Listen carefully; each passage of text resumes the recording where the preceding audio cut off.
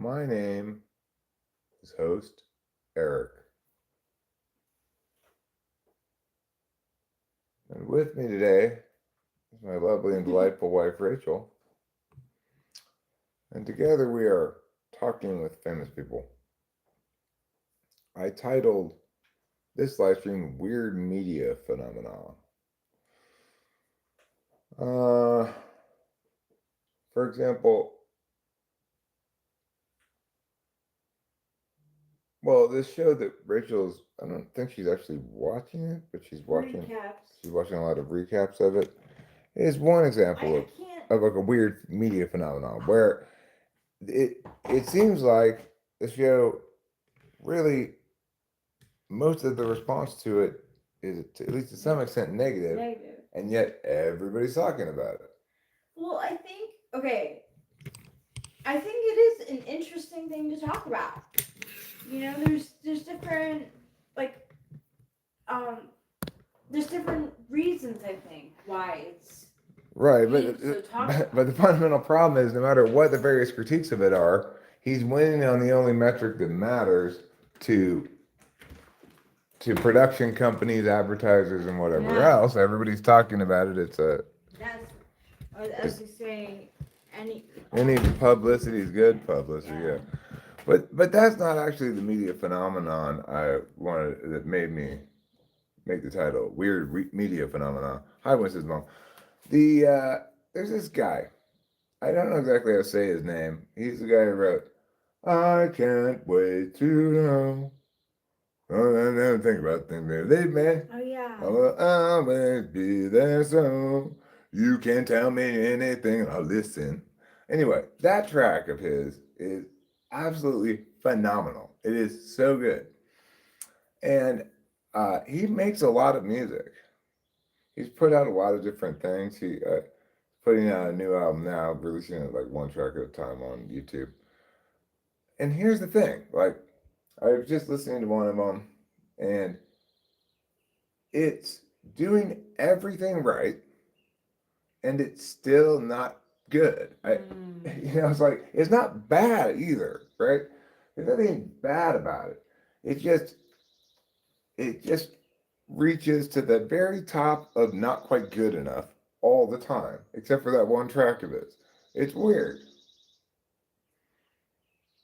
Well, Euphoria is sort of the same thing, because Euphoria season one was like this huge cultural phenomenon, and it was HBO's second highest watched show in history, and it was known. It set up the aesthetic for what we see now in television. A lot of neon lights, um, coloring glitter, and it's supposed to evoke the idea that like there's some sort of magic to high school. Anyway, I don't see high school as that. But anyway, it was um it was critically acclaimed for the way that it looked, the writing, and yeah, it was critically acclaimed. Not only did critics love it, but people loved it too. Winston's mom, the track to search for is Think About Things. Mm-hmm. That's his number one hit song. It won the Eurovision Song Contest and should have. Project Creator Official. Hello! I'm glad that you are finally official after all those years of unofficially creating projects. Yeah, think about So, things. so Euphoria season one is like a cultural phenomenon and really did a lot to change media. Season two, people were like, "What? Like, what happened to the depth of the show?" Basically, Right. this season, people are like, "What the hell is going on?" And is Sam Levinson just showing us his kinks? Yeah, well, I suspect that a lot of, if not most, movies that have boobs in them It's just the male director being like, I want to see some titties. Yeah, yeah, I bet most of the time it's what it is. yeah. No, the lyrics for Think About Things, though, are not nonsense at all, okay? That is a song that at first I didn't know what it was about, but it's actually a song he's written for his baby. That's what I mean, though. Like, sometimes you get that, like, inspiration because of something so big in your life. Right, but I want to finish clarifying that these are not nonsense lyrics by explaining why they're not nonsense here. Baby, I can't wait to. It starts with something like that, but then the point is, uh, it may not seem to make sense. I can't wait to know what you think about things, but when you interpret the whole thing as a baby, he's really saying, and he also refers to it as the three of us, and then later on he says something like, "You are here to learn how to speak," for example. Anyway, it makes perfect sense when you think of it as being directed at a baby. Oh, Tumblr wrote that word nonsense. There's nothing nonsense about those lyrics. In his most recent song, I think he's a pretty good lyricist in general. His most recent song, the chorus part says, the one I was listening to before I started the stream says, when I'm out, I want to go home. When I'm home, I want to go out.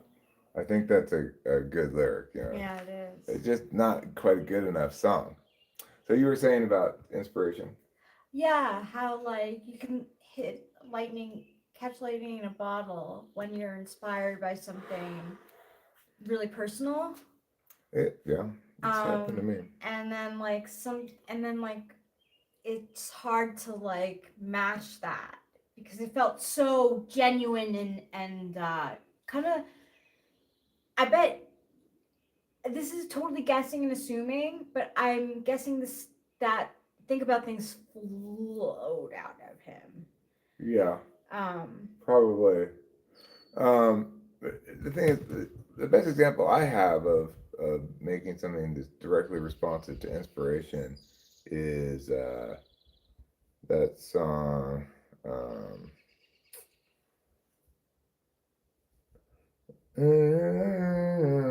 We had a nasty fight. Oh yeah. And then you were right, and the other one was lame. Yeah, it was actually all her fault.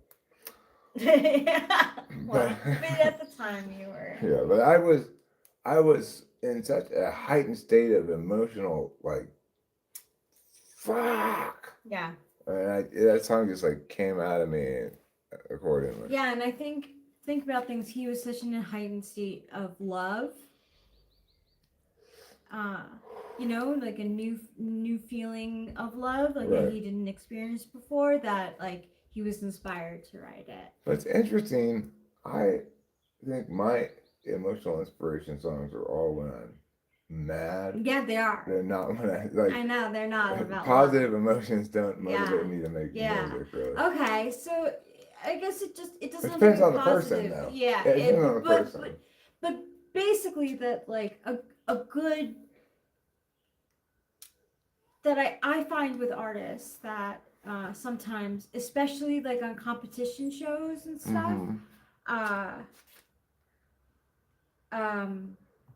yeah, like it's something so personal. I want to read this chat here. Everclear wrote a song, "Everything to Everyone," that at first sounds like it's about an ex or something, but it's about a baby, right? And at first, Think About Things sounds like it's a song directed to a new girl that he's interested in, you know, but it's actually about a baby. Verse: When we are together, there isn't anywhere I would rather be. Three birds of a feather.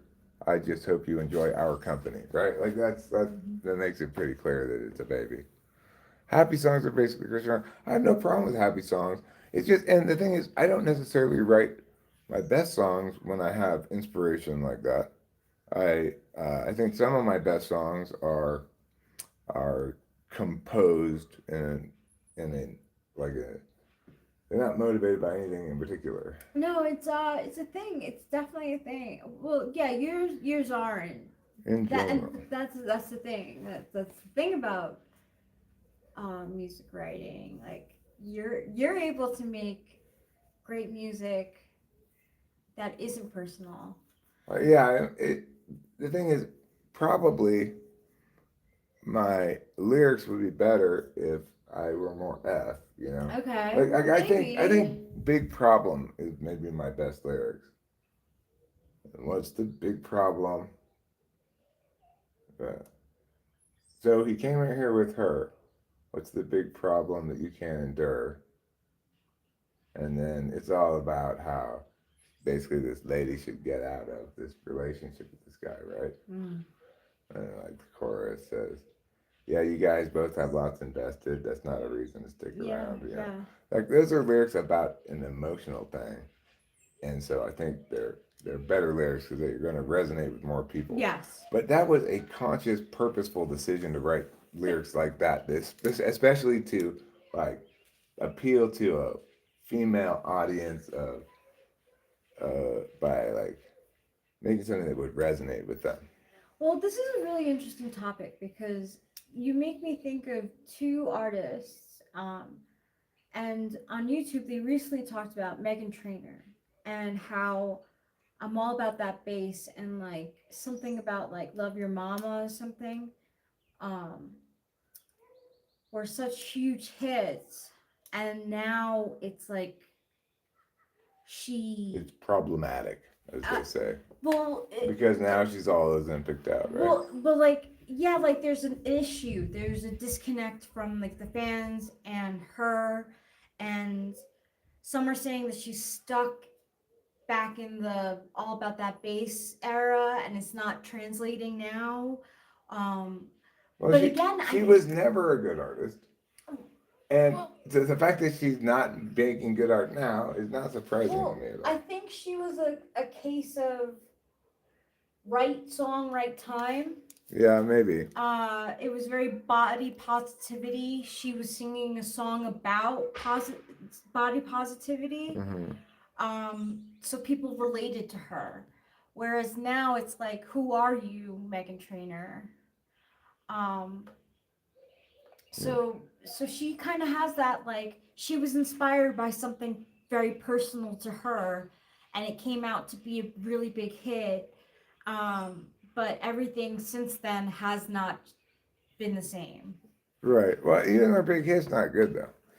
I'm not saying she's a good artist. I'm not saying that she's a good artist. It's just another artist that recently on YouTube people have been analyzing Well, because here's another weird media phenomenon that's in that vein of things. Where the fuck did Fate of Ophelia come from? Like you said, the rest of the album's not any good. yeah, no, it's not. And she hasn't made good music in years. Yeah. And then she makes the best thing that she's ever made by far, something that will be a fantastic classic song forever, Or yeah. out of the blue. You know? Yeah. That's music for you. That is music for you. It is a beast upon which you can never get reins in a saddle. No, it's true. And it, But okay, so there's the Megan Trainor that I was thinking about, who also writes personal songs that, again, I do think it was right place, right time, but also it was something personal to her. She was writing about like her positive feelings about and feeling herself in her body. Um, but then hasn't been able to really reproduce anything like that since. feel my body. But then there's Paul McCartney, who a lot of times I'm like, oh, he's drawing from his own experiences, and you're like, no, he's saying the universal. This is a universal thing that people go through, and he's writing like a story about it. Yeah, that's how I interpret it. And that's crazy. That's really good writing. And the Beatles are another weird media phenomenon. Like, how how do you get these people make this insanely long stretching lasting stretch of just pure genius shit? Mhm.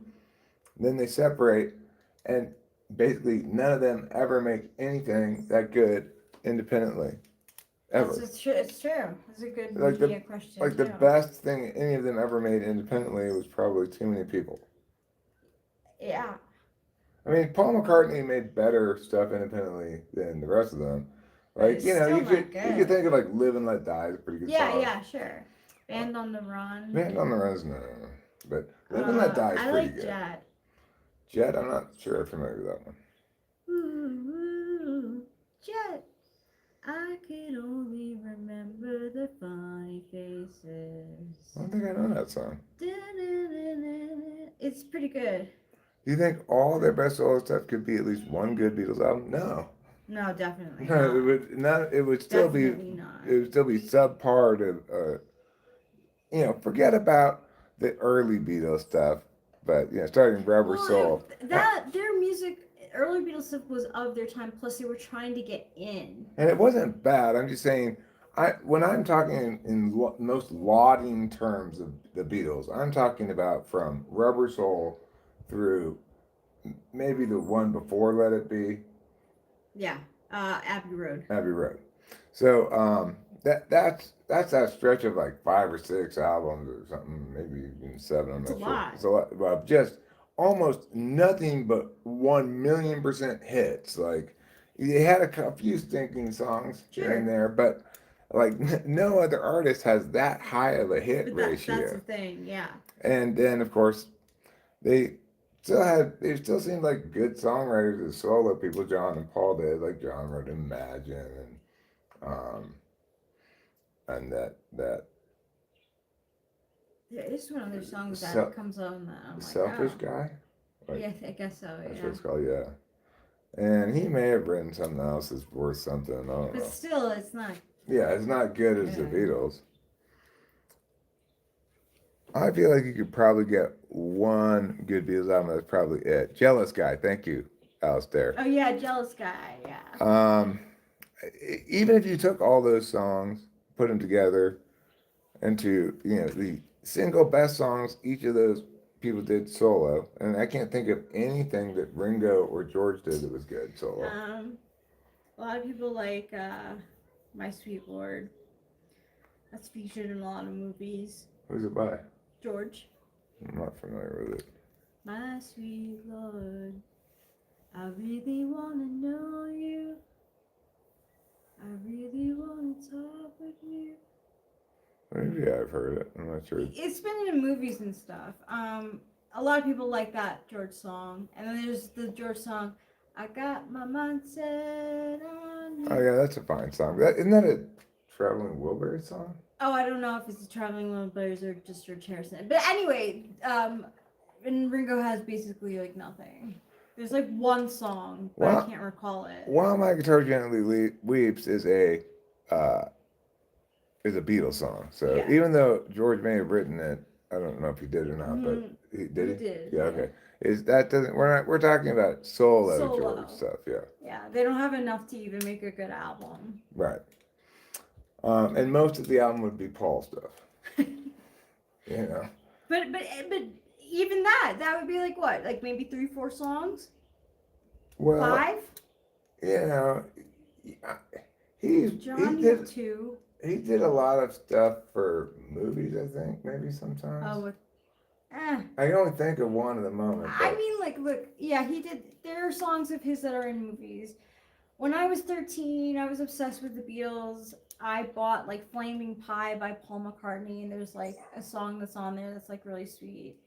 But let's be real. Right. I mean, he was most successful with Wings. Here's another weird media phenomenon that's kind of in the opposite direction. Steely Dan was a fantastic band. They're nowhere close to the level of like 100% hit rate that the Beatles had, but they have a ton of fantastic tracks. But Nightfly, Donald Fagen's first solo album, is better than any of them. That's true. And then I don't think Donald Fagen's gone on to make a bunch of good shit solo since, but that's a really weird phenomenon. Nightfly is a spectacular album. You might, if you were to listen to the album Nightfly from the beginning to the end, you might start off thinking like, what is this stuff? It's kind of it's so it's kind of good. cheesy, maybe or something. mean, But maybe a little, you just because gotta I think listen to it yeah, and the realize that the cheesiness, whatever cheesiness there It's is so good. perfect. I don't know. You capture a moment. It's great for a car ride. Right? Yeah. It's like it takes me right back to like when we were traveling and Bum bum bum bum bum bum bum.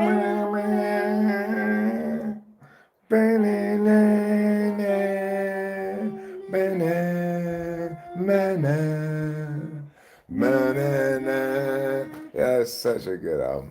We're gonna sing that. Yeah, I think I'm gonna go in and play a little music right now. Maybe Rachel wants to sing one with me. You want to do Cloudy or something? If you don't, that's fine. She doesn't want. I can tell by her okay, facial well, expression. if we do, can we sing some covers or? Yeah, we could do covers if you want. We could do some covers. I'll sing both. Okay, cool. If you feel like it. The first thing I'm going to do, instead of singing though, is a little dancing. Because I want to play the new disco song I'm working on. I don't really have any vocals for it yet, but I like to dance to it.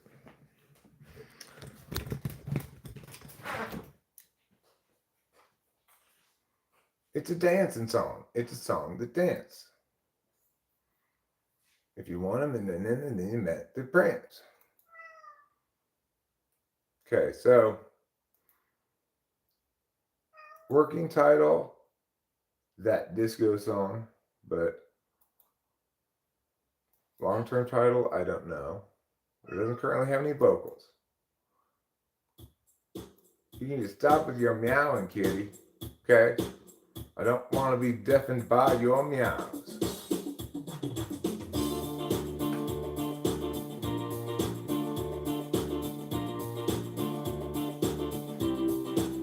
You always meowing at me.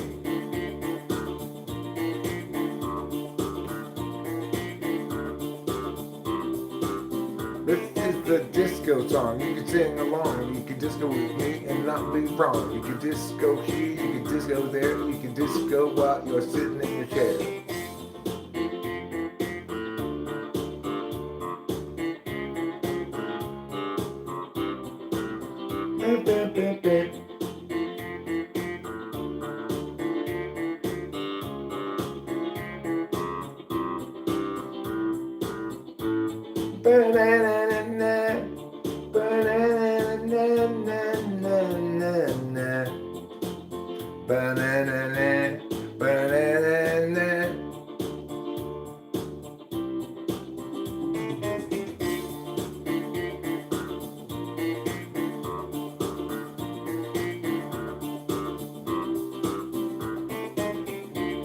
That's right. We're gonna a disco. All and every night, we're gonna disco.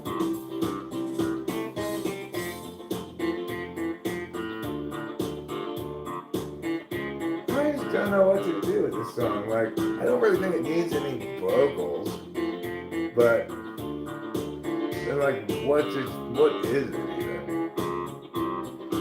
This part here.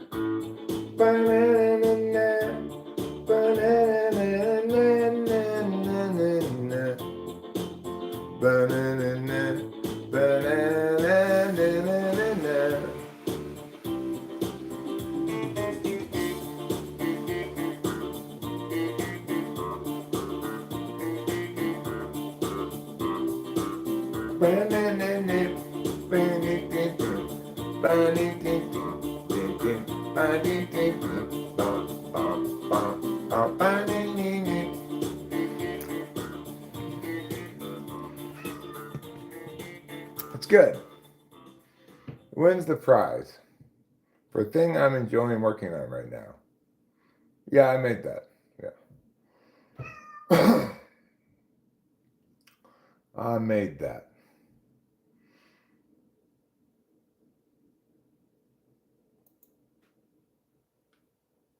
But that's not the only thing I made. Because, you know, I like to bring the funk everywhere I go.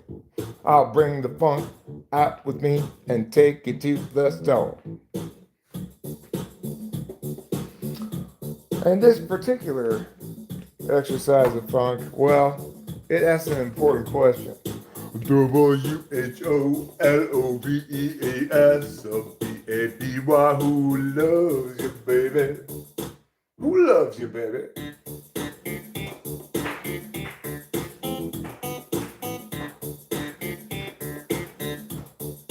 Tell us about this.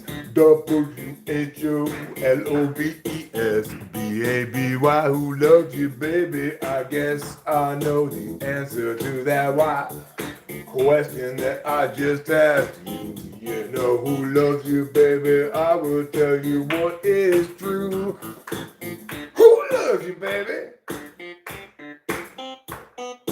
That's right. It's Telly Savalas. WHOLOVESBABY question mark. Who loves you, baby? WHOLOVESBABY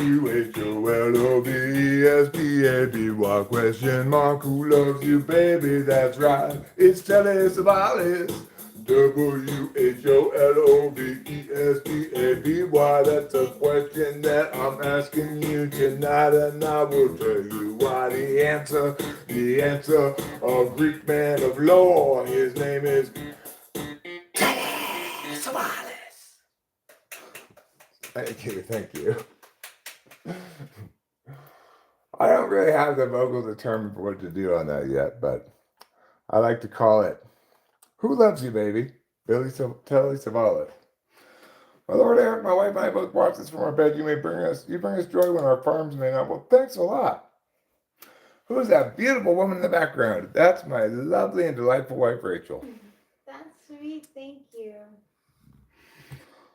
I am happy. I'm in a good mood. I got a lot of stuff done yesterday. I got a lot more stuff done this morning. I'm stuck in kind of a bit of a waiting mode for the moment because I'm waiting for some replies from people. I like Bill Wilbin's idea. How about another dance? Another dance, huh? Yeah.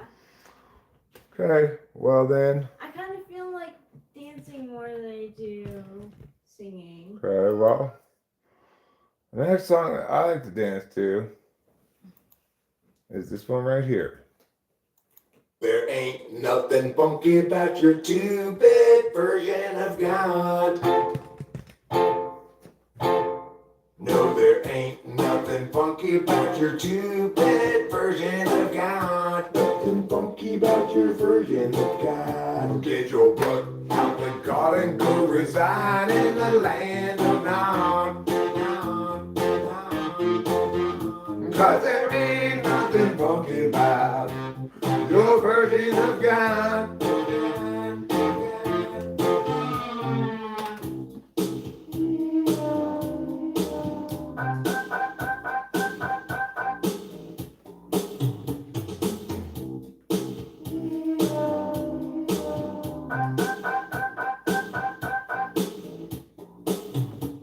There ain't nothing funky about your 2-bit version of God. No, there ain't nothing funky about your 2-bit version of God. Nothing funky about your version of God. Get your butt out the God and go reside in the land of Nod. Because there ain't nothing funky about your version of God.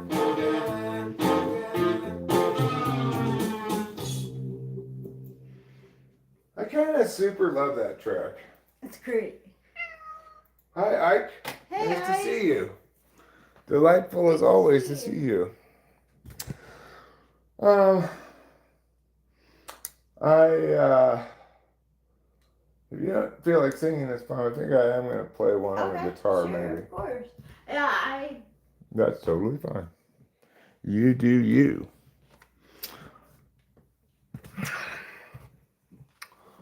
So I'm going to play a song on the guitar now that I like a lot. Although I still kind of think like, gosh, somehow this isn't perfect. Like, I don't know. maybe the verse of it could be a little bit different. But some parts of the song, like after the initial verse, I think the song's perfect. Okay, Kitty, just no. Can you just please shut the fuck up? Is that too much to ask?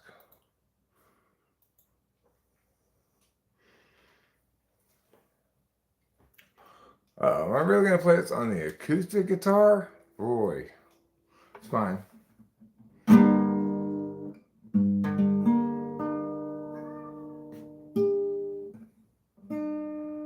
Yeah, that's fine. Okay. It was 100,000 million years ago. Time ran slow, nobody yet to show. Place the slabs below, let them go. They will start to grow. More years ensue and tears gnashing through. The holy slabs come to view. Unchangingly true, eternally new. But when the slope appears in charge today, options at large show other ways. Take a chance now, once quick to check, but don't get caught standing on deck. The slope presents a fork. It's not easy stopping short. Too far along to turn around.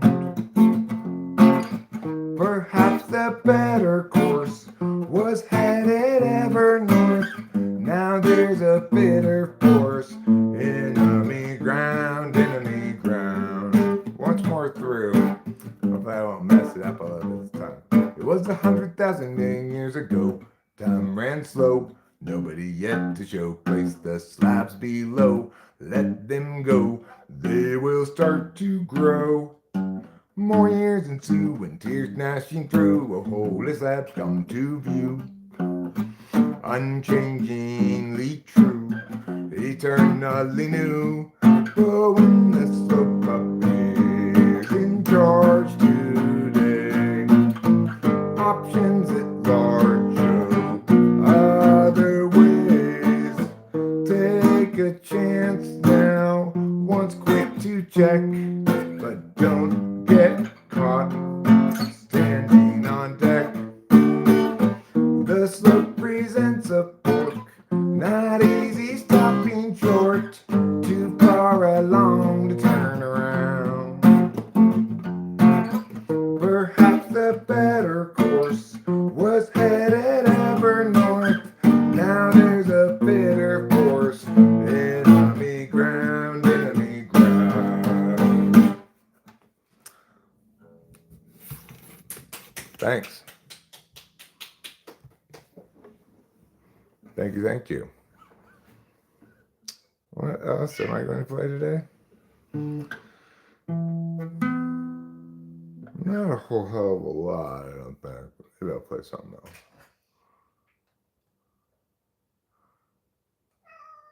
Oh, meow yourself, kitty. Can you just maybe meow yourself for a change? I'll watch him. Do you think after you play some songs that you could roll me some joints? Sure. Thanks.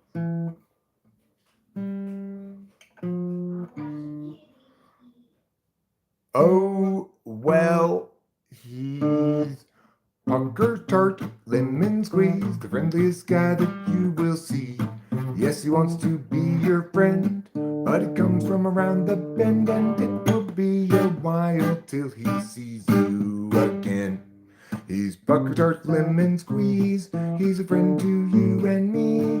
He's international delight, favorite go-to right-hand guy. He's international like him and busy also like his friend the beaver bee. Busiest creature, busy as a bee and busy as a beaver, and so much busier than Pucker Tart Lemon Squeeze. Well, he's Pucker Tart Lemon Squeeze, shabba-doo-ba-da-ba-ba-doo-da, pucker tart, lemon squeeze, shabba-doo-ba-day. Yes, he's pucker tart, lemon squeeze, shabba-doo-ba-da-ba-ba-doo-da. Pucker tart, lemon squeeze, shabba-doo-ba-day. And if you go to visit him for starts, remember to bring something sour or tart. He's not a fan of sugary treats because he's pucker tart and not pucker sweet. Well, he's pucker tart, lemon squeeze, the friendliest guy that you can see. Yes, he wants to be your friend, but he comes from around the bend, and it will be a while till he sees you again. Pucker tart. Hi there, City Jana Zahira. How's it going? Thank you, darling. Thank you. My name's Eric, and I am the king of the world.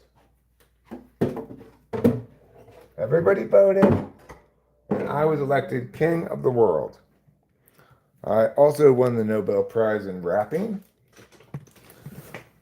which, of course, I naturally wrote a celebratory rap song about, which I'll play for you now.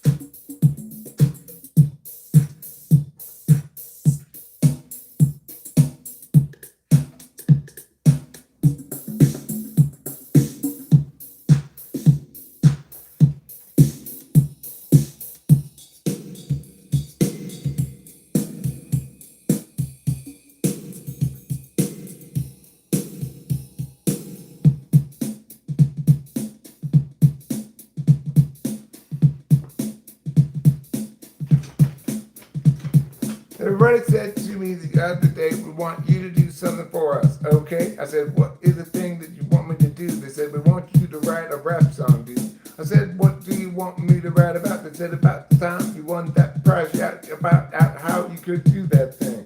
Tell us about it and you sing. I said, well, maybe the tempo too fast. I could slow it down a little bit, that would really save my ass.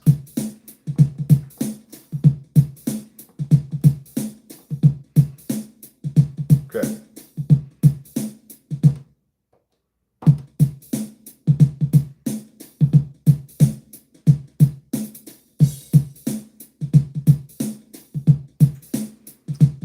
Well, let's start this song. Let's head on back to 1922 and back a bit before then, even back to 1800. And then let's go forward to 2022. Now we're in 2022, see? And that's the time period about which I'll rap, G. I'm going to tell you about how I won the most impressive prize in the world then, son. The prize is called the Nobel Prize. They gave one out for rapping. Why? Because I rap so good, they couldn't help themselves. They said, here, sir, you deserve this shit. Who else? I said, no one could possibly earn it the way I do with my incredible rap service. Nobody could do such a good job as me. And everybody there just had to agree. All right. Let's go. Tonight. All right, now.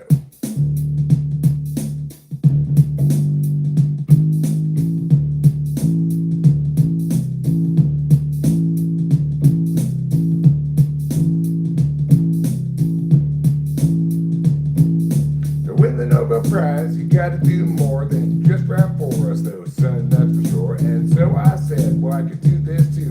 I could play the bass notes here for you. And they said, these bass notes aren't played very good. I said, oh, that's because I'm rapping at the same time. Should you try to do such a thing, I'm sure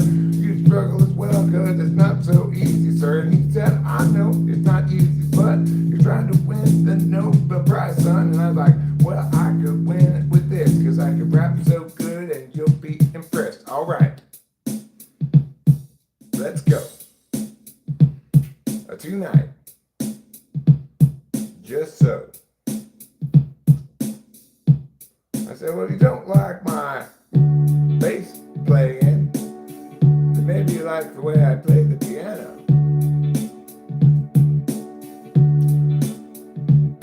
Well, it was round about then when the Nobel Prize committee headed by Stan said, we're not impressed by you one bit, sir, because you're not really playing the keyboard at all. You're just making these sounds by pushing one note. And I'm like, but it still is a note that I'm choosing though, right? And it's an awfully good note, a note that you like, a note that you want to listen to all night. And they're like, well, that's true because your keyboard's rad, but that's not you, sir, that's tech you had. And I disagreed. I'm like, no, my keyboard playing is incredibly rad, so you can tell by the fact that I can do this, even though I'm rapping, even though it's confusing. And that's why I say I deserve the Nobel Prize in rapping today, sir. And they said, we agree, you proved it to us, see, you deserve the Nobel Prize in rapping, G, and I will give it to you as soon as we get it in from the Nobel Prize manufacturing men. They make the Nobel Prizes in a factory, make them every year for all the different categories. And then when they're done, they send them to us and we hand them out to the deserving recipients. And I'm like, I deserve one of those, sure.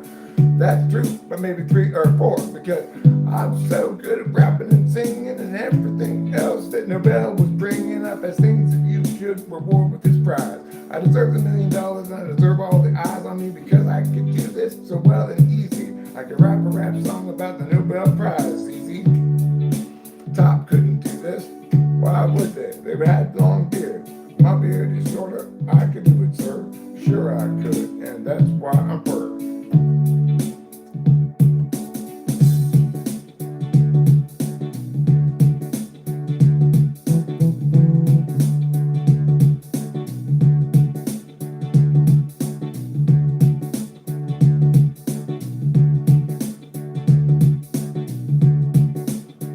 So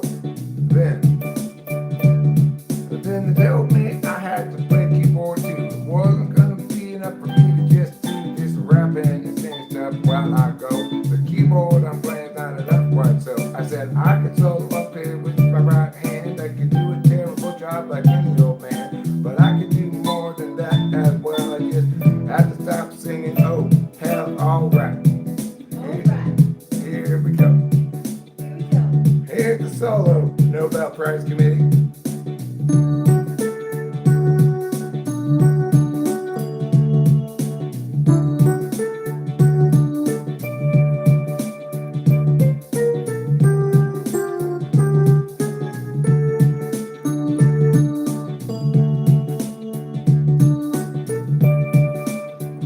So the Nobel Prize Committee was like, that's not very good. I don't think it would be right for us to award you. You think you should get that indeed when you couldn't play the keyboard but for crap. And I said, I agree, my keyboard's not great, but give me a little practice there, mate, because I used an English word instead of American. They're like, oh, we didn't realize you had so much European credibility, but I should have known that when you kissed me on each cheek. We didn't know you had so much European credibility, but now I can see that you are a European freak. That's right, I went to Germany, went to France, I went to see England, I went to dance, I went there to see who but what, I went there to go and shake my butt, I went to Europe, I went to learn all about how to take drugs and dance in the discotheque. I went to Russia, I went to France, I went to Sweden, went to everywhere else in fact. Then I ended up in India, and I'm like, get me the fuck out of here, cause India was super ghetto compared to Europe, that's for sure. Ooh, I guess ghetto now is considered a racist term, but I didn't mean ghetto racially. I meant, you know, like a barrio C, but for black people. Oh wait, that's not right. I didn't mean to say that. I'm sorry. Tonight I seem to be off on a car, a safari, a photo safari, obviously, because I'm not interested in shooting any animals not interested in that at all. If you take me to Africa and give me a gun, I still won't come home with an elephant son, because I'm not interested in shooting animals.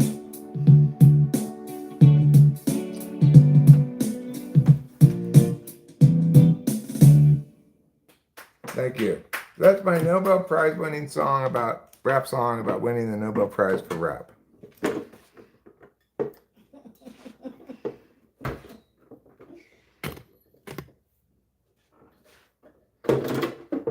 Yep. I anticipated. I was like, I'm going to write this rap song. It's so good that I'm going to win the Nobel Prize for rapping. And the rap song is going to be about winning the Nobel Prize for rapping. I need help. With Can what? we do a poll? Sure. You did such a good job. Thank you, darling. You're welcome. Poll. I need to change login. Oh, sorry. Not a big deal. Just gotta do meow and meow and meow. That's all. Just a little bit of meow and a little bit of meow. And we're gonna do a poll here. Is it how much should Rachel love? What's this show called again? Euphoria. A ton, a lot, very much, can't or do some. I refuse. Like, okay, so like I'm a good example of how a person can be influenced. So like I've been watching a lot of recaps of Euphoria because like I saw a clip of a montage of scenes of Rue and Jules, and just that made me like nauseous. So Wait, why don't you type in your poll thing there? Here's the mouse. It's ready to go. I'm gonna start us some lunch, okay? but I was close to like watching the show. You're gonna what? I'm gonna start us some lunch. What are we gonna have? I'm thinking about making rice and broccoli. I will have a little. Is that okay? Yeah, I'm sure. very hungry. I'm getting pretty hungry, Okay. so I'm gonna make something for lunch. Rachel, meanwhile, will put the poll up over there, and actually, you know what? Maybe I'll make instead of rice and broccoli. I think I might make pasta and meat sauce. Obs McGobs, before we do any of that stuff, I'll need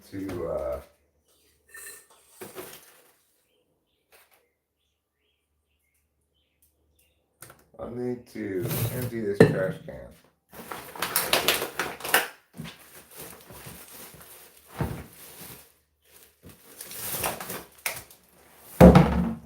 Full trash, empty heart. Empty trash, full heart. That's what my bumper sticker says. Good reason.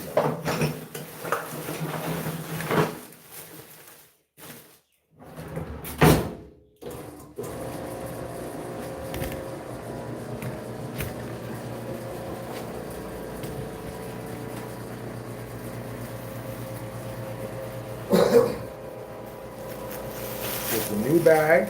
We're gonna do one of those things. Put it in the can here.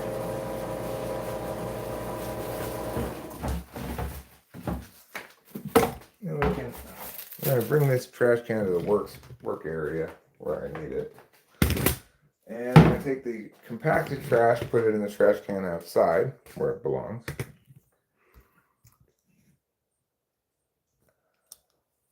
Right back, just had to wash the grease from my jalapeno bacon cheeseburger off my hands. Oh. Well, if you had left that on there, you might have discovered that, in fact, it's a wonderful skin moisturizer. You don't moisturize things, you moisturize them. Okay. So, now I'm here in the cooking area. I'll put these bits of trash in the trash. Clean that old stale part of a loaf of bread. And so I'm going to do meat sauce. We're going to get a pot of water here. Start boiling first. Put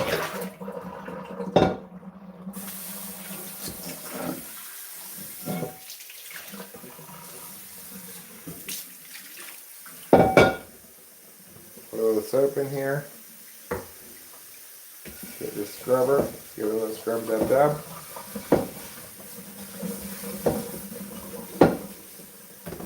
It's been soaking, so it's going to clean real easy. Rinse her out.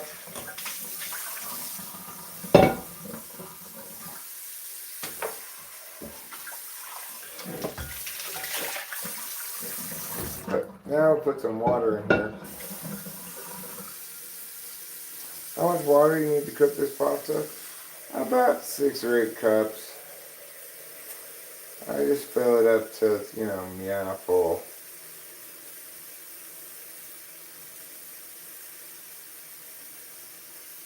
Remember that there's 2 conflicting realities here with the water putting in the pot for making pasta. One of them states the following. It's better to have too much water in the pot than too little, because it might impact your ability to boil things, especially if you have too little. But another conflicting factor, the more water you put in, the longer it takes to come to a boil. So you gotta kind of try to find the sweet spot. All right, now as far as the meat sauce goes, got this pan here. And we're going to get some ground beef.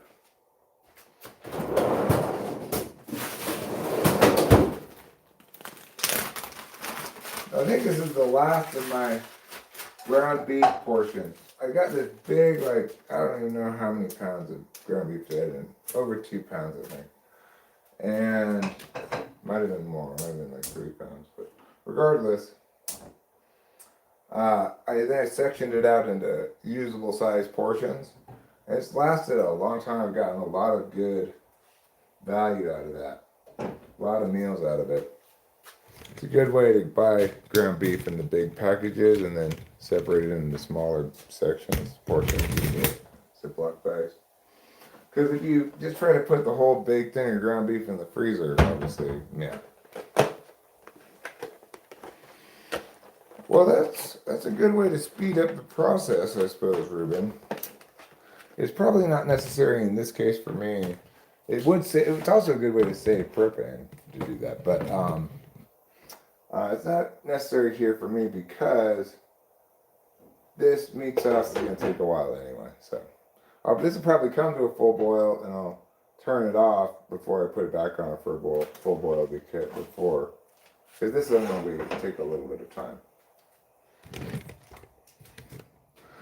I have been busy as a beaver bee lately.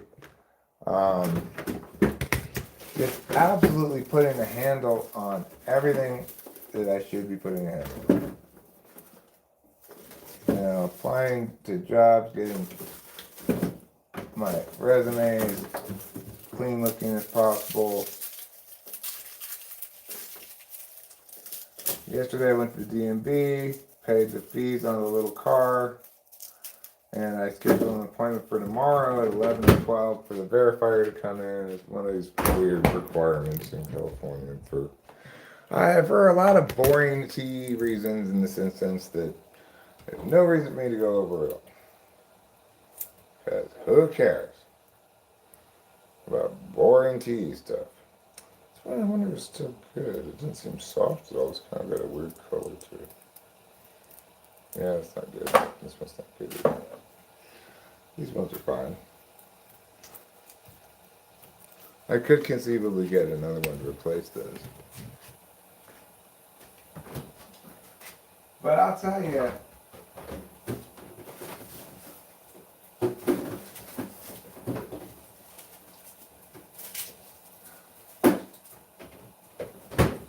it really is good for probably for a lot of, probably a lot of people would have a similar experience, but it's really good for my mental health, to be putting a handle on the job search stuff in particular. I'm not,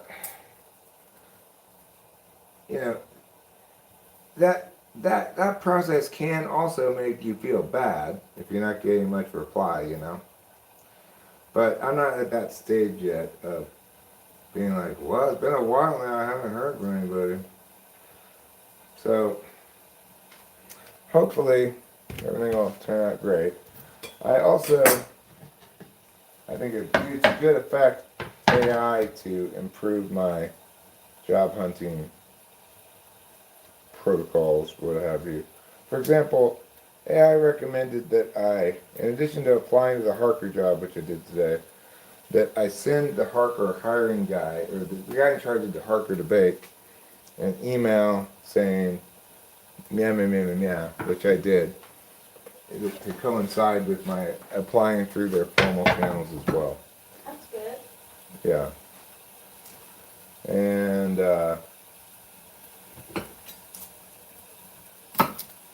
that sort of thing that would never have occurred to me to do if AI wasn't guiding me along this process.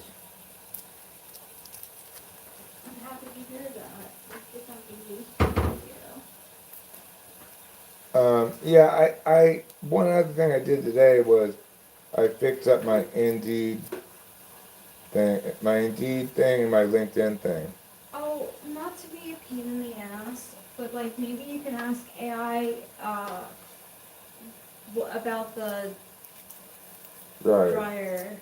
Okay. I don't have any laundry. I did all the laundry. It's all dry and everything, so it doesn't have to be priority. But Thank you for reminding me.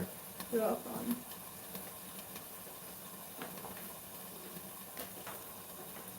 If I can't fix it, we will have to hire somebody to fix that.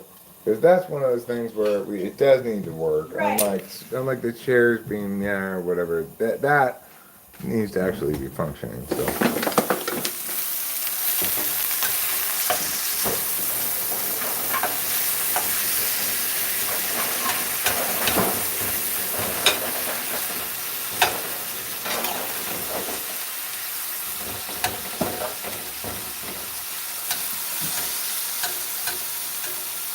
But I'm in a bit of a holding pattern on the job stuff at the moment because there are some, I encountered this one that I want to apply for, and it requires you to put into its form your references that you can call. I've only actually successfully got in touch with one person so far, so I'm waiting for some of my other prospective references to reply. Give me the go ahead and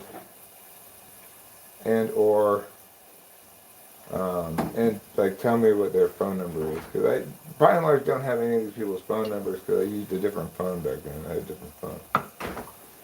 I had a different phone number too.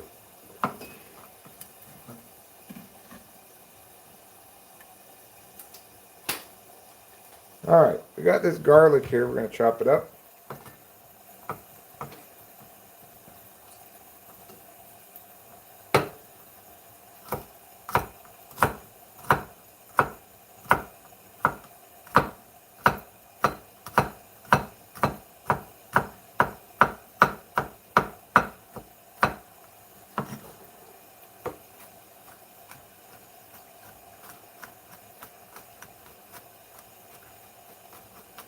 We're going to put a little bit of wine in there. A little bit of wine and the beef grease. This is not chopped up very small. What are you making, beef? Yeah, I decided to make the meat sauce pasta instead. Oh, okay. If you don't want that, that's fine. I figured it I'll wouldn't matter serve because you myself- said you weren't really hungry anyway. So I'm not, but I'll serve myself a little bit of that if that's okay. sure, of course, I'll make enough for both of us. But I'm just saying why I didn't consult you about the change, Oh. because it didn't seem like you really cared that much. Like what I made, right?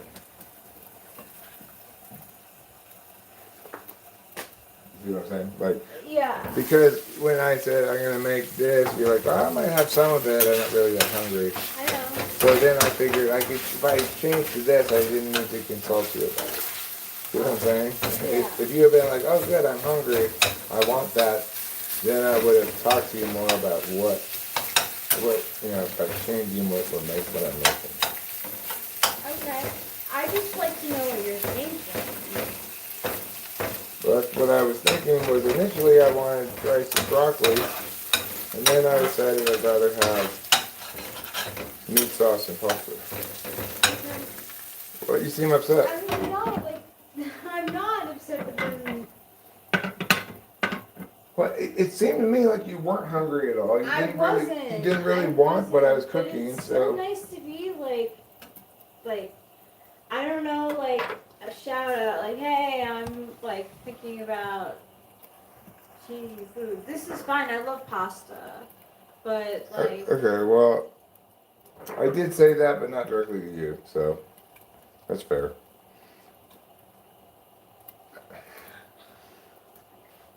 I'm not upset with the change. I like pasta. I just like was going to have some of the whatever you were making.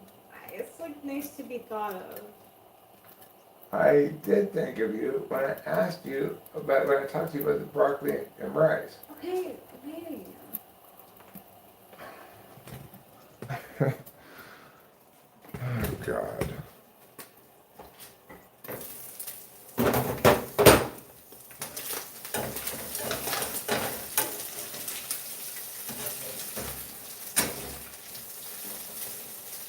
Let me mute this for a second.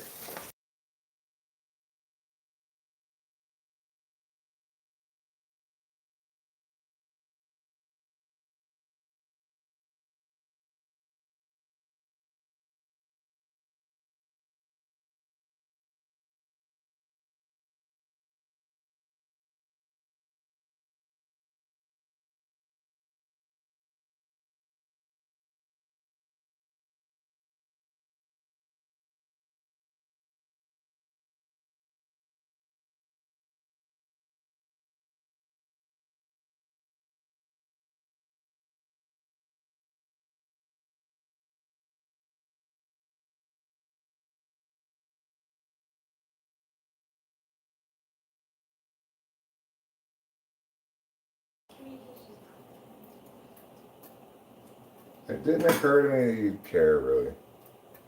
Because it didn't seem like you were very enthusiastic with the broccoli and rice anyway, you know? Yeah.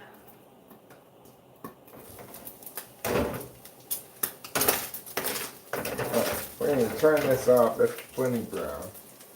We will be adding the the tomato paste. And I don't have any milk right now. I guess I can cut it with butter. I don't have any half and half either. I could cut it with a little bit of the sour cream too, potentially. Because you want to take some of the acidity away with your pasta sauce.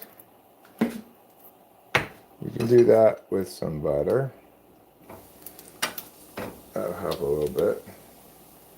Maybe even a little bit more butter.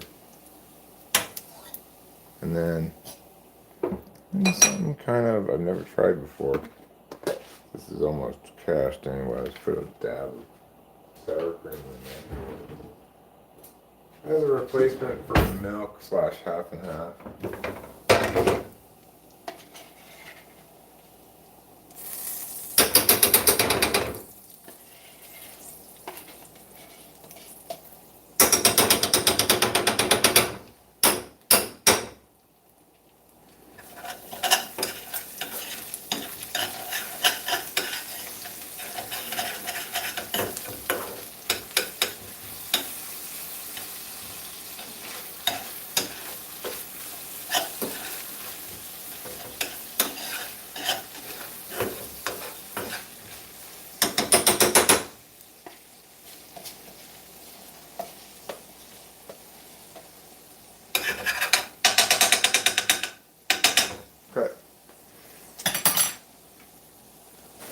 Now, tomato paste.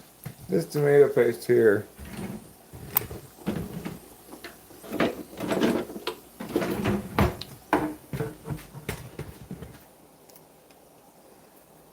you get one of these little cans of tomato paste equals a whole big jar of tomato paste pasta sauce you might get at the store.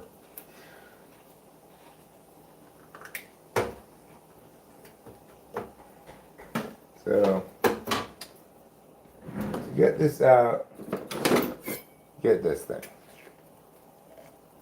It's the best thing for scooping stuff out of cans.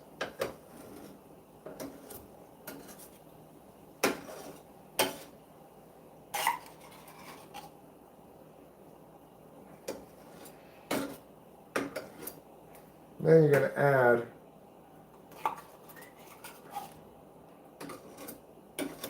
one can of water.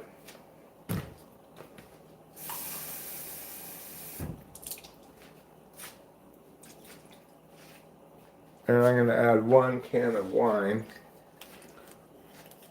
Make it all stirred up. And let's see if it needs reduction any, or if it needs potentially more liquid. Probably won't need more liquid, but.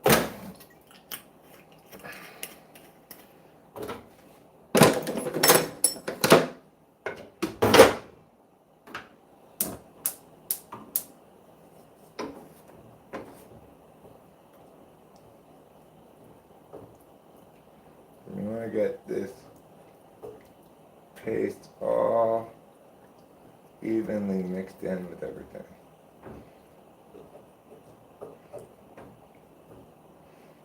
Okay, so this obviously is going to need to simmer down a fair amount. Still way too watery, and that's fine. Fine to start off too watery because you can always boil off some of that liquid.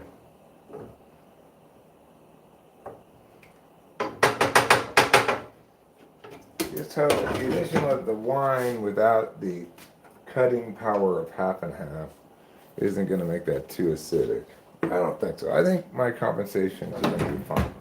All right, now we've got a nice hot boil here on the water.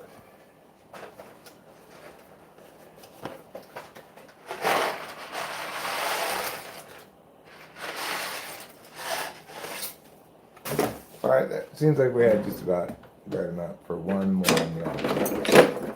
That's fine.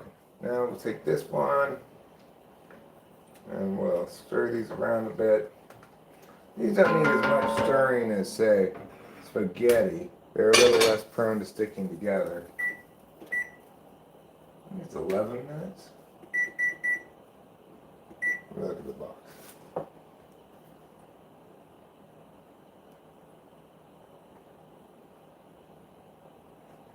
7 minutes.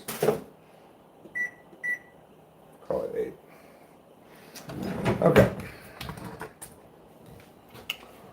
Now that we are here,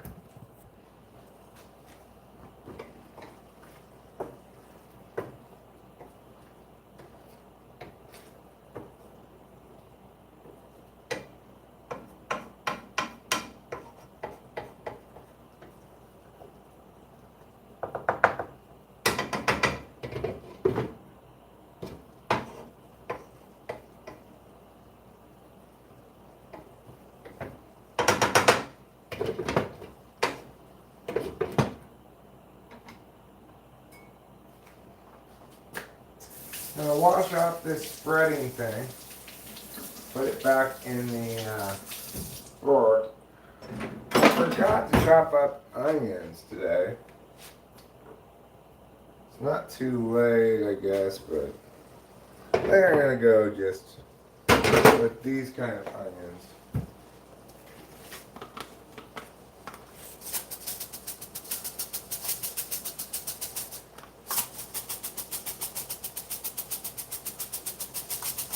Save myself a hassle of chopping up onions. Of course, these kind of onions taste a little different than fresh onions. But I kind of like the way they taste.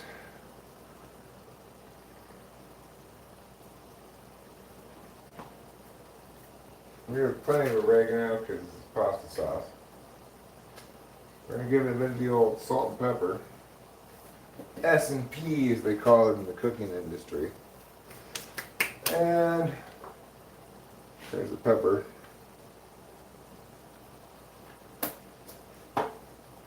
Oh, right. Garlic powder.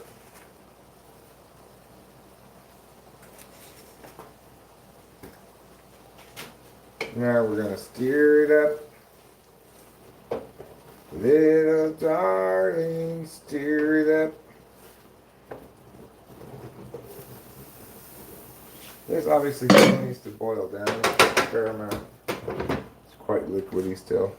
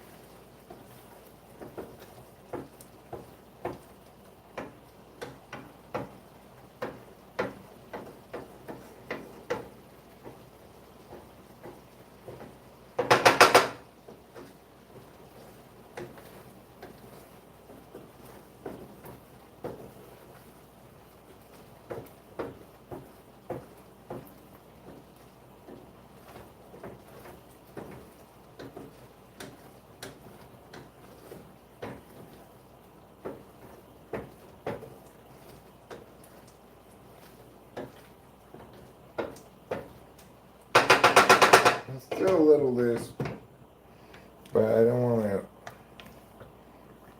I want to make sure I keep a close eye on it.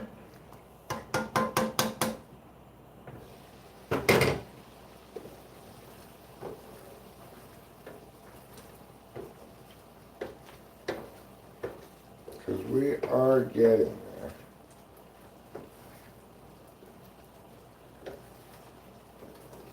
there. Still a little loose.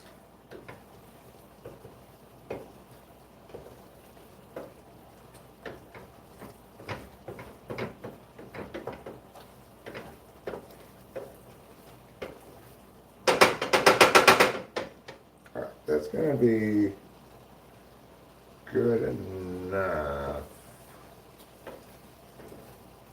Once I put some Parmesan cheese in there, seems like likely to be good enough.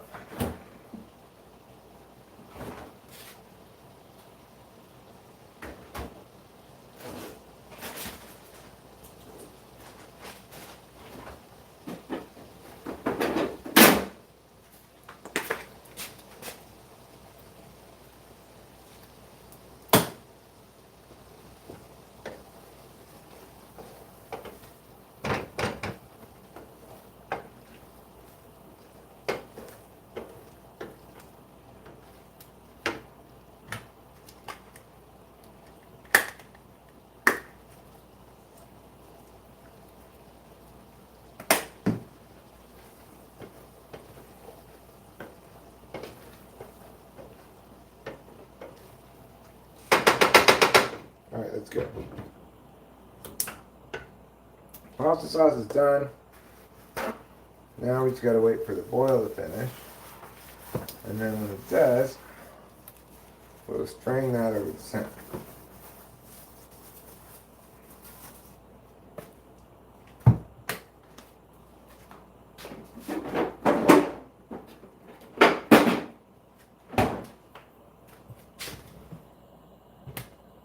I'd rather someone ring the doorbell here. The house is pretty large, so it's hard to hear knocking.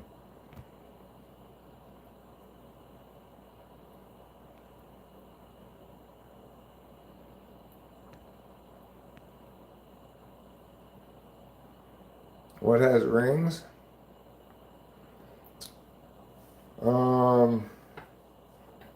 Everything going around Rosie.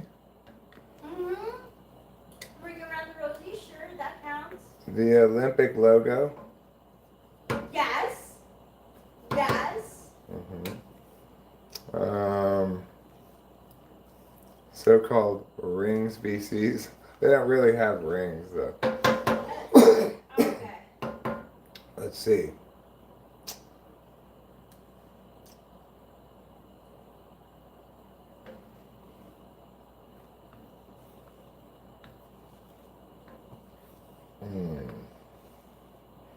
Bells. I think Oh, yeah. you said doorbells though, so.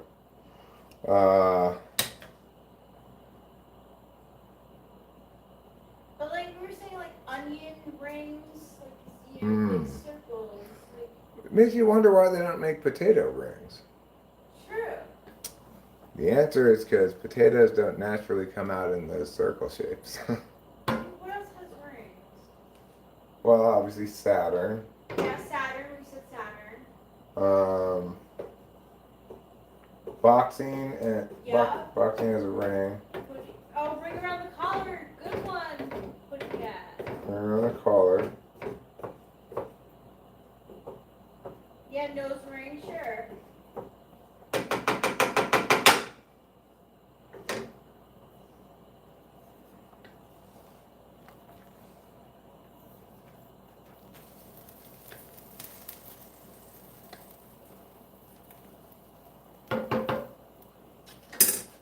Lord of the Rings. Yes. Song ring my bell. Sure. We're getting further away from the actual like circular thing, but I'm into this.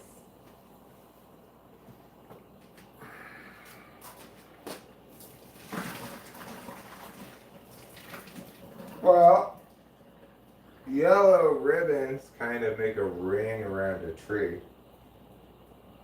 But Okay. I don't know if that really counts. Okay. There are tree rings that they used to put on trees to keep squirrels from going up them. Okay. You know what I'm talking about? Those metal bands that go all around the tree, and squirrels can't. If it's long enough, they can't jump over it, and they can't walk on it because they don't have any grip on it. Yeah. Now I'm thinking like, what else like kind of? Oh, key ring. Key ring, sure. Ringtone. Ringtone, yes.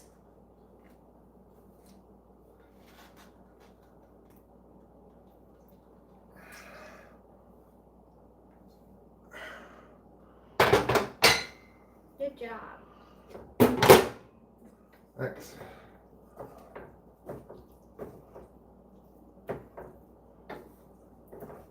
Mama Maroni's. Mama Maroni's meat sauce. Is that like? I think that was another one of your past lives.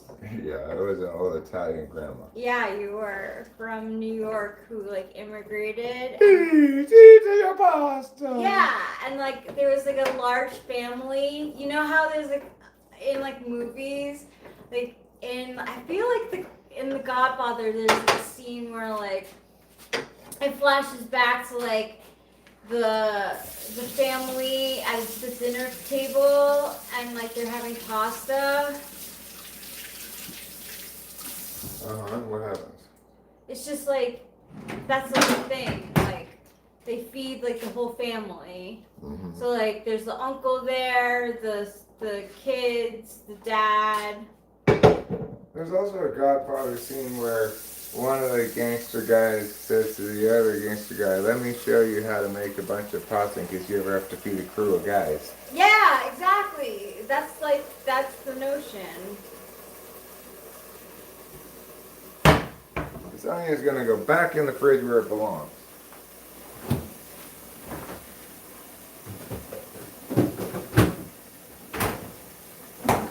And this is ready to eat. I'm going to get myself a bowl of it. And I'll leave this bowl for Rachel if she wants to serve herself some. She likes these Yeah, bowls. I will. This bowl's fine for me. Oh, that size bowl should be fun for me too, I think. I just think of you as liking those bowls best because Oh, they're wider and true. I don't know why I think that. I generally think those bowls are best. Maybe because they're more of a hybrid between a plate and a bowl. They But are. you They're like pasta bowls. yeah, they're pasta bowls. Okay, well then that is ideal for this. Which perfume should Rachel wear today based on name only? Father figure or missing person? Neither of those things are smells. Do we have Parmesan cheese? Yeah, I did put a lot of it in the sauce already. Oh, Oh, you did? But if you want to try to add more, it's right here. Maybe taste it first, though. I'm a cheese freak when it comes to pasta, but like if it's already in there, I might not need it. But thank you.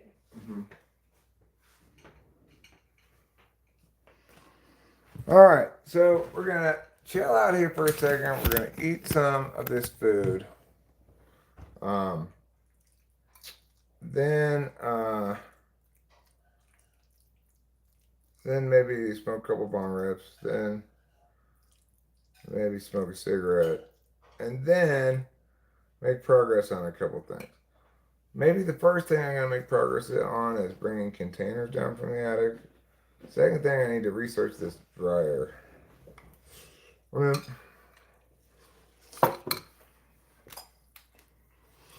I guess I could research that right now.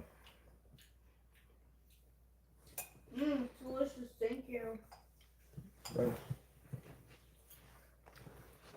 It's a little unusual tasting because I didn't have any half and half or milk. So I put a little bit of sour cream to cut the acidity. It's kind of good. I think it's good.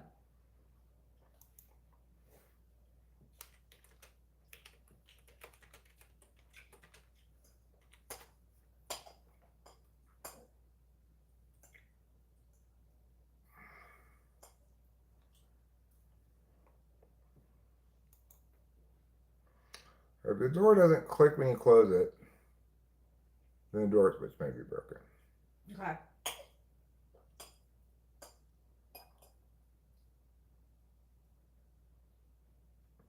If you hear a click but nothing happens, the switch might be started. I don't hear a click. No. The motor does not run.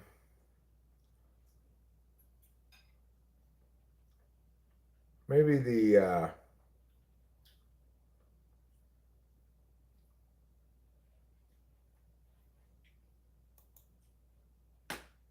If your dryer won't turn on, it's probably either this lid switch, which on the back side is this right here, or this fuse is blown, or your belt came off, like mine, and that safety belt switch got tripped. I've got a full video on how to fix each of these. If your dryer won't turn on, it's probably either this lid switch, which on the back side is this right here, or this fuse is blown, or your belt came off, like mine, and that safety belt. All right, that's a starting spot. I will check the lid switch.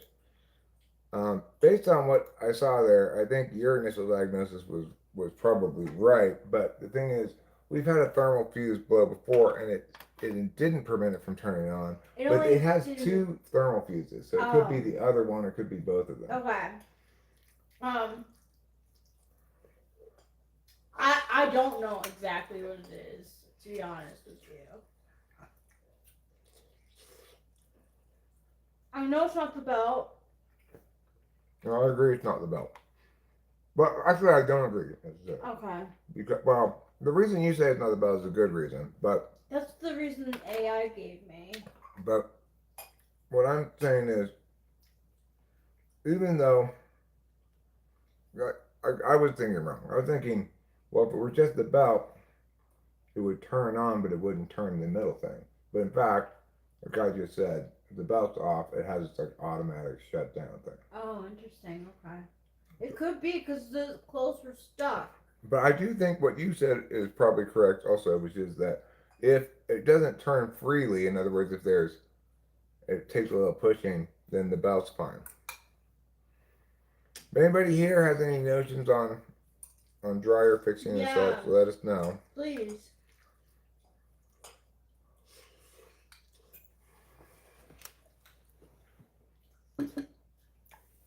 So what happened yesterday is I'm doing the laundry, put the stuff in the dryer, and like sometimes like the overalls make like a lot of noise. Well, I noticed that I didn't hear the dryer going anymore, so I checked it and it stopped like working, and I opened up the dryer, and I saw that the overalls were like swirled up together, and um like hanging from part of the dryer. So I pulled it down and I took them out. And when I went to go start it, it wouldn't start up again. Right. All right, let's go take a look at this thing. I'm gonna come in here and take a look. So it would be great if it were the lid switch, because that seems easy to fix. But it's not. No, that's working fine. We can eliminate the lid switch from the possibilities list.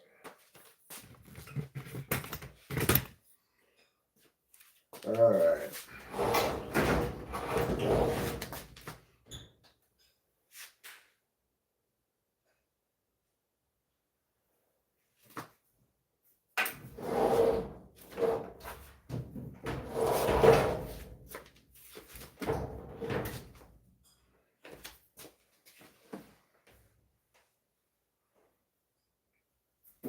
Wait. Yeah, okay.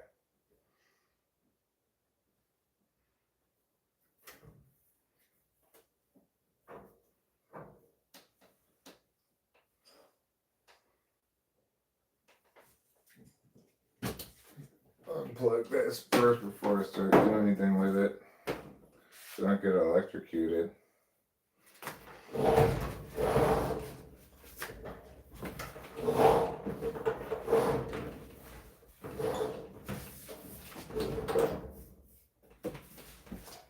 Damn it. Alright.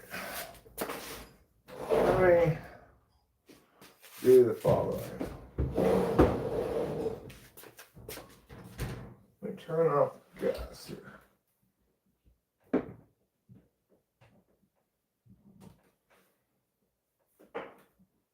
Okay. I turned off the gas. Now I need to get back there and unattach the propane from the thing, because not be able to pull it all the way out. Now check, the fuse box is fine. I know this is not a power issue because there's actually a little plug thing between the wall plug and the cord plug that has a light indicator on it. Plus the light on inside of the dryer turns on when I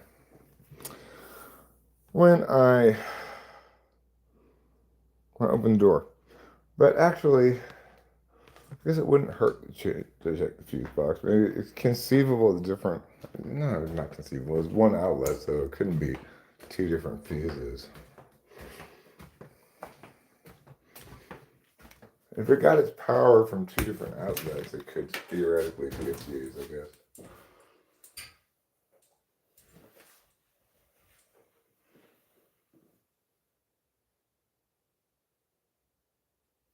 Okay. Well, I think what I want to do here.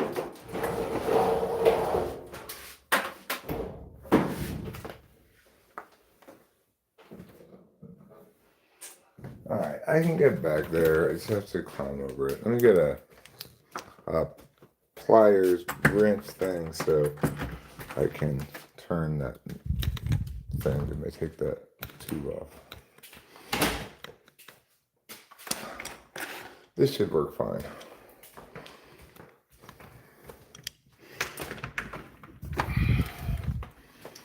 Okay. So I turned the gas off at the, I'm not even sure what you would call it. I guess it's a valve of some kind, but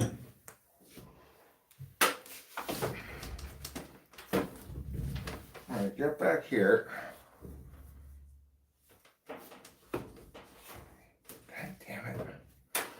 fuse coming off.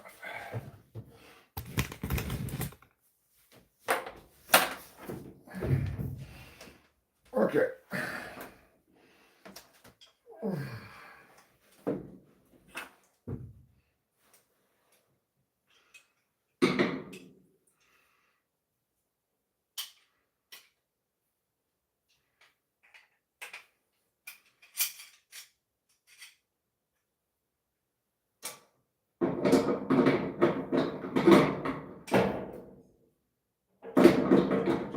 I'm human and I need to be loved.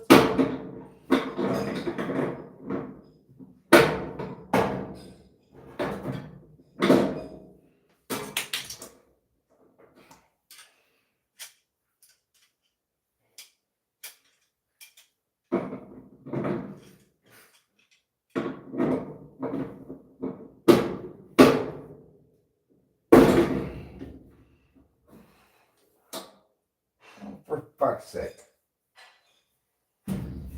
Maybe this one will work better.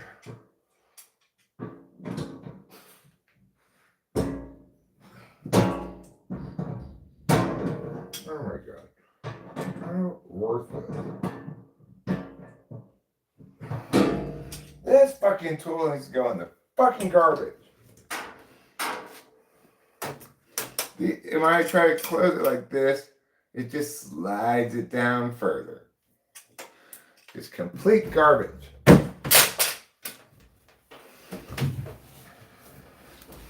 Ridiculous.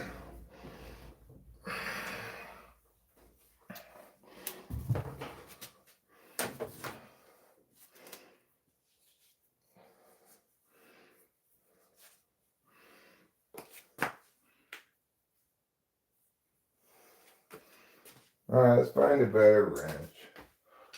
This wrench is trash. Get one of my vice grips.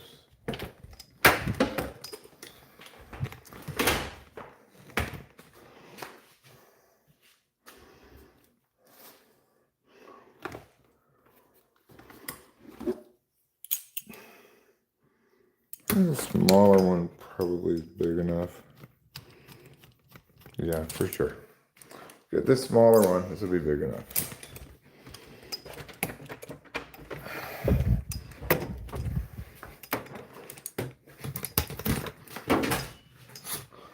Hopefully once I get this part done, we're gonna get this thing out of here so I can get to it better.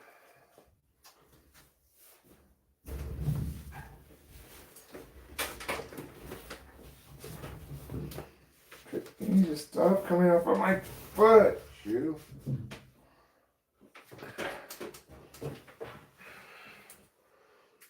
Okay.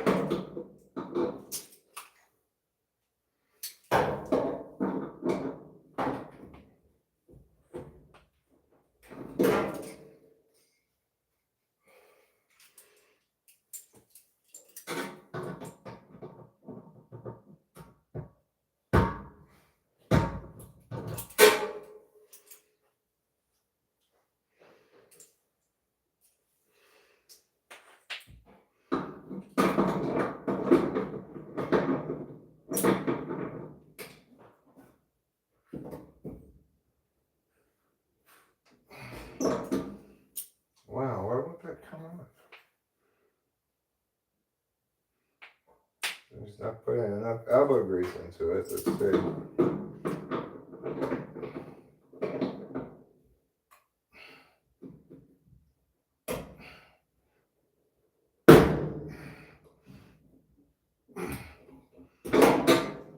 Fuck! What the hell? Why doesn't this thing come off?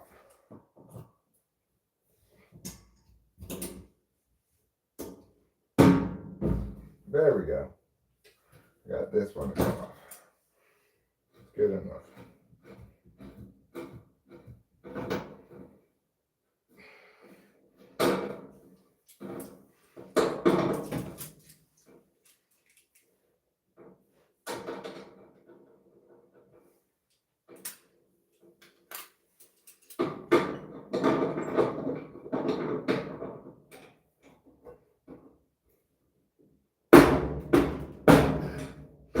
Wow, that one's really on there. All right, fine. Be that way. I got it enough that I can pull it out of here now, regardless. So, don't really need to get the other one. Boy, there's a lot of crap back here.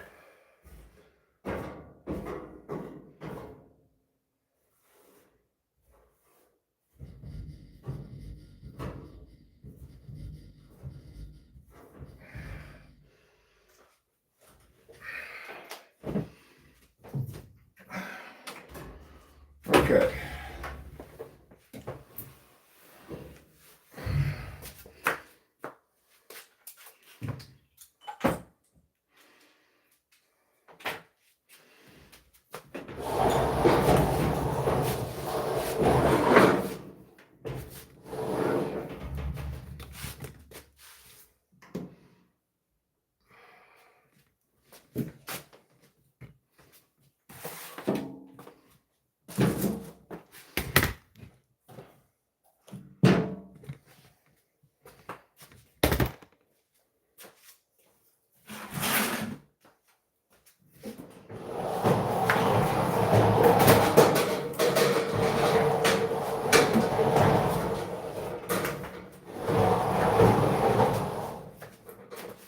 All right.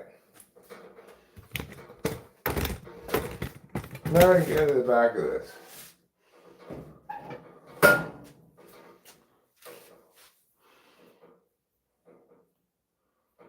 Which I fortunately have done before.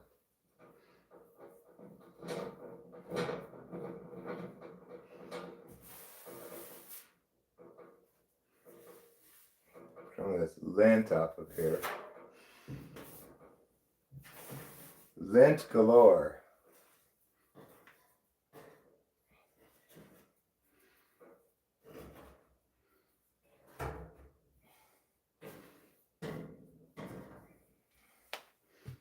All right, that's fine. Now let's get the right kind of tool. We're gonna need a screwdriver with like a little bolt driver thing on it.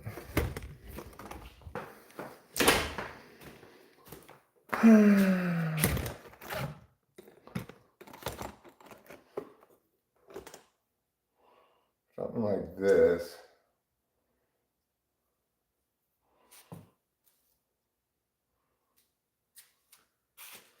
Or like this. No, wait.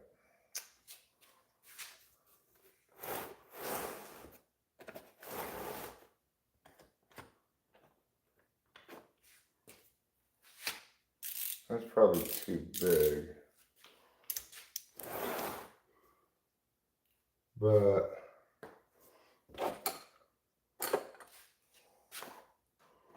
a socket.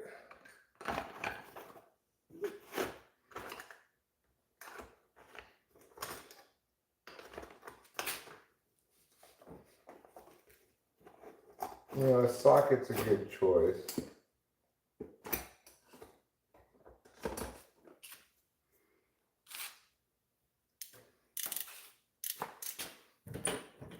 Let's bring this with me. All right, let's go check it out. See what we need.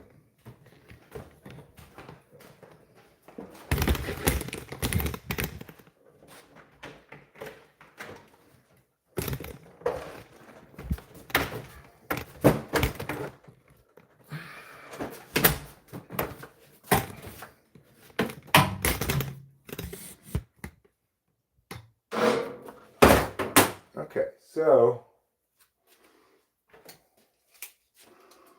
what we're looking for is this size. This is obviously going to be too big, right? Yeah, it's not that size.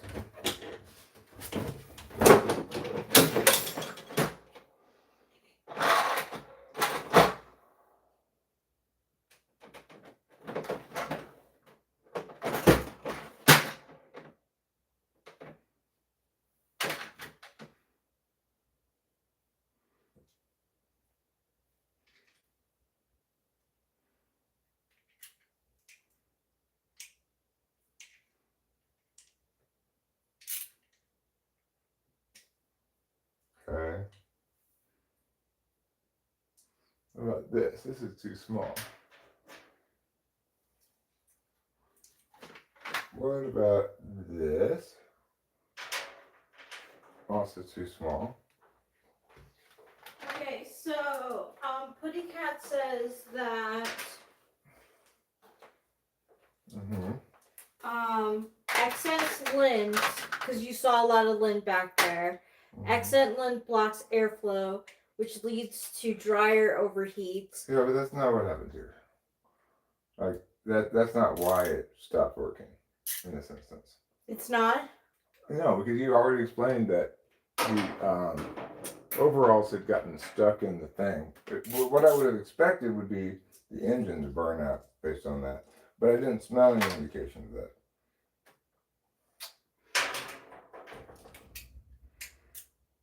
I do get that lint can be a problem, but that's not the problem here. Like, regardless, even if lint caused the problem, that's not a problem I can fix, right? The problem I fix would be something like this part is broken or that part. I didn't know that there was another part that needed to be cleaned of the There's dryer. not. There's not. You did the right. You did everything you should do. You cleaned the lint. Yeah. Lint guard, right. It's just that over a long period of time, lint guard doesn't catch everything, and back here, like this thing needs to be perfectly over this. But it's got a little bit of. Oh. Yeah, it's like that kind of stuff. It's not a big deal. Damn, when I put back this. Because like I was like, you know, I remember my mom teaching me about like laundry, and I know she would have mentioned for sure There it is. if there was like No, there's nothing else here. Yeah. This should be tidy. Okay.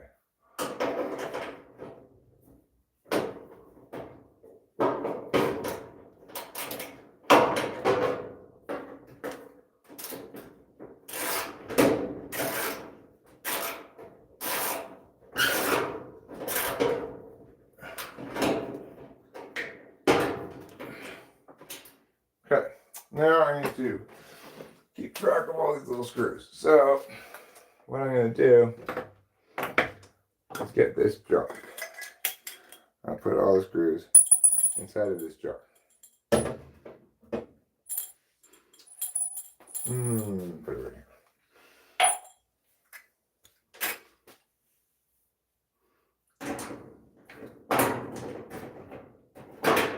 Was that a different size? Are you serious? Oh my god.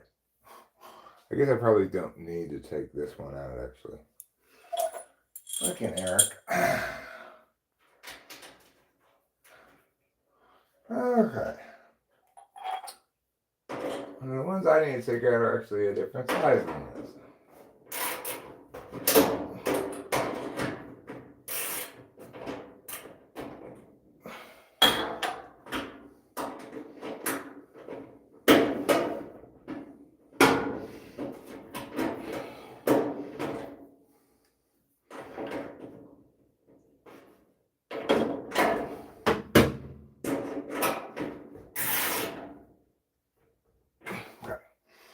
Now I need to find the right size for ones I do have to take out.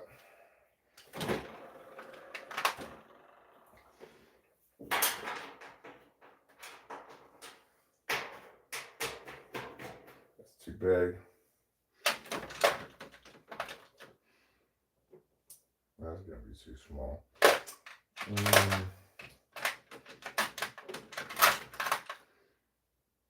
That's gonna be too big.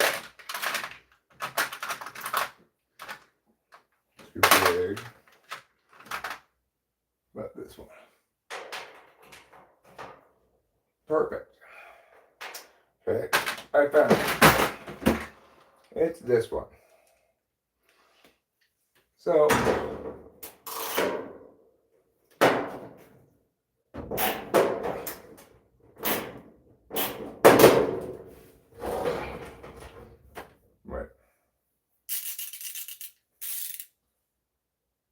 this is backwards.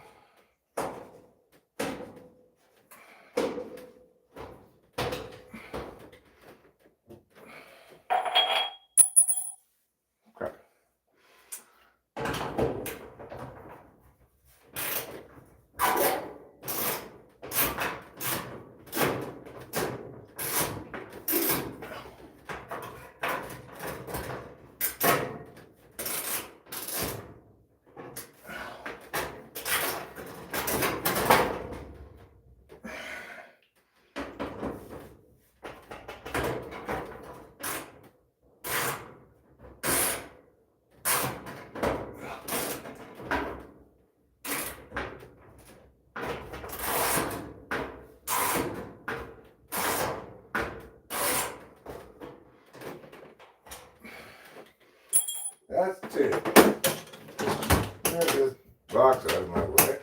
You're doing it. I'll get my shoes out of the way too. That's Sorry fine. about Those that. are out of my way.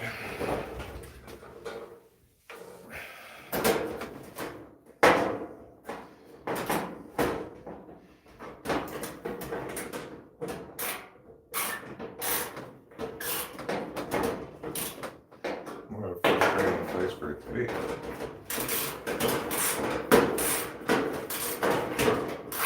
You're such a Johnny doer. Thanks. You're welcome.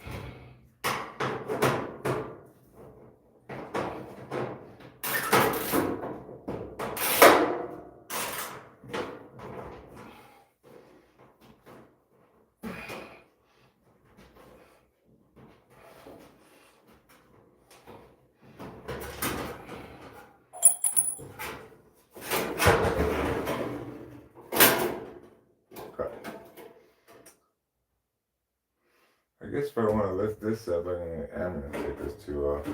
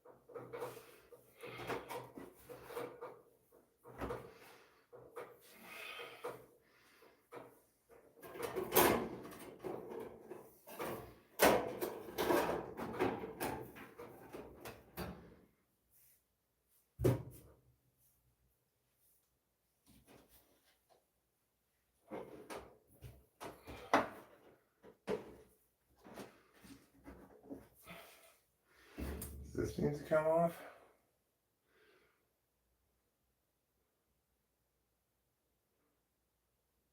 I don't really know.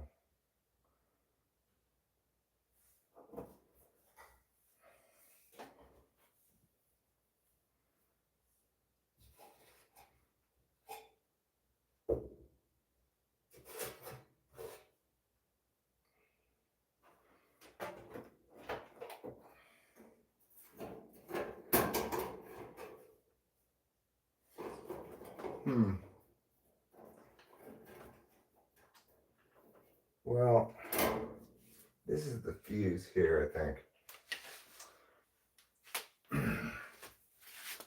Where did I put the flashlight?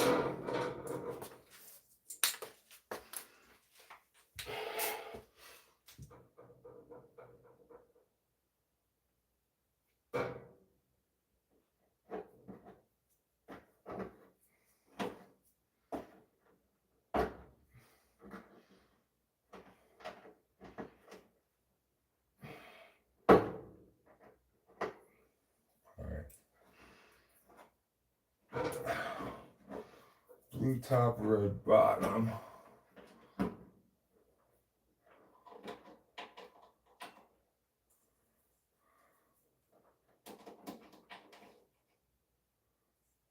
Blue top, red bottom. Okay. I think it's this thing I have to replace.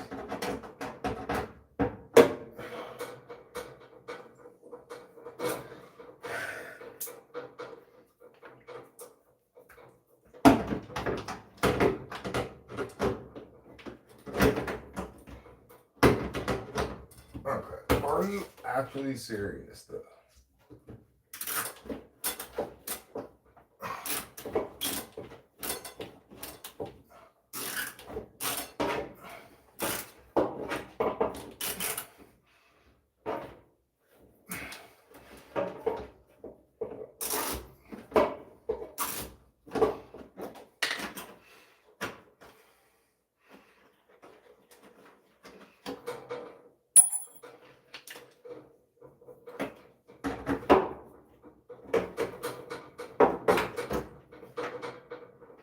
White on top, red on bottom.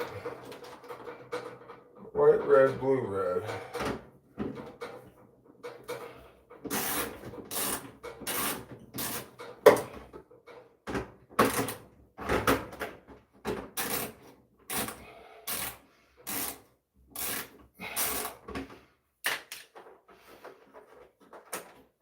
I need to remember blue on bottom.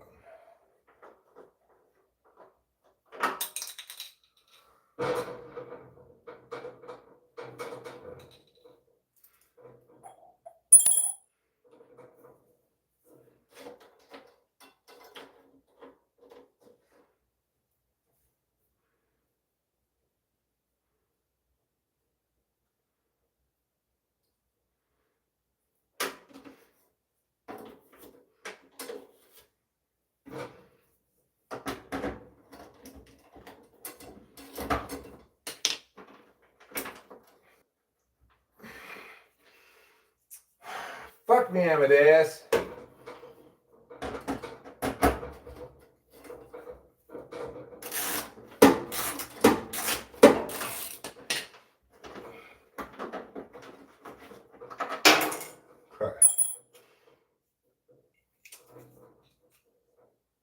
I need replacements for both of these things. I bet you that'll fix it. These things here.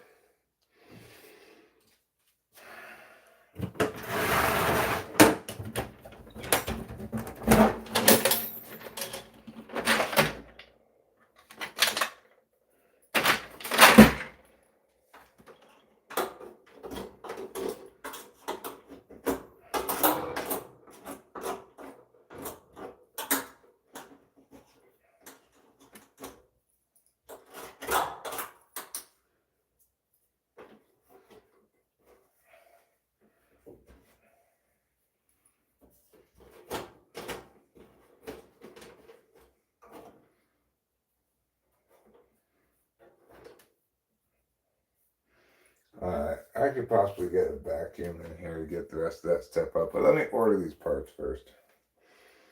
Now that I've got them in my hands, I can look at the thing online, make sure it's the same part. So this is called a Whirlpool Gold Ultimate Care 2. Whirlpool Gold Ultimate Care 2. Whew.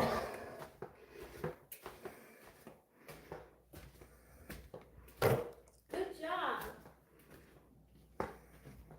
Thanks. It's true, Putty Cat. I'm trying to fix things. Well, I mean, the issue is, of course, TE stuff always works like this. Let me execute protocol 1 to determine information 2, and then maybe have to go back to protocols and try protocol 2. Yeah, it's like that. I appreciate you attacking this. No problem. I'm gonna put my perfume on. I'll Right. show people.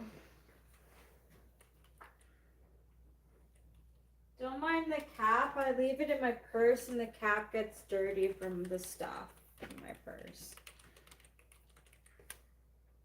Missing person. The top notes are musk, bergamot, and jasmine.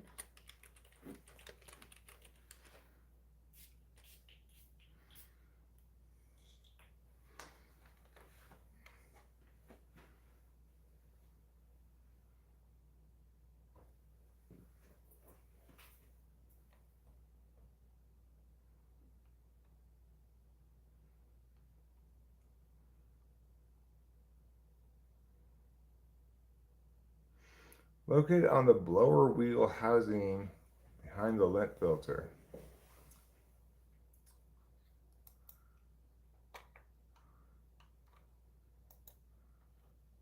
Location of the thermal fuse is right on the blower housing, right here.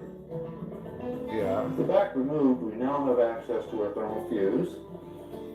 Move the 2 wire terminals. And the 1/4-inch hex head screw.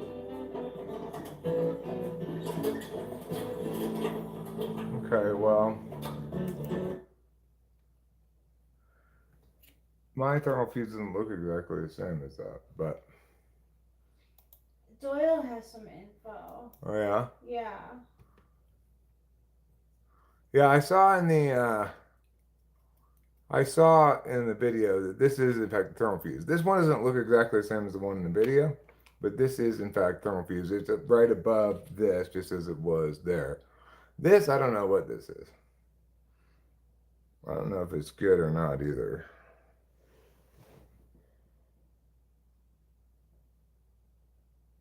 Maybe I could like show it to my phone and say like, what part of my dryer is this?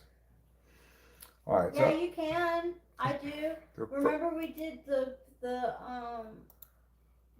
plant and it told us it was a grapevine. Right. So this is the thing. Okay, dryer runs but won't heat or won't start at all. Okay. Well. It was heated. No, I mean Symptom. it either runs it without heat or Yeah, it's not starting at all. yeah.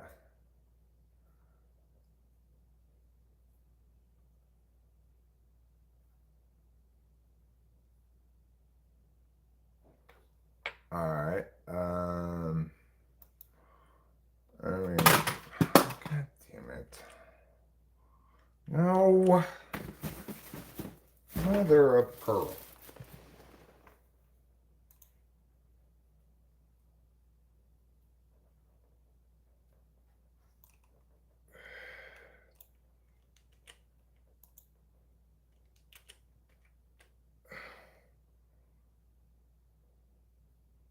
That looks different than mine though.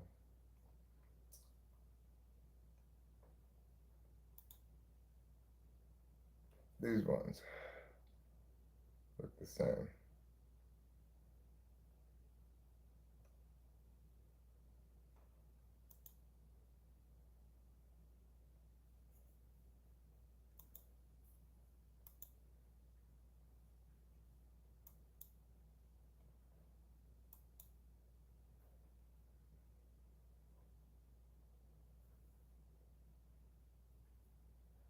You're the star in my night. Thanks, darling. You're welcome.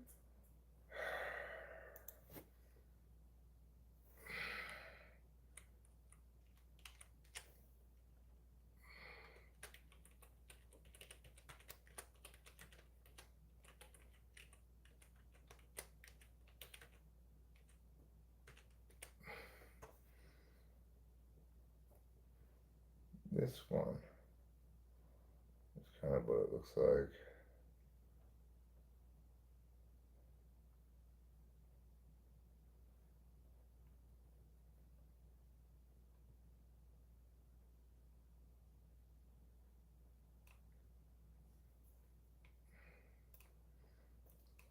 This is frustrating because this one This is what it looks like.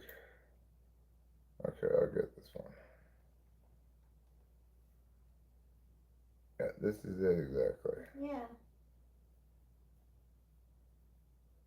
I mean, it's not showing me the other side, but let's assume this is it exactly. Or there's the other side.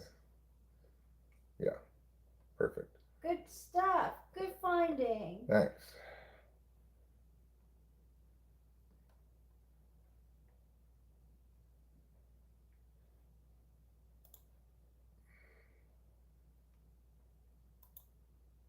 No, just take me to the place.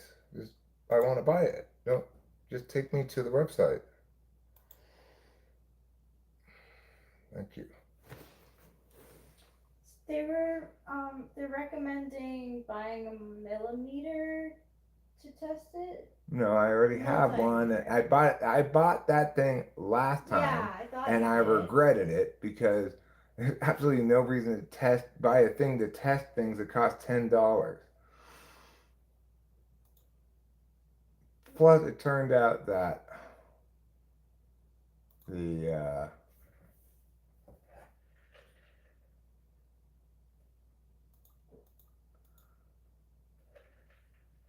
that testing meter thing is incredibly difficult to use. Also, it's like for experts or something.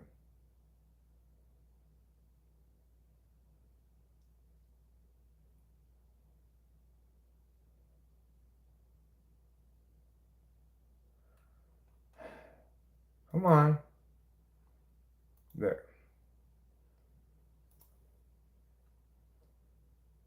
585287. 585287.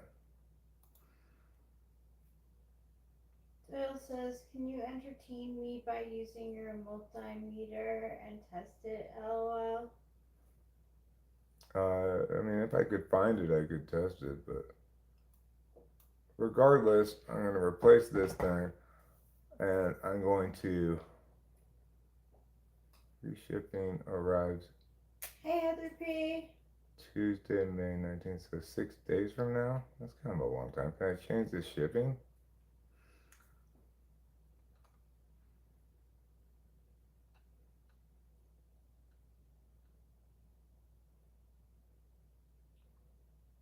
Uh, Shipping. I don't want the free shipping. It's going to take that fucking long. For fuck's sake. So sorry. I'm so sorry. I don't mean to be laughing. It's like the simple things that like it shouldn't be an issue. Like you want to pay more. Okay. Oh my god, why? Okay, Are there any there's other got to be a way. places don't that sell know. this that aren't fucking Look, stupid? if that's the only place that we can find it, you now know the where what it is from the Walmart. So go to Walmart. No, it's fine. We'll do it this way. Okay.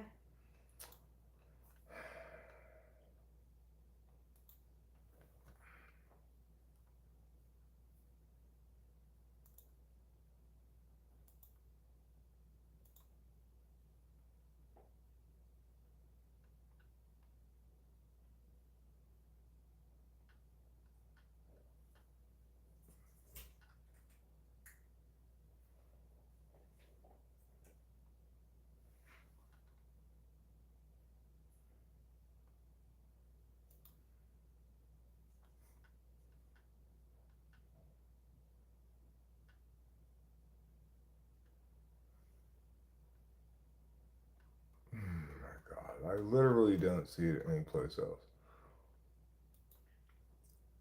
Well, why do we need it like within? We don't. Well, I mean, we won't be able to do any laundry for 6 days. Well, okay, so for 6 days, I just did all of our laundry. All right, fine. Fine, Walmart, you win. I don't mean to discourage you. No. But I did just do all of our laundry. Like the laundry basket is empty, so.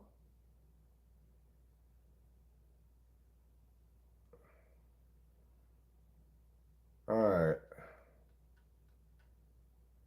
Let's do sometime between Tuesday and Thursday next week. Let me see if I can find this one.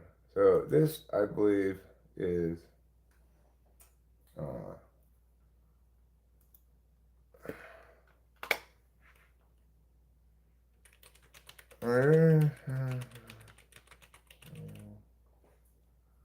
on the Whirlpool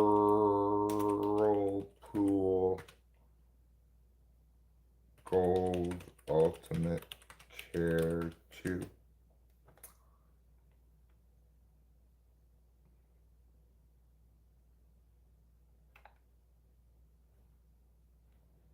Hello?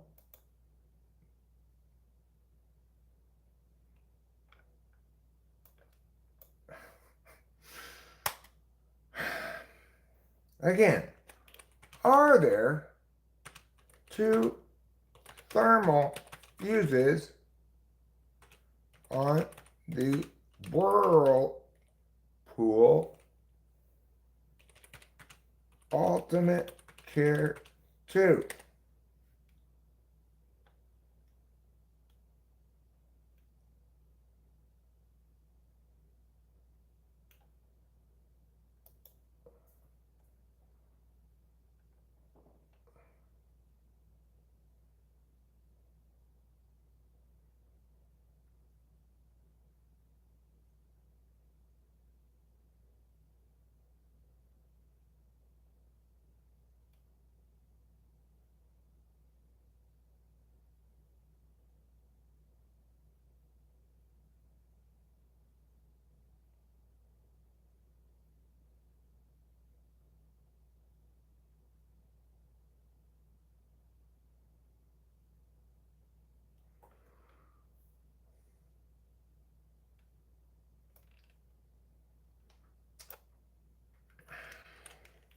Okay. What does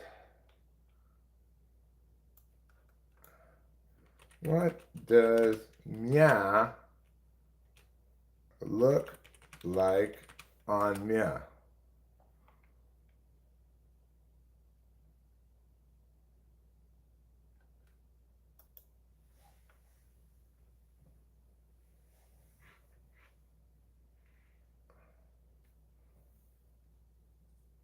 Okay.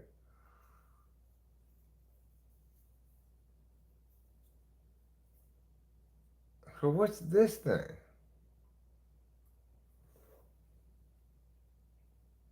Can I take a picture and see if ChatGPT can find out? Yeah.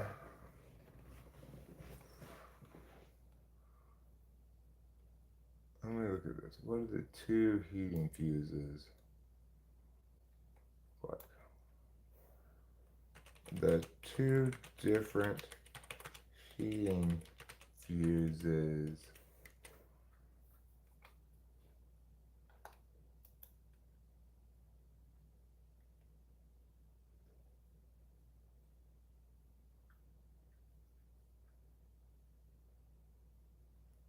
Okay.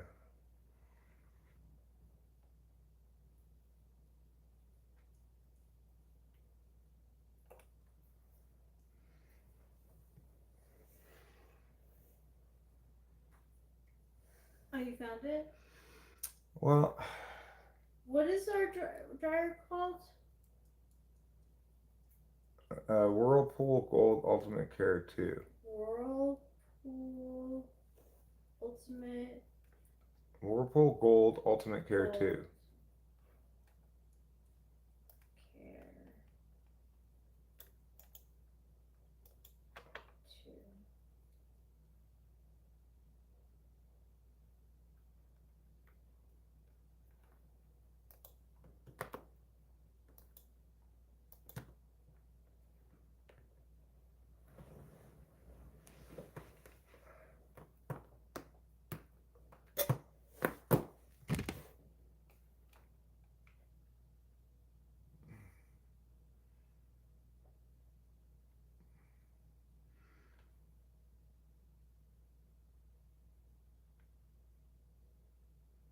I don't see anything that looks just like this one. Are you fucking serious?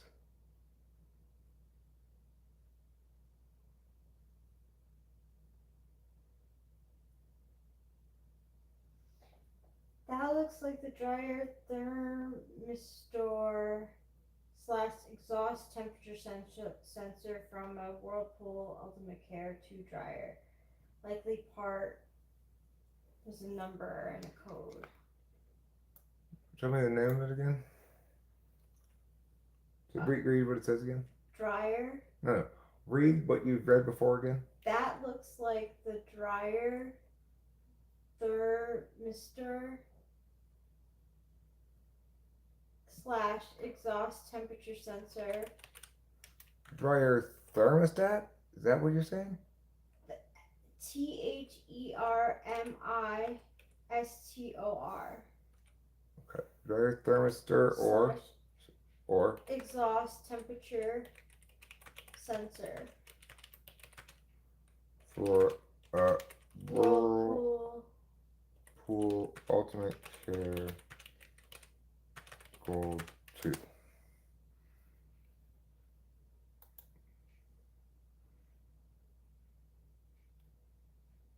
Alright, well this is it. But that's pretty pricey. See if we can find a cheaper one.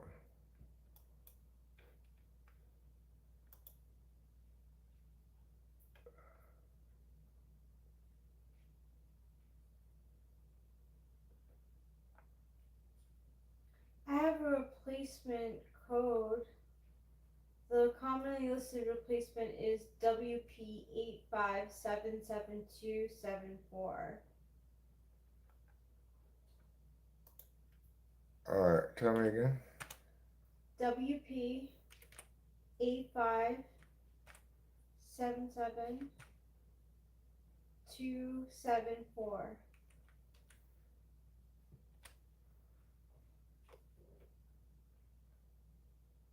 Yeah.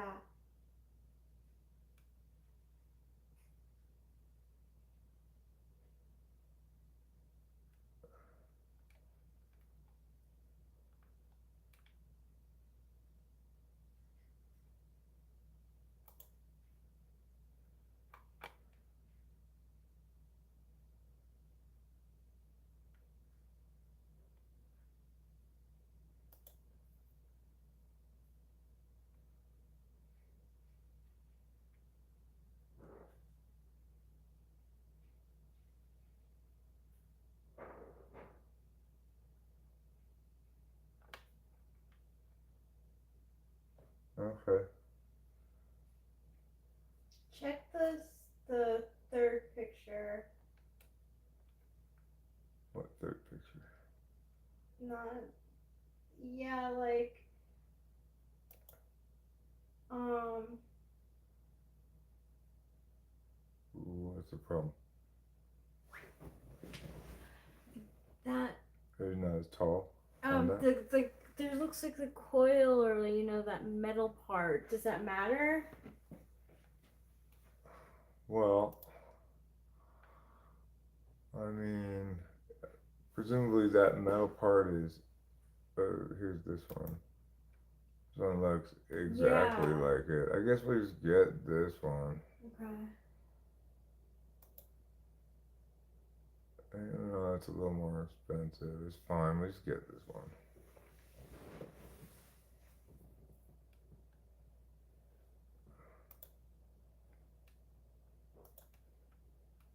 and it has the same thing. Oh, that must be it. Whirlpool thermos. Yeah, that's it for Yeah. sure.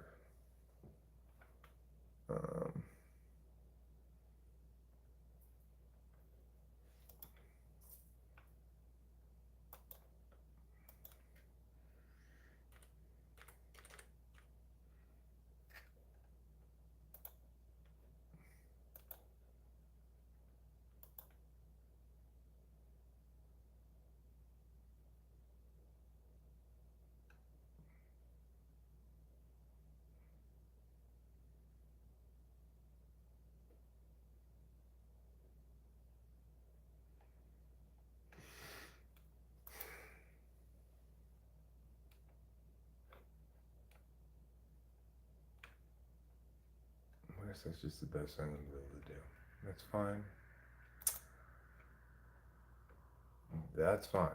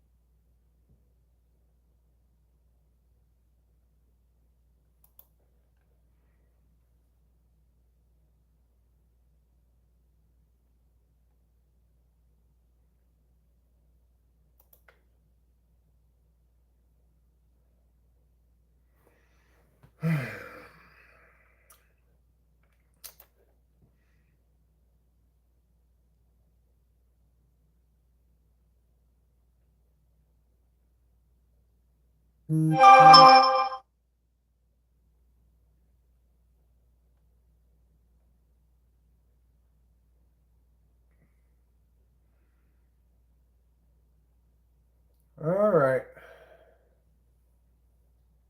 That's fine. We got both these parts now. It's good. So, where's the other one? The white one.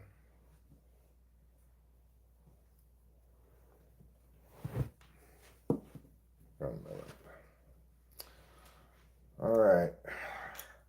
Thank you for figuring that out. Sure. Hopefully this will fix it. Put some tools back. Let me scoot the dryer back a bit more out of the way, and then we'll just wait for these parts. It's gonna be a week. It's gonna cost like basically $60 to fix it. This one was like $50 after all the shipping and tax and stuff. Unfortunately. So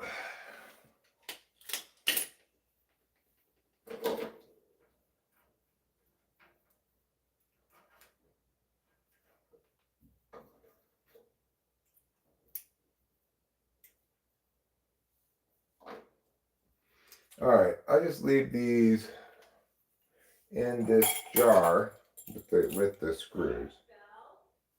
What's that? This? Oh. I guess, yeah.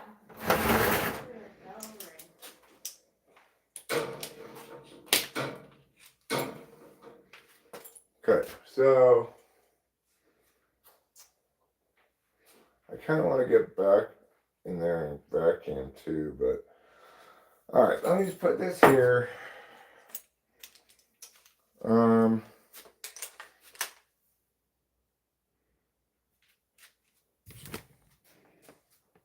Put these back.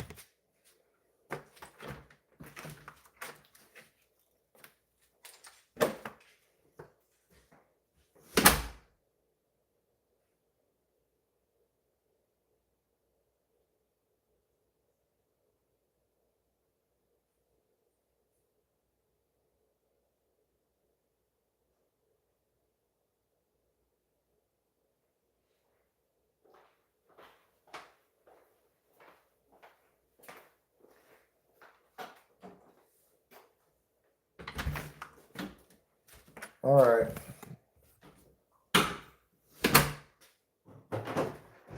Get this box. This goes in the garage as well.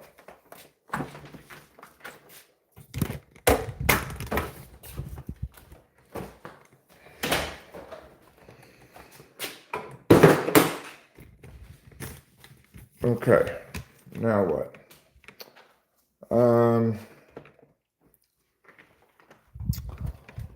Now I think I'm just gonna push this right over here.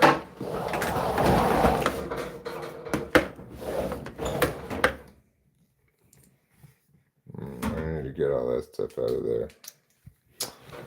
So that'll be on the agenda here, but first let's go outside, smoke a cigarette. We have definitely earned it.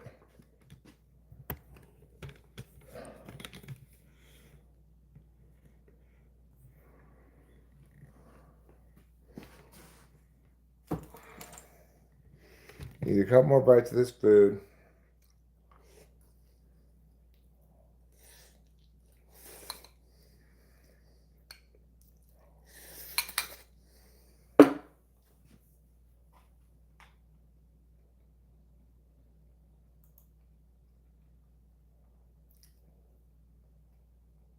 Stage route since the late 18th.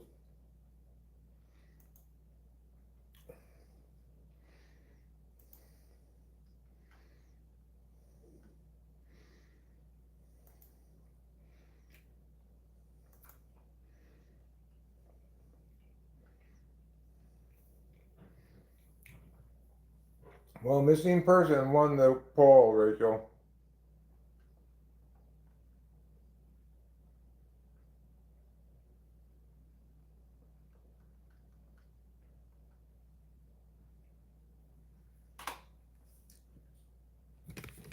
Anyway, if either of those parts is responsible for it not working, this will fix it. If not, I'll cross that bridge then. You might say, Eric, why didn't you use your tester thing to see if the circuits are fine before ordering them? Because that tester thing, you have to like read this little book and adjust a bunch of things just to test anything at all. And when I got last time and I tested them, I still wasn't really sure. I couldn't really tell if they were working or not. I wasn't sure how to reinterpret the tester. It was like, fuck it, I'll order a new one.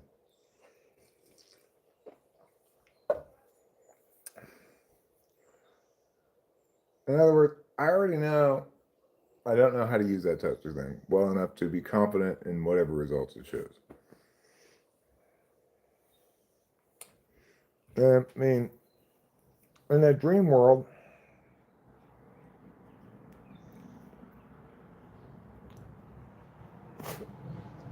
I guess I might have waited until after the cheap one doesn't work to replace the more expensive one. The one was $10, no big deal. The other one's like $50. Like 30 something that's list price and they have shipping and tax and stuff. But you know, I don't like tasks to play out like that. I want this shit done. All the ordering I'm gonna do, I want it done all at once. No further nonsense. I think you've been doing such a great job. Thank you so much. You're welcome. Thanks for saying so. Of course.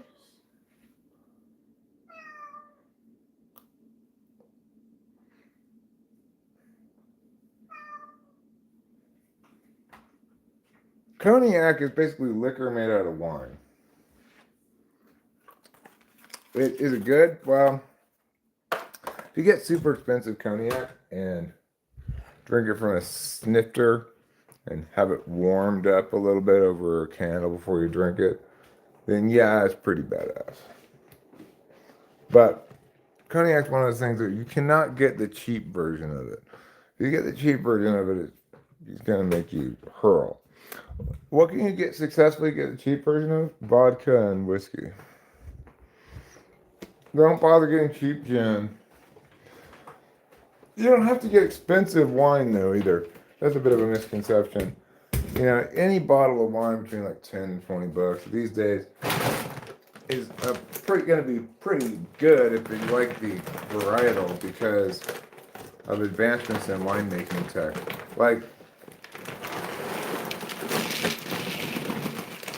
a mid-price modern varietal, say a $15 Pinot Noir or something, is almost certainly, we have no way to determine this for sure, but it's almost certainly equivalent to the very best wine that they made back in like the 1800s and stuff.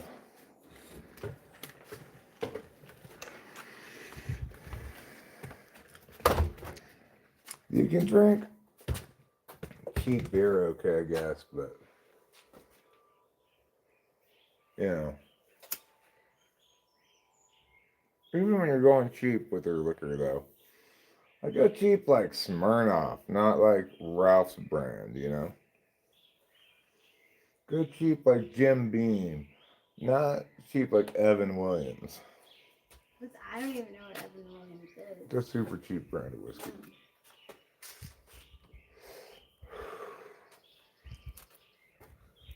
As far as tequilas go, well, that's one of the ironies about tequila. It doesn't matter how cheap or expensive it is, it's always terrible. Yeah, I agree.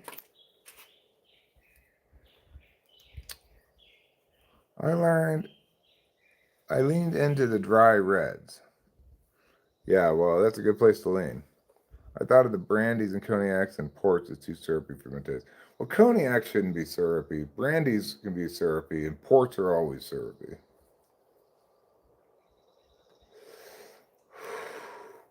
Real cheap vodka would be pop off, yeah. You know, you could get away with gin. You could get away with Beefeater, but if you go any lower than Beefeater, you are going to be hating your life the next day. 1,000,000%. Nothing is worse than the hangover from cheap gin. Except maybe tequila. The problem with tequila hangovers, it seems like you taste tequila for like days afterwards in your mouth. Every time you burp, every time you cough or whatever, any kind of disruption of the insides of you, you just have this weird, lasting tequila smell come out of you.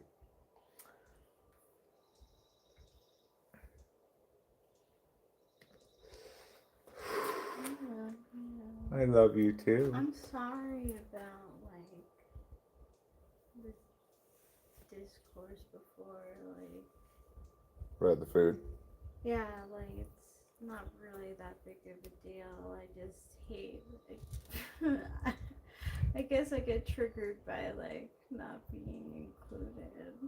I was curious, like, would you have been triggered if I had just started making that and hadn't consulted you in the first place? Yeah. Really? No, I wouldn't have. No, Right, I wouldn't right. have. That's No. the weird thing, right? No. Like, if I know. just started making I'm something, sorry. you'd have just been like, oh, you're making something. Yeah, you want some? Sure. Or no, or whatever. But because I asked you in the first place, then when I switched it up, it bothered you. Yeah. It's prime directive stuff. People don't like it when their expectations and realities conflict, even if they're not like- attached to the expectations in the first place. Yeah. And I'm sorry that like that element exists within me. Fair. I would have been more positively responsive to it if you had said, I get your reasoning, but don't set expectations if you're not going to meet them because I didn't have any until you set them. Oh God, I can't. But you know me, like it takes a little bit for me to get to that point. Well, yeah, I mean, I wouldn't have, I just thought of it now. The fact as we talk about the expectations thing, so it wouldn't have occurred to me if I had been you at the time to say that. But now I know if something like that happens, I can say. It's just a general rule to remember as well. Like when people have expectations of some sort, good or bad, they don't like them to be messed up because other things may be predicated on that expectation, right? Like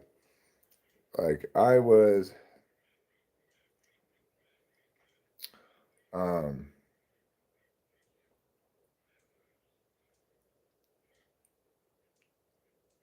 I was expecting to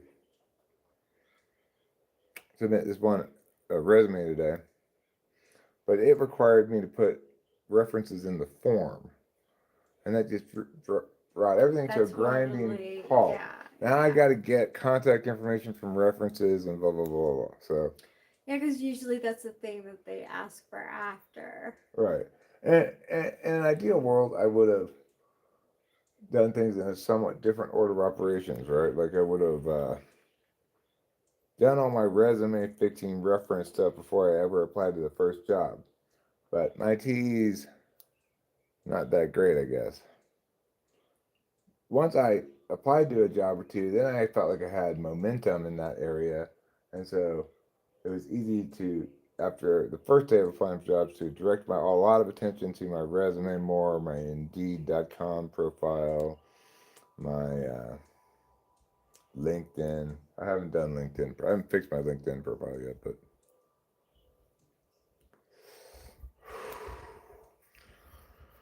anyhow. LinkedIn helps. But the worst kind of TE mistake I've made in a long time is on selling a little wilderness car. Because I went to sell it, and then I learned that I need to get the title in my name. I didn't do the whole title transfer thing in the way I would have done if that was all I was doing. If that were all I was doing is title transfer, I would have been thinking about put the lowest amount of money you can believably put here for what you paid for it, because registration, taxes, and stuff are going to be based on that.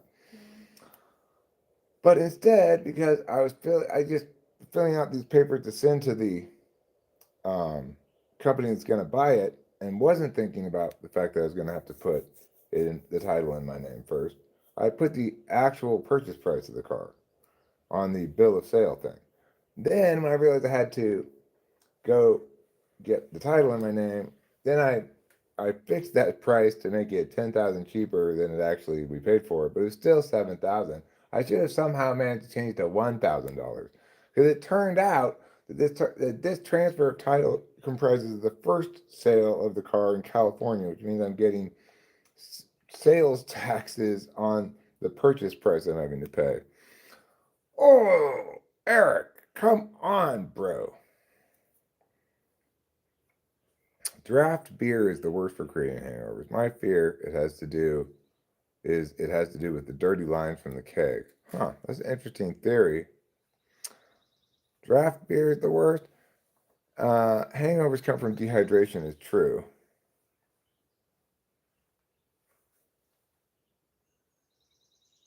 Not on this one, Winston's mom. Fudging the numbers would never have caught up with me later. Because in California, like you could give someone a car and put $0 gift. You know?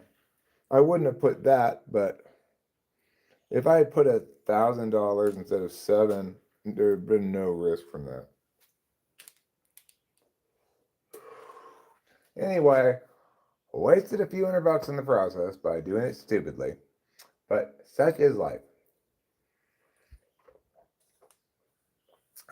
I'm never going to be an expert on this kind of stuff.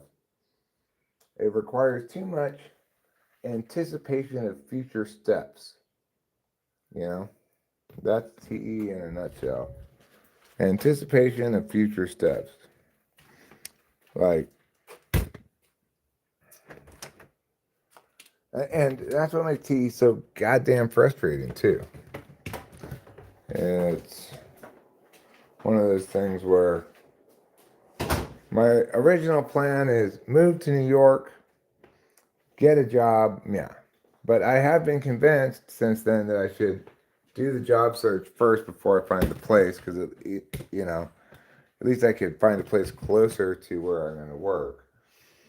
But then, of course, all the housing search thing has to be put on hold now until for some amount of time, but not infinite amount of time. Like At some point, presumably, I'll lock down a job and say, yes, this is the job I'm having. This is the ideal way it plays out. And then we find a house right then, no problem. But I'm not exactly sure how long these people are going to take to respond to resumes being submitted because of the time of the year. Typically, if you're hiring for the next school year, you want to end your application gathering period sometime in the middle of June so that you get teachers who are at the end of their school year want to apply for the next year, you know. So it could be, it's like it could be I wait 2 weeks, I don't hear anything from anybody, and it's not indicative of anything necessarily, but it could be indicative Okay. of something for sure. That's Okay, what I hate about so- TE. So then, I'm not looking for a solution here. I'm just complaining about the reality of TE, right? That as all things with TE, you have to take action before you know. And that I never like. So, like, you either have to take action before you know, or you can't take action until you do know, but you don't know when you're going to know. Like, come the fuck on, TE. Why do you suck so bad?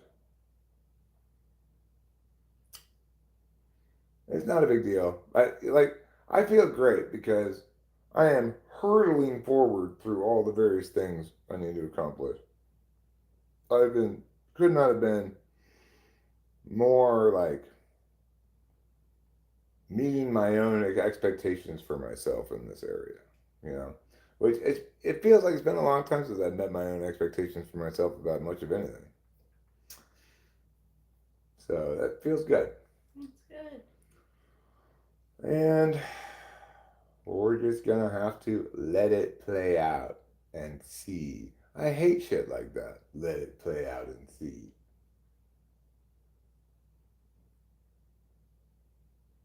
Yeah, well, we've got multiple backup plans, Buddy Cat. We've got all the way down to like Plan D. You know, my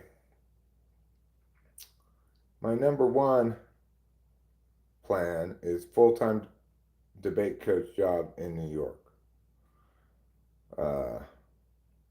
But I'm also applying to jobs that aren't exactly what I want, and I'm working my way down. When I get there, I'll eventually start applying for jobs that are not in New York and not exactly the job I want. And so, in the absolute, pretty much 0% chance of this happening, worst case scenario, I get no job offers that we can move to take. At which point, I would have to start applying. I guess at that point, I would apply for some sort of. Oh, right. We also have Plan D. I could conceivably apply for some sort of workaround here for a year potentially, but Plan D really is. I was talking to Abraham earlier because I wanted to put him down as a reference. He says he could get me a job at this data center in Norway. So it's like AI data center. So I guess that's Plan D, right? If absolutely nothing comes through, then follow up with Abraham. That won't be necessary. I mean, and that's one of the issues of extroverted intuition with extroverted thinking as well. You can come up with almost infinite contingency plans, but there's also always almost infinite possible contingencies. Like let's say if I wanted to articulate out all this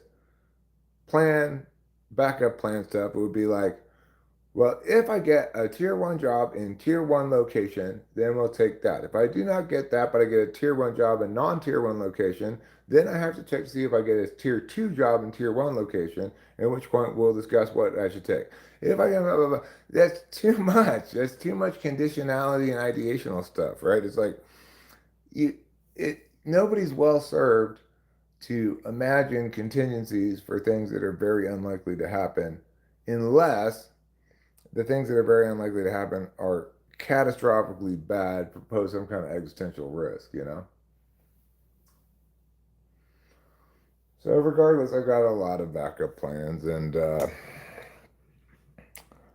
you know, if we get stuck in limbo for a super extended period of time, well, then we'll have to draw down from portfolio to get, you know, cash reserves to live on. And I still plan to sell this house. It would just be like, that's TE, right? Like, well, first I got to find out meow, and then I got to find out meow, and then and if all of that, then we start selling the house.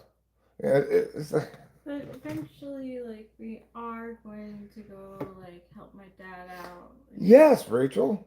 I don't mean to make you But, angry. no, but you keep, the thing is, what I keep talking about, and you keep asking me this question. Oh, I don't You, realize. you asked me two questions that require me to give you two different kinds of answers. One is, do we have contingency plans in case something doesn't work? And the answer is yes.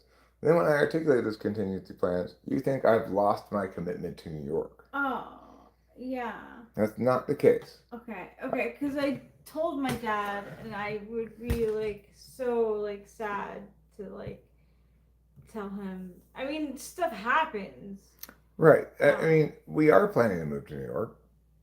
And it's also the case that if I can't find any work there but find a great job here, then we will, as I've told you, stay here for a year or so to do that job, stay in California to do that job, and then try again next year or the year after, right? I'm sorry, my brain. It's fine. It's fine. I'm sorry I snapped at you. It's just, uh, I don't mean to forget. it's fine. I don't mean to be short-tempered.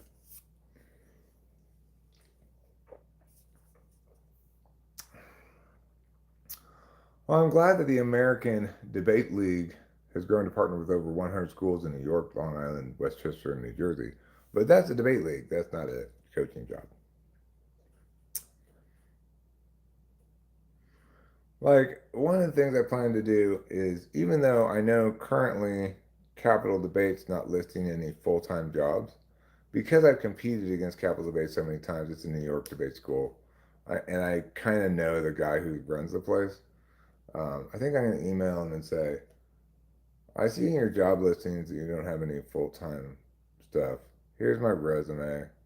I want full-time, but if I could pull in 60K plus a year part-time, that'd be fine too. Do you think you have anything for me? Because that guy,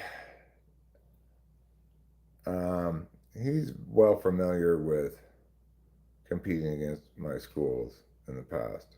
He used to go to MS and SDA Nats all the time.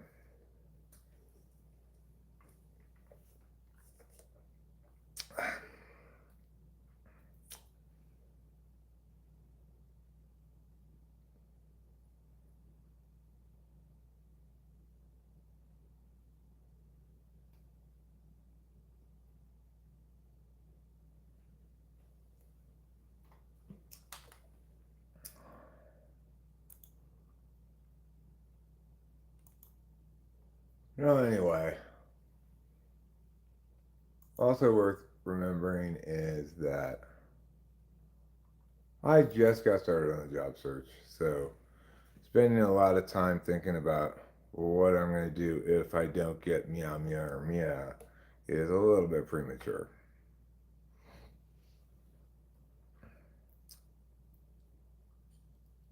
And the thunder rolls. I'm going to go back to Facebook at some point this evening because I messaged Mike Kyle, who I competed against in the same league for many years. Who he know I kicked his ass over and over again for many years, so he knows how badass I am. He runs a debate school, and I asked him if I could put him down as a reference. But I also mentioned, if you got a job you think you'd like to give me too, offer to me, then something full-time or close-ish, I am in the market for a job. Of course, that would take us back to Los Angeles, where I don't think Rachel wants to go, and that's not my desired outcome.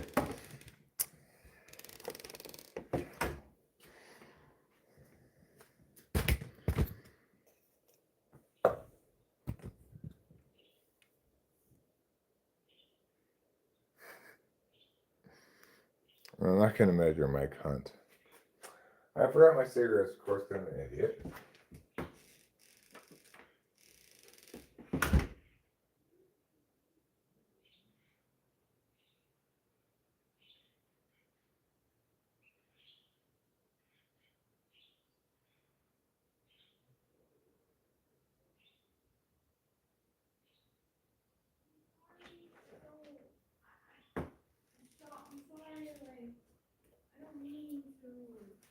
Oh, I know, you're just voicing your fears and stuff.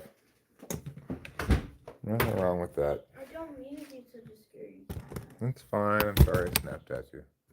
It's okay.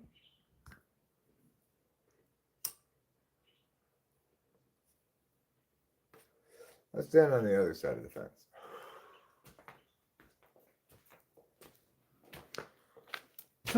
Once the sun's gone down enough that it's not sunny right here, I like to stand out here a little bit better, I think. So that I'm not covered over by the ceiling.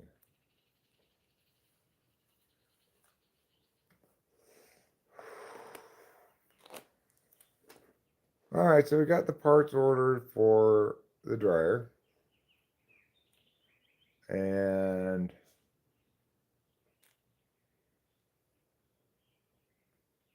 once I get those parts, put them back in. If it works, then I will have fixed the dryer for $60. Not too bad.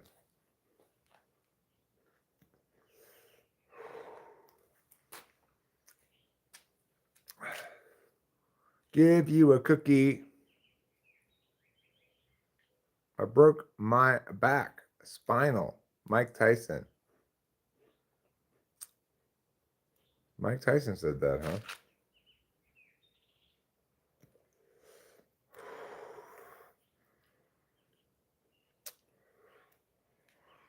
Mike Tyson gave this interview not that long ago where he told a story of how lucky he's been, saying, yeah, like me and my friend, we raw dogged this one girl and she had AIDS and she and my friend died, but I never got it. Fun story, Mike. Oh my God. Fun story. Wow.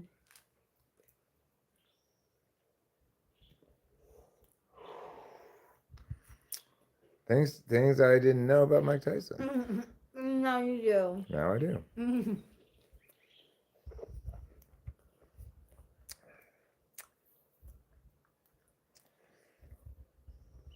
Of course, I'm sure his body is a bit broken down after years of being a boxer, like baseball players when they retire from their career, like let's say you're a pitcher, your arm is fucked for the rest of your life. Dallas Braden talks about how some days he gets up, it's bad, he can barely lift his arm up over his shoulder. Wow. And he's been retired for years and years.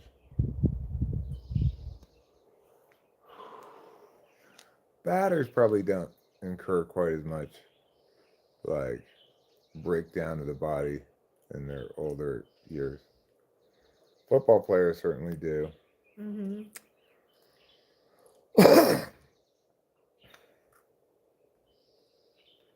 Like Deion Sanders can barely walk.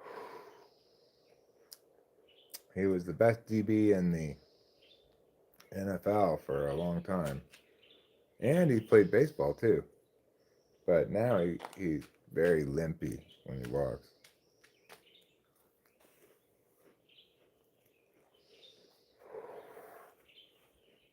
Mike Tyson has never drank coffee. Really? Mike Tyson is an amazing creature. Surprised he's still alive. Well, age brings wisdom for everybody. I'm sure if he didn't have it currently, he wouldn't get that face tattoo now.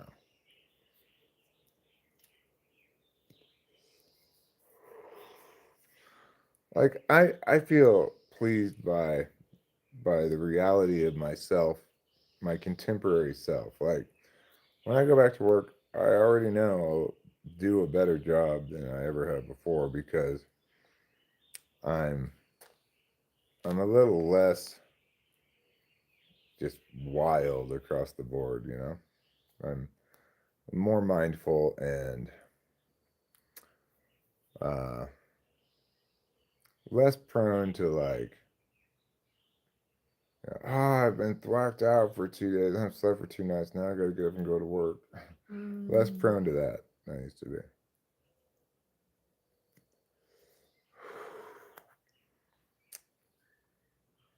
Also, I think less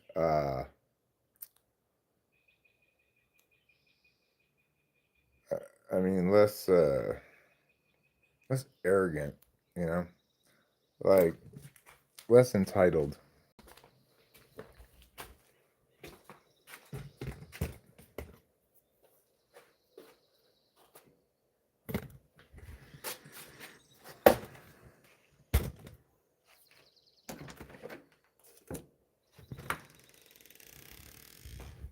Why are all these spider webs out there? It's annoying. All right. Okay, so we've gotten some things done. And we can try to get a couple other things done potentially. Let's see what time the A's come up.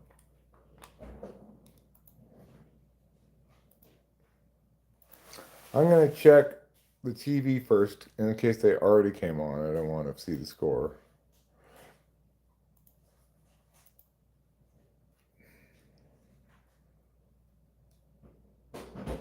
No, they have not already come on. But guess what's on today? What? The Preakness. And he does that. And when the horse goes by the lead horse, Bernie, he goes to his left leg, and then I think he hears the crowd. I don't think this is the actual Preakness though, because Preakness run on dirt. This is one of the earlier races. I'm surprised they're so short. They're only an hour into a 3.5 hour broadcast, given that it's 6 p.m. It's kind of surprising. I'd love to see that lady trainer whose horse won in the Kentucky Derby win the Preakness too. That would be great. Be a triple crown threat. That'd be fun. Wow. Okay. Athletics come on at 6:40. So we got about 45 minutes to kill before that comes on. Now, there is an NBA playoff game. Game 5. Pistons are beating the Cavs currently.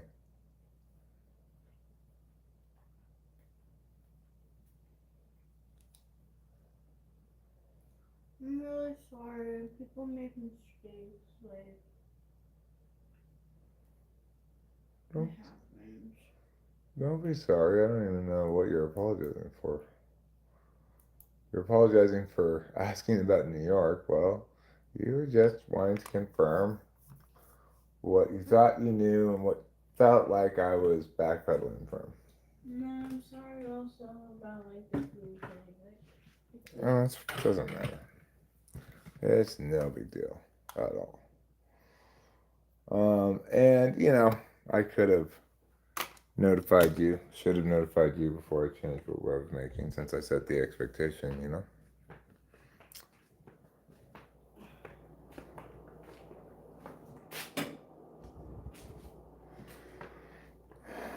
It's petty in my mind. I don't like it. I'll work on it. Rachel, you don't have to be any different than you already are.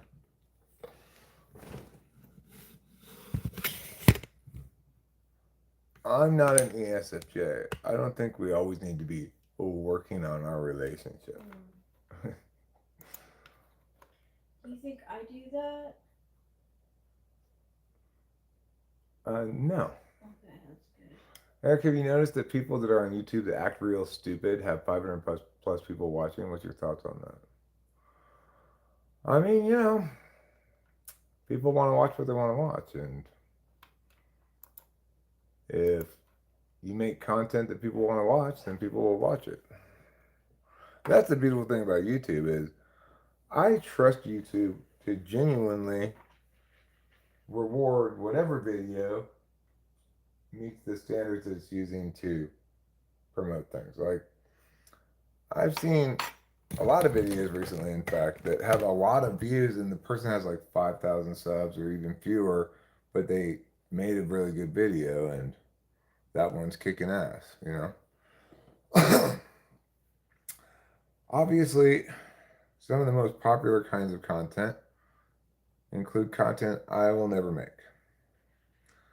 I've noticed, for example, that panel discussion live streams are very popular, you know, even though they're, in my opinion, completely unbearably unwatchable. They're really chaotic. Yeah, super chaotic. No ideas get discussed at all. It's all just like Real Housewives shit. But look at Real Housewives. That was a very popular show. Real Housewives is actually really popular. Yeah, it's really popular, even though it's unspeakably bad. Okay, I want to ask you a question. So, I was on an interview for this volunteer job at this hospital. I was gonna be helping the occupational therapists, and the interviewer said that I looked like this woman from Real Housewives, and I was like, oh, I don't know like what she looks like. And like I have to show you like what she looks like, cause like what's her name? I don't think I look like her, and I was kind of like, she's like, oh, she's so great, like, so like she like basically let me like volunteer there because like I reminded her of this Real Housewife. Real Housewife that you liked. Yeah, that she liked, but I don't think I look like her. Doreen, I think. Real Well, House. that's the thing, Winston's mom. People don't go viral, videos do.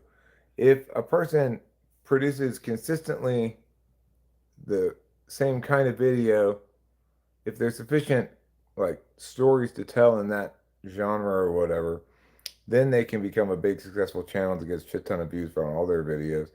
But even then, if you make a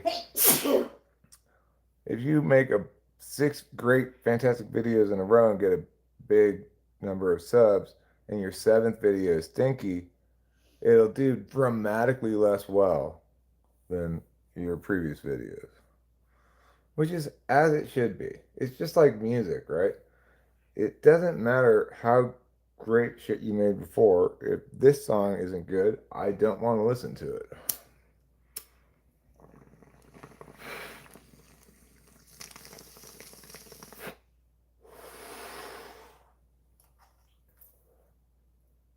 You don't look anything like her at all.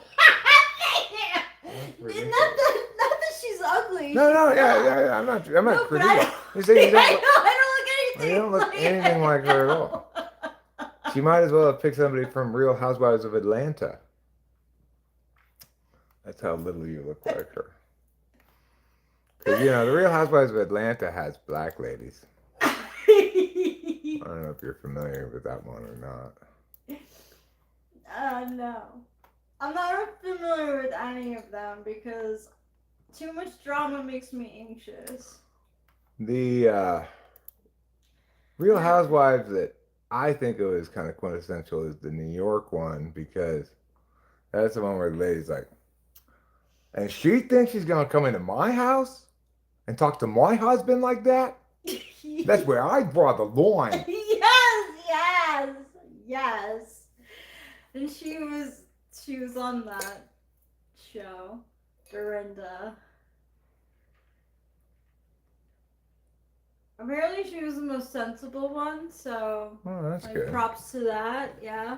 I'm surprised they even have any sensible ones. They're obviously casting for people who are just like incredibly drama prone. I think you have to have like one of the characters be kind of either like, you know, how they have like the straight man. Right. I feel like you kind of have to have like the straight woman who like she flips out like at one of her parties and she like kicks all of them out, because she's like had enough of their shit. Okay, well, I have a question.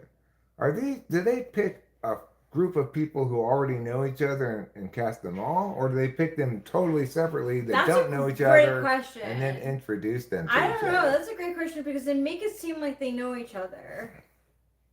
We should find out. But see, that seems like it would be a much more challenging thing to cast, Here. right? If you were to cast people who already knew each other. But I guess if you have like a social circle. a fairly large like society because group, they're for example, housewives. like the people who go to the Met Gala. Or whatever. They're like not they're society people who have like men who are in marketing or whatever. I don't even know what their jobs are.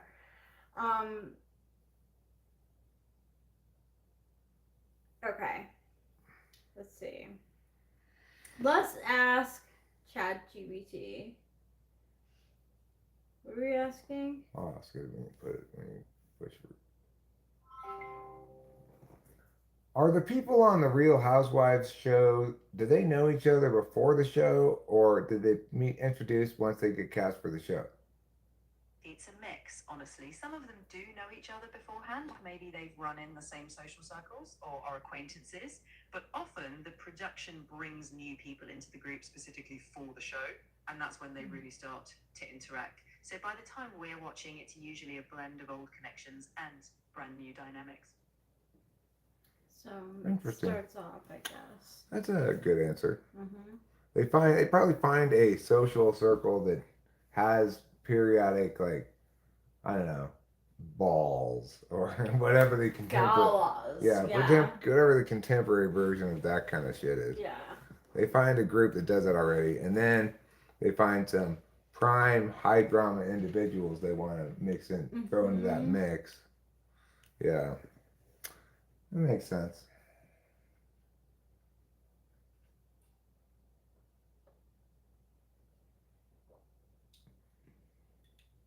I'm surprised there's not more Jersey Shores type shows anymore.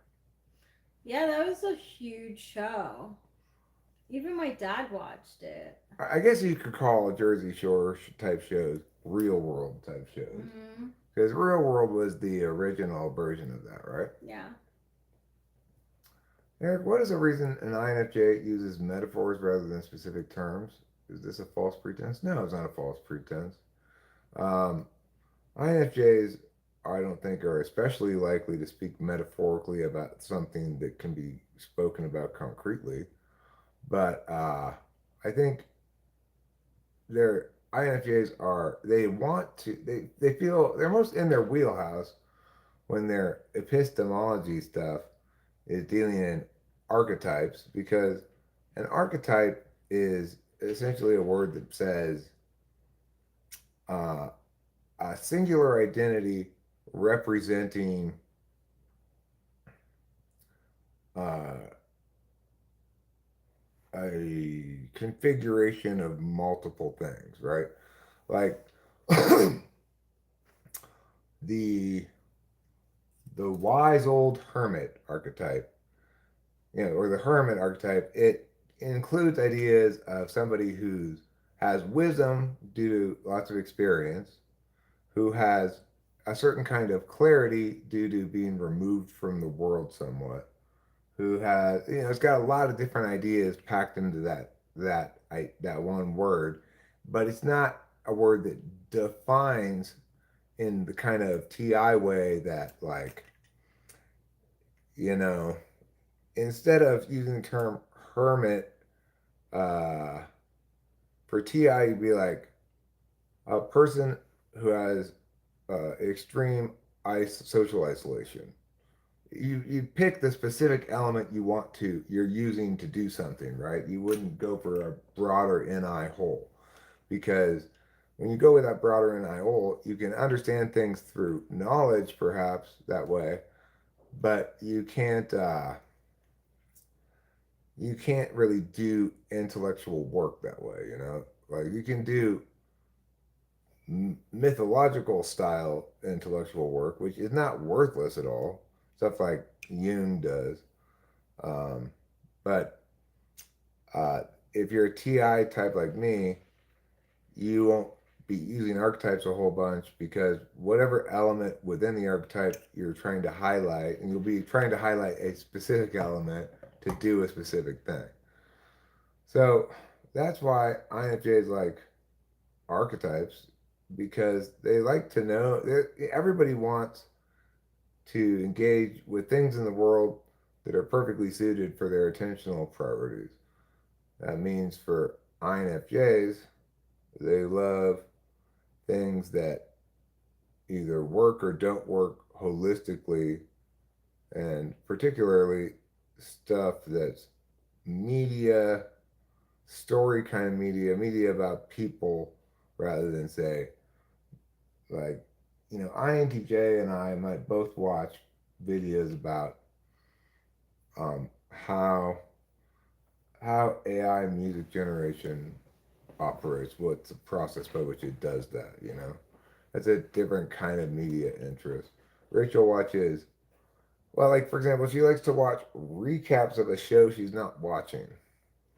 I can't get emotionally I involved. get it. But what I'm saying about the recaps is that's an example of giving a holistic uh, understanding Yeah. of something that can only be understood holistically. Yeah, it is. So true. it's like two levels of holism. Yeah, 100% true. I think the main character, Rue, is a 9. She's very relatable. Do you think that the character Rue from Winnie the Pooh is a 9? That's a good question. I don't No. think so. No, she's not. Yeah. When a hot woman meets a hermit, one of them is going to change. Charles Bukowski.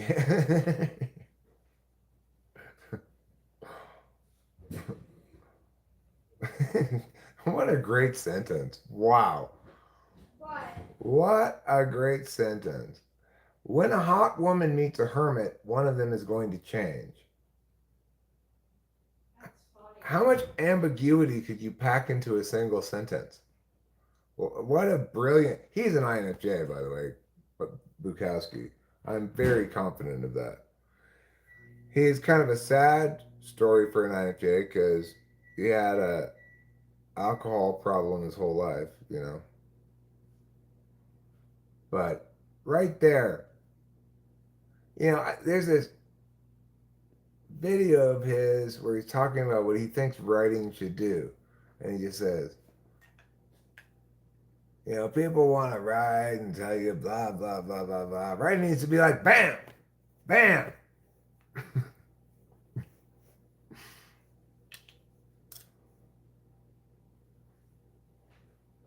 I'm excited for you to get mushrooms. I have some. Oh. I'm gonna, before we move, I'm gonna get a quantity, as much quantity as I can. That's what we were talking about. I'm hopefully gonna get 3 ounces. Cool. But when a hot woman meets a hermit, one of them is going to change. Mm-hmm. It does so much stuff on so many levels, right? It's like, at first glance, it's like, okay, so I guess maybe the hot woman is going to become a hermit.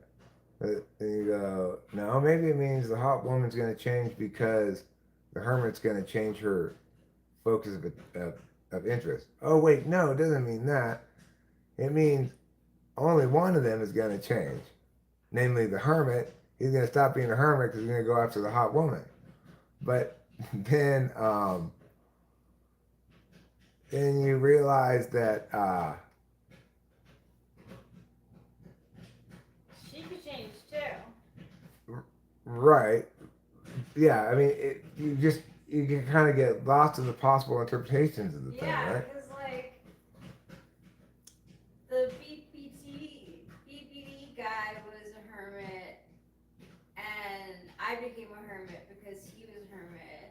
Well, you could also say, like, if you think about the hermit being Bukowski, he's this kind of slovenly drunk guy who's not caring about properness very much. And so maybe you could imagine the hot woman no longer caring about her appearance because he's setting the standard that appearance doesn't matter. You could interpret it like that, right? Yeah. It's true. That's a great piece of writing right there.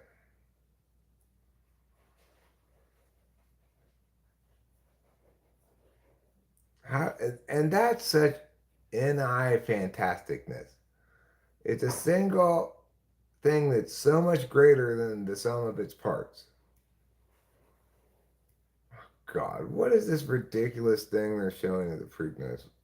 This music show with people awkwardly dancing for the camera. Oh, it's this country guy. I'm assuming he's got a hat on. The black country guy. That always goes over super well in country. They're like, oh, you're a black guy and you do country music. We like you. You know what? You can come join us in our whites only community. People can have alcohol problems, heroin, coke problems. People can have marijuana problems. Can people have marijuana problems? Some people might have those. I mean, the thing is, there's a quality about marijuana that is different than those other things. It's like when you first get high, first start getting high, when you smoke weed, you get quite high, and that means a lot. Like it's a substantial head change. But as you continue to smoke weed, and certainly if you start smoking weed on the daily, like I do, and multiple times a day, well, it's not like it's not exactly that your tolerance has gone up. It's just that the the height of the ceiling of highness is way down here. And so it's kind of odd like that. Because if you did that with alcohol, if you started drinking every day, multiple times a day, you'd be almost for sure having problems because alcohol never stops being just as powerful as ever. People talk about there being a tolerance that you build up for alcohol, but really, that tolerance people build up for alcohol is just the ability to drink insane amounts of it and uh, before passing out, I guess.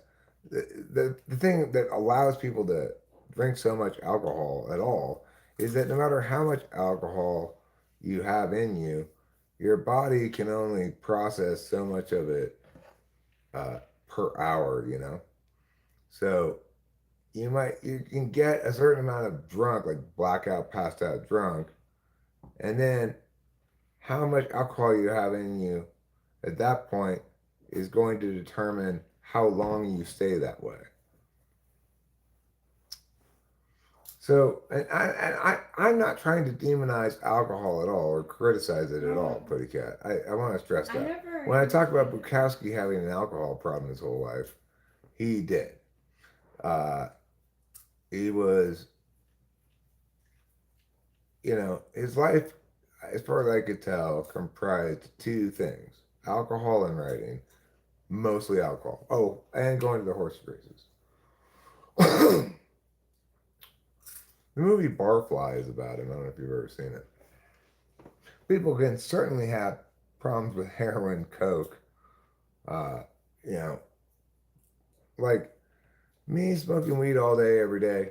Nobody who doesn't see this happen is ever going to be like, I think Eric's having some kind of a drug problem. And the reason they're never going to think that is because it's never going to make me intoxicated exactly, right? It's a bit of a head change, but it's not like it doesn't impact my ability to do anything or perform in any capacity like I normally would. And it doesn't matter how much more of it I smoke, it'll still be that way. It's not cumulative like alcohol is.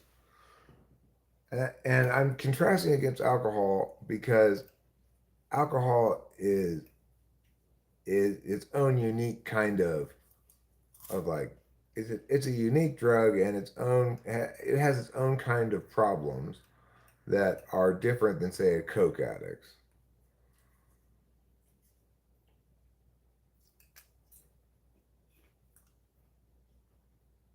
No, it's nothing at all like a high functioning alcoholic booty cat. That's what I'm saying. Alcohol and marijuana are night and day in terms of their impacts on you if you have a problem with it. I get that if you don't have a problem with it, then alcohol is great. It still doesn't compare in any meaningful way to marijuana. Like marijuana is barely a drug. Marijuana is much more like smoking cigarettes, whereas alcohol belongs with all the rest of the actual real drugs. There's no such thing as a high functioning pot smoker because a pot smoker is just normally functioning all the time. It's not high or low. It's not intoxicating them or inhibiting their abilities in any way. Hi, Levi Samuels. Hey, Levi Samuels. So, how was that luck I handed out to you yesterday working out for you? Right. Like, mushrooms are a drug. Mushrooms have a lot of commonalities with alcohol for me, actually. Mushrooms plus Adderall. It, I can definitely get like intoxicated, kind of unhinged. I kind of forget the night before, like what happened last night. Um, that that's very alcohol-esque. Marijuana, though, people shouldn't even think about it as a drug. It's more like smoking cigarettes.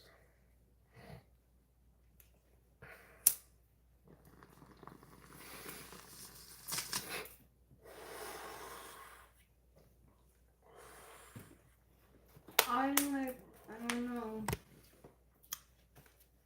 I've had so many bad reactions to mushrooms, like something in my chemistry.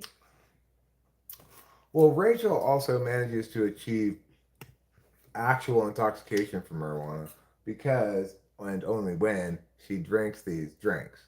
It's a somewhat different story if you're talking about edibles. Edibles do, if you eat enough of them, qualify as an intoxicant in a real sense. Um, and you can sometimes tell when Rachel's super high, she's all like, wait, did you say Sasquatch? I'm like, no. I said moss scratch. I was the first live stream you ever saw. It doesn't bother you though, does it? No, I think it's funny. I like it. I love you when you're high and when you're not high, just the same. Thanks. Do people still smoke clove cigarettes? I haven't seen them in ages. I haven't smelled somebody smoking one in ages. I said hopscotch. I said tiddlywinks. I said a hopscotch. I said Candyland. I'm talking hopscotch. I'm talking chutes and ladders. I'm saying hopscotch. Let's all have fun.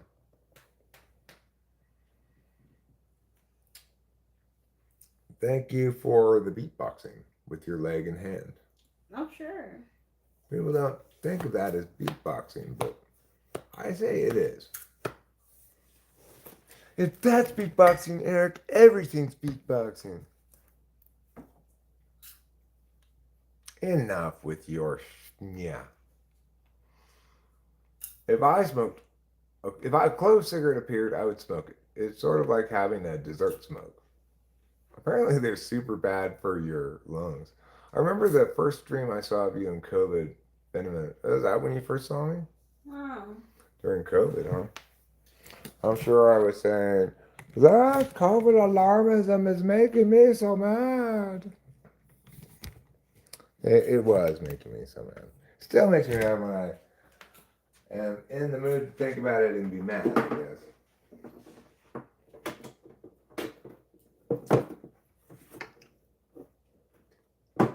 It makes me want to sing a song about COVID right now.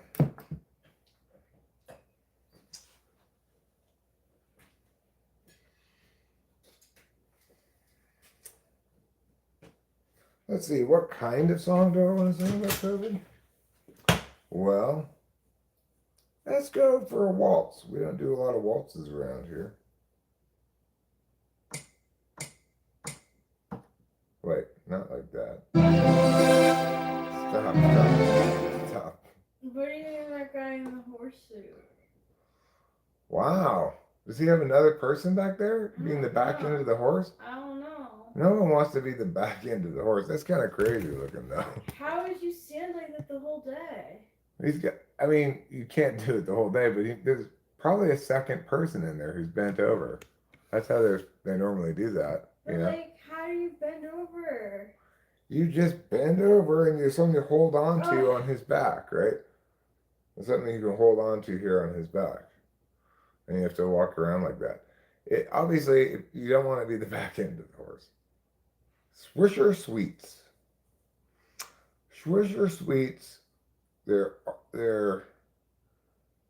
the kind of cigar that my friend Chris Morrow liked to smoke back when we took up smoking.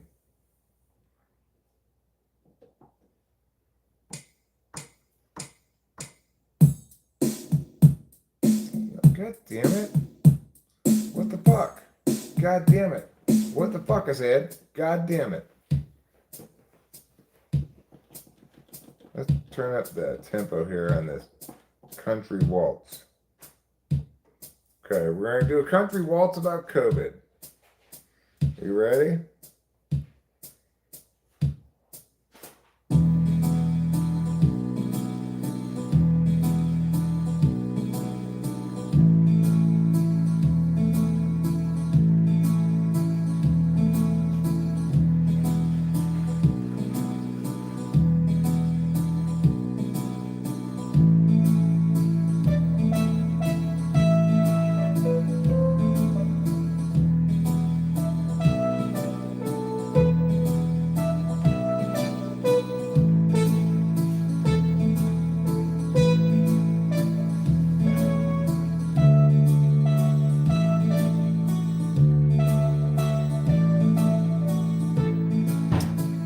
All right.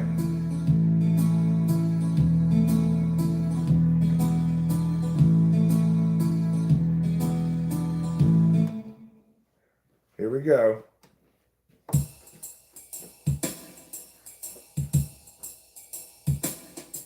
The year was 2019.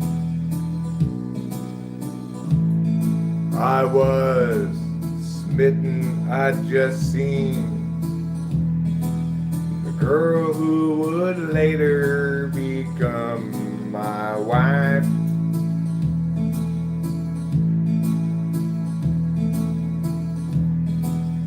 Christmas passed by. I heard murmurings in the news coverage why they were talking about some crazy exciting disease.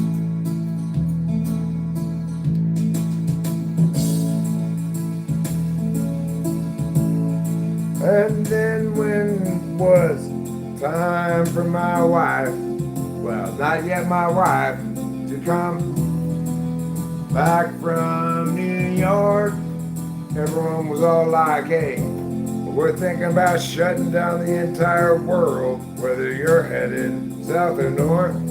I don't care, we're gonna lock it down. And I'm like, what a terrible idea. It's wrong on every level. Yeah, what a terrible idea for sure.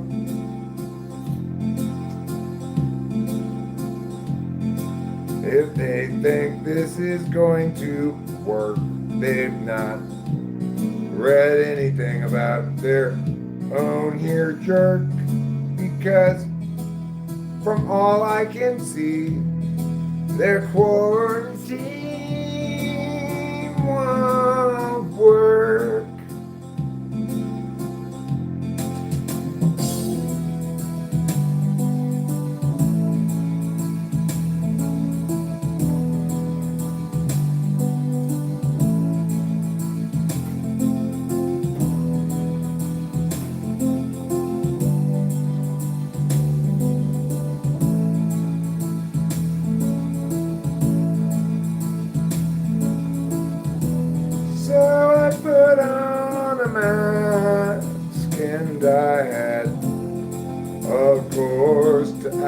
ask myself, Eric, are you really essential in the work you do?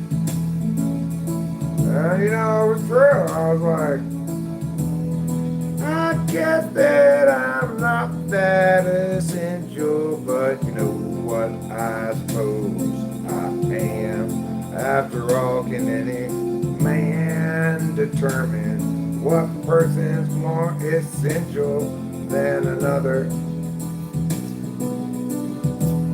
Regardless, why don't all just listen to me and put away this unconstitutional and ill-advised advocacy, because the onus of health responsibility must reside with the individual.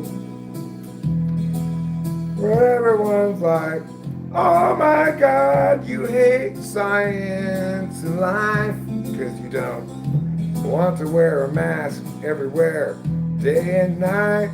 In fact, if you've done any time looking around, you've noticed the people who drive by themselves in the car with the windows up and the mask on.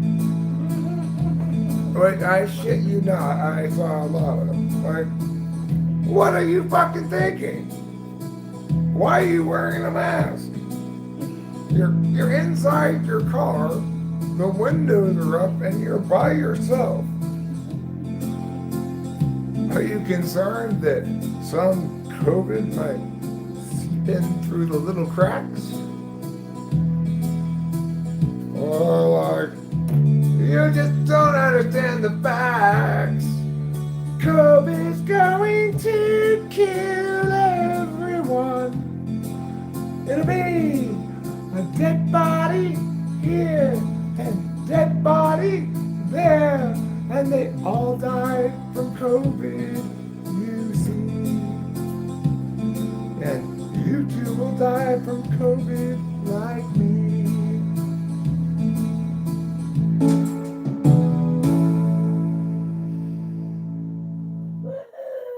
Thanks.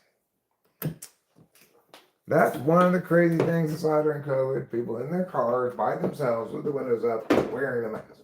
But another crazy thing from COVID is equivalently stupid is when they put a layer of plastic over the thing that you punch the numbers in when you put your card at the grocery store, you know.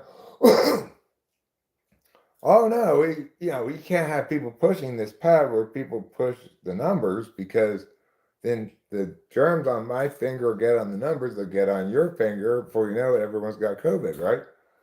So I know what we'll do. We'll put a piece of plastic over the numbers that makes it harder to push them. And then people will push the plastic. Obviously, you have not changed things at all. You've just made it harder to push the numbers.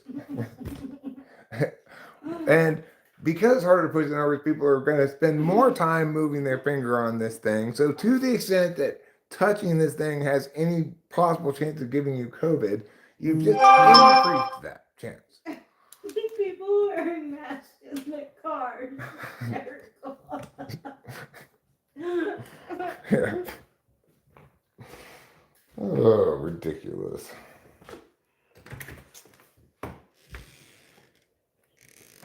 And then they also would put up these fucking big plexiglass things between you and the cashier, so that both you and the cashier, when doing things, had to lean around the fucking plexiglass, and obviously it accomplished nothing accordingly.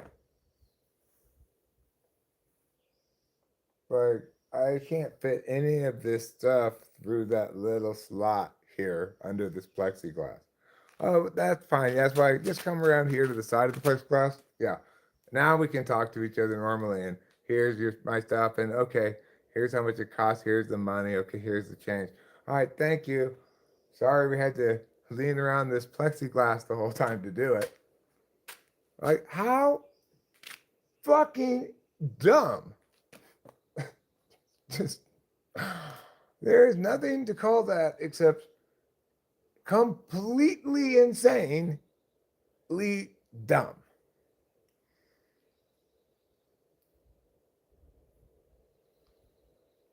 Social distancing.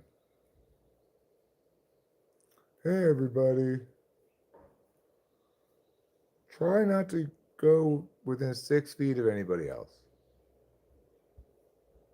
Okay, well, good thing there's a lot of different places to go so that you can keep a distance from people. No, keep 6 feet away from each other. And also, you all go to the supermarket all the time because that's the only place that's open. I got a text. Let me see what it's about.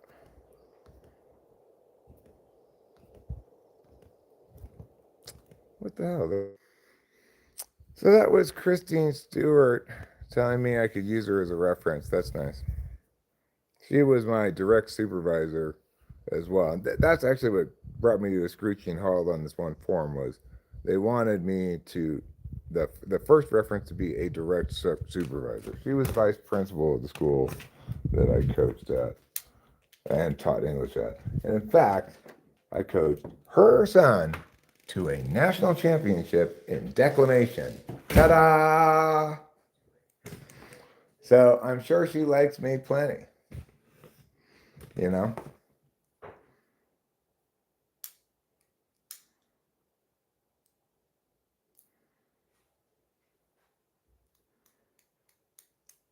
So that's good. Bang, bang, boom. Progress flying in from all directions.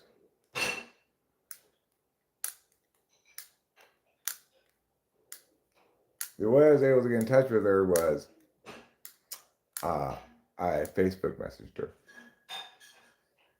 Because I don't have any of my old phone numbers because I don't use that. I have a different phone with a different number now.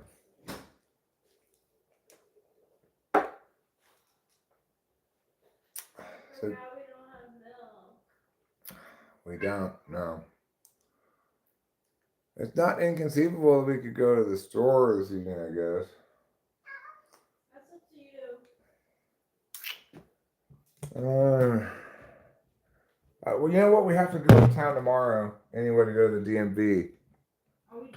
After the verifier comes. Okay. And we're going to have to go to the DMV. Okay. So we can go to the store when we go to town tomorrow. How about that? Okay. Sounds good.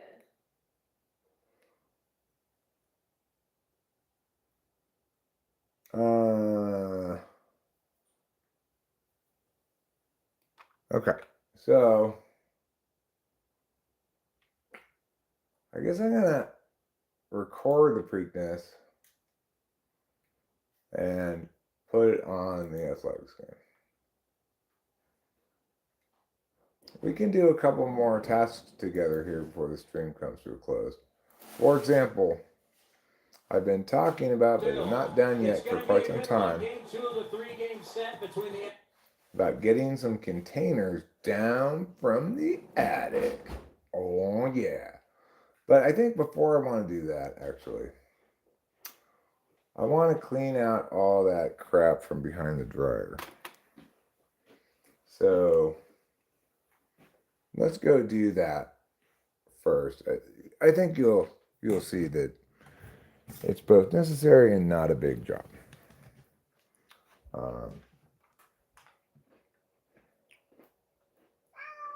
Just like having sex with me. It's necessary but not a big job for Rachel.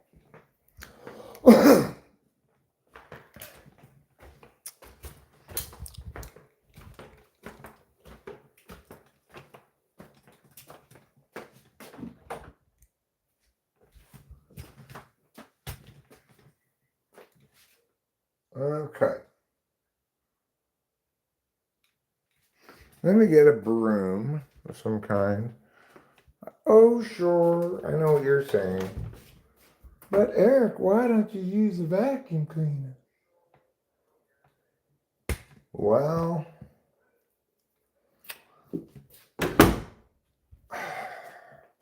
let's talk about this a little bit more now. I don't want to commit to an inefficient course of action. Let me move this.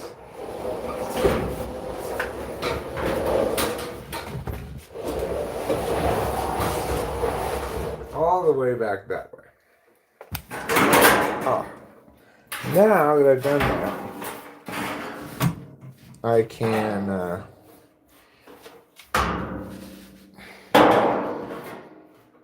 that I've done that, I can do the following efficiency increasing thing. I can open, oh, gotta move this too. Are these clean? I think these are clean. Let me put these on top of the dryer and then I'll carry it into the bedroom. All right. Ta-da.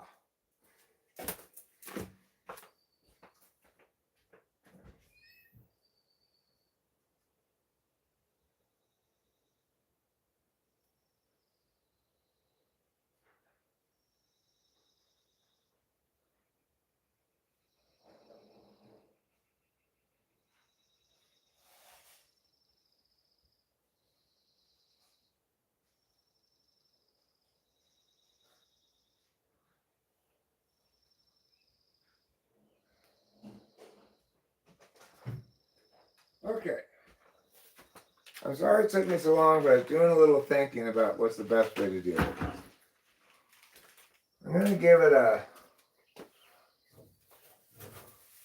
quick gather and get with this little broom of your large pieces.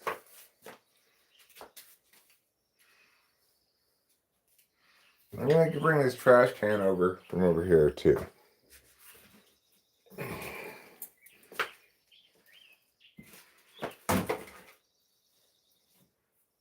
As you can see, there's a lot of crap there, right? Mostly we're looking at dryer sheets and lint. Little bits of indeterminate trash here and there. Since we're doing this,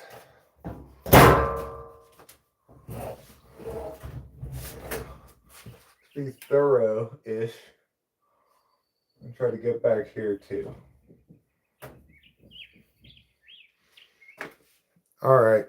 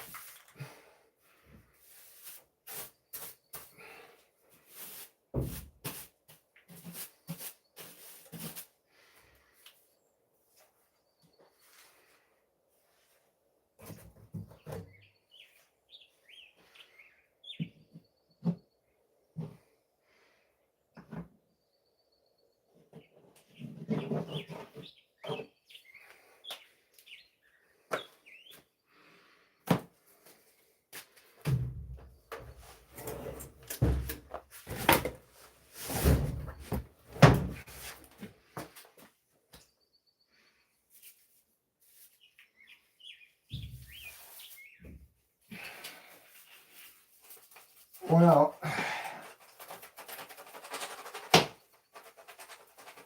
I don't know what to do about that. It's kind of like some caked on goo. I don't know what it is. A little bit of caked on goo never hurt anybody.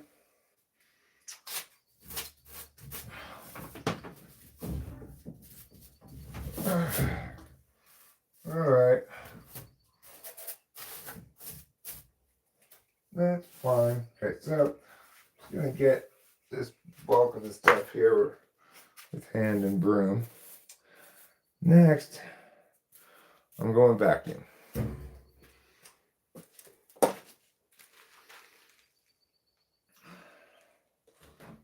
So I plug this in over here.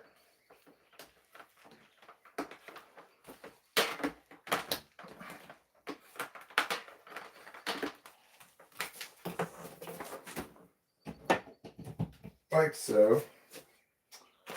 I'll turn it getting over here more. Now let's see if I can get you positioned so you can see a little bit better.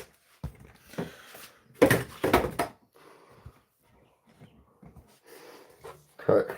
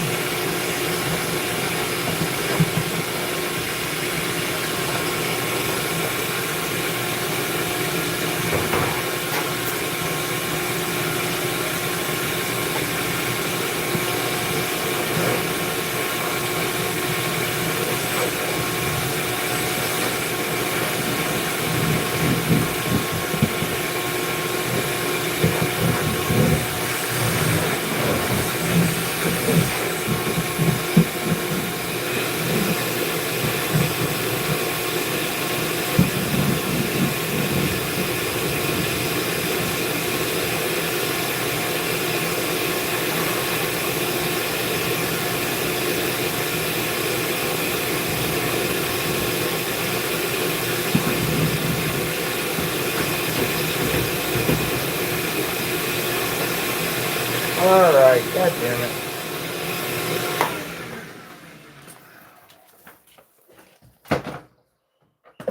I need to get a different tool.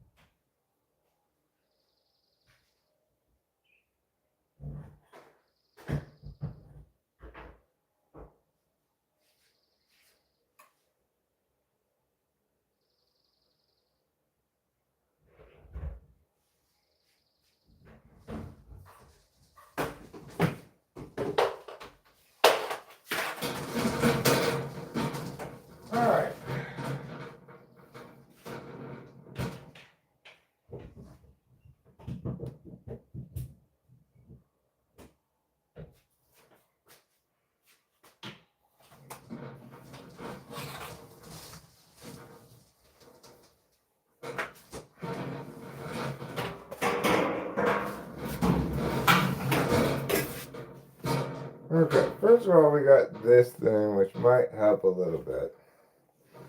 I'm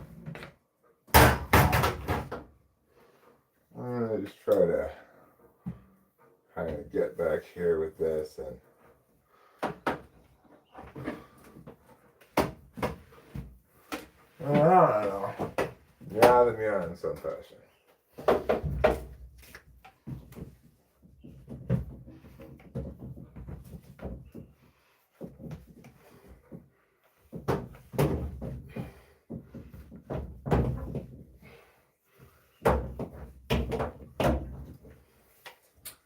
Okay. Put this away. Put this back over there or something. Now let's get this. This should work pretty well. That's what I'm thinking.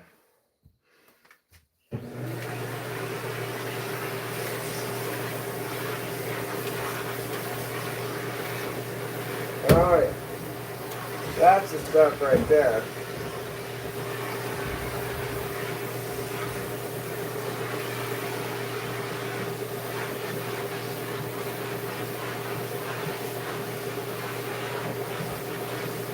That's working beautifully. Like, look right here. You see how sturdy it is right here, right?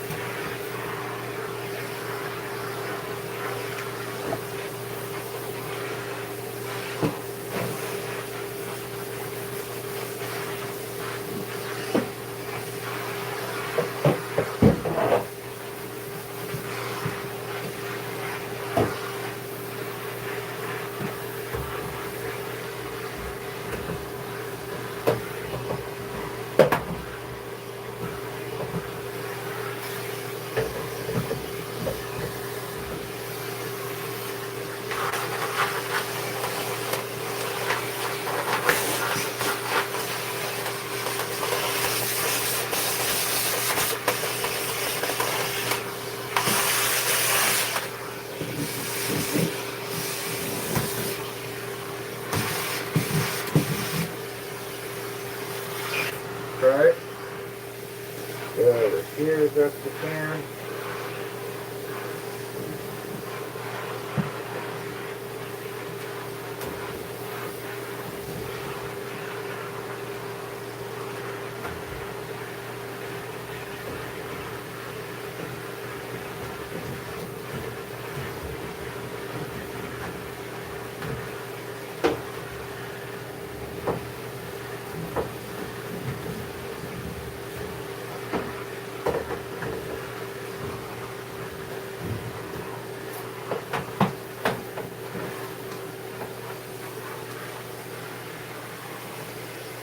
Okay. Certainly making some progress.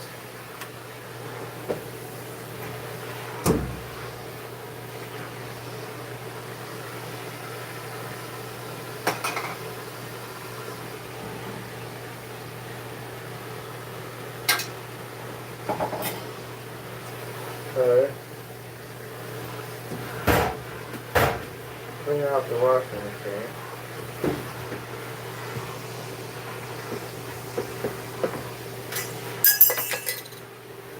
This sort of thing that, I'll need to clean the surfaces with like Windex or something in the coming weeks as we get ready to sell the house. But for right now, it's good enough to get vacuum that.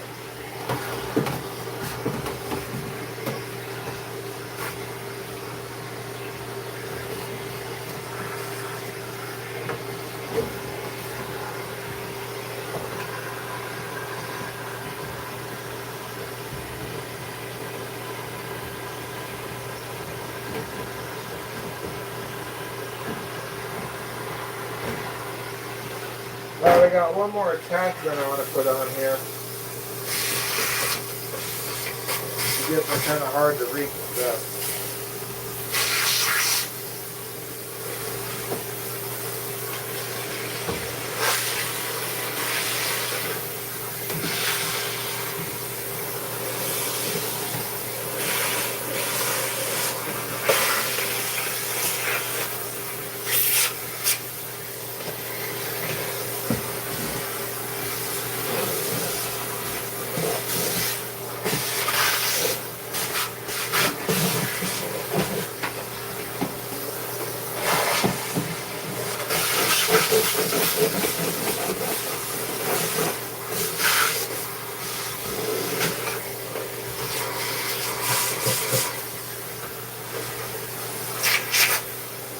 Okay.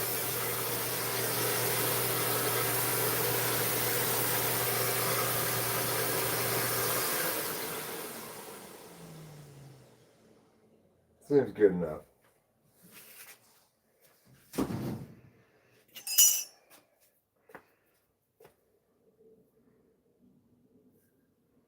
All right. Let's see some stuff over here, though. We just get along the ceiling, get the spider webs and stuff. While I got this out of here, might as well.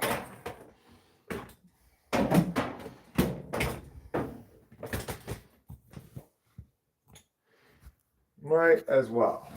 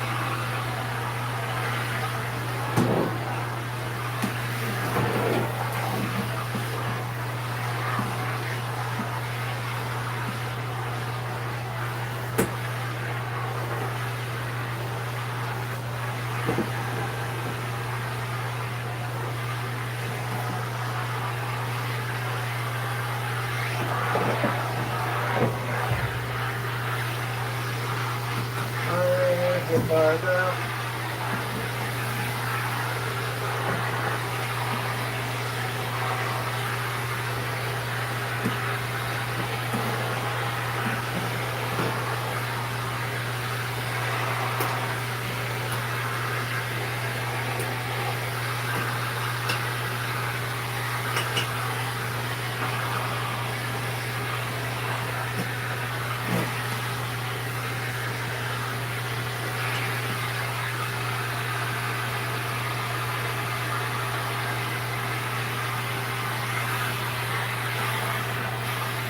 Okay. Might as well try to get this part of the room over here to cool, I guess.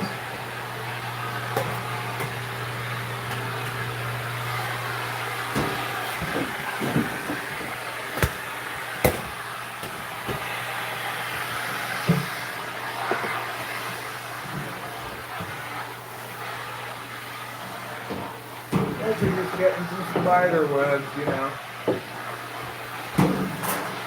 Oh, I forgot about this. Let me get this thing. This is covered in that.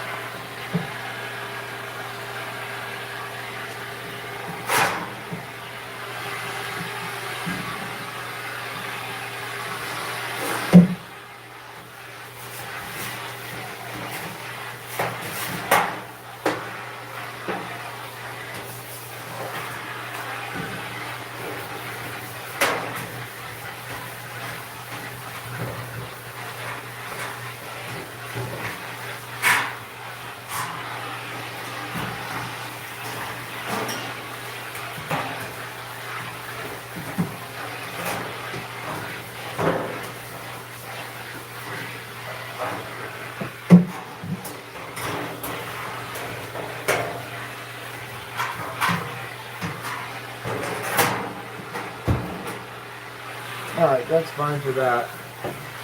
Let's get the back of this.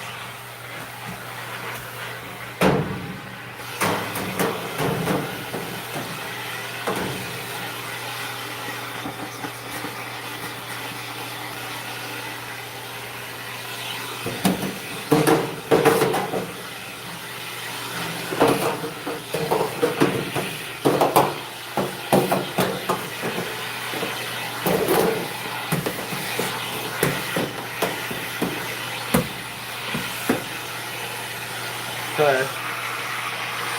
Now we'll get up here.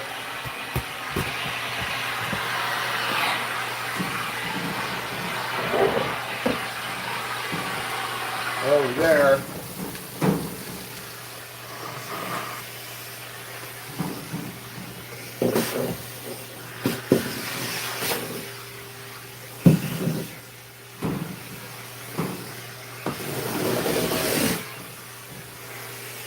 Okay, looking good.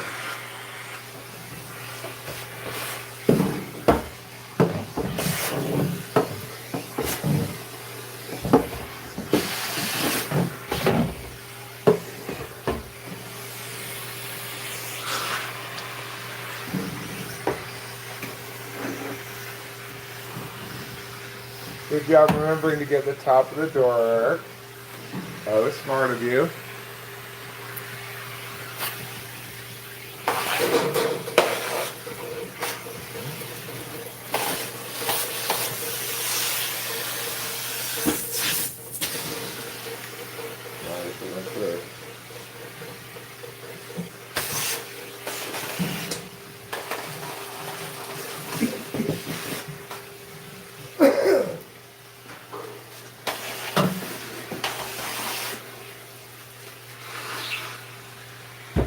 Alright, so hitting this whole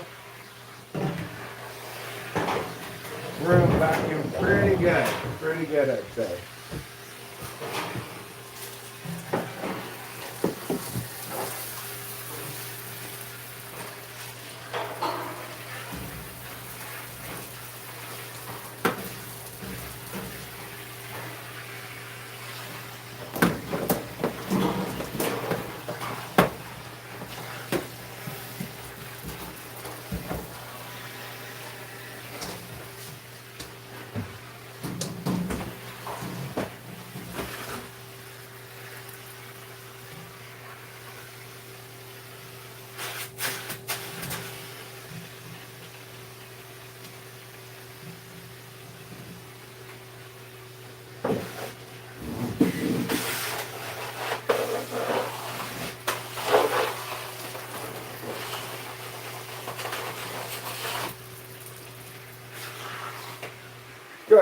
done. All right, we're done with the vacuuming and the cleaning. Let's put things away now. But that room has gotten the cleaning it needs to get before we sell it. I mean, I have to also go over it with like liquid and scrubbing. But as far as vacuuming, once I get this dryer back working and back in place, it will not require any further getting back there. That's my point.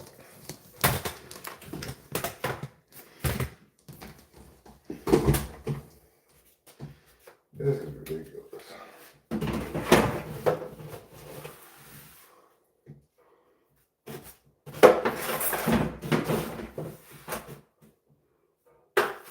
Could there be any more cat hair here?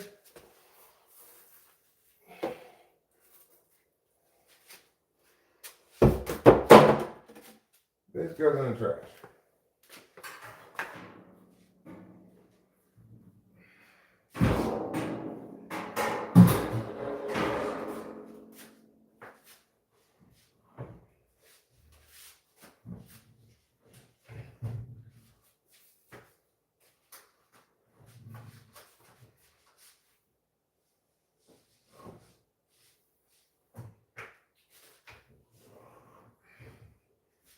Okay. Now I'm gonna get this laundry basket.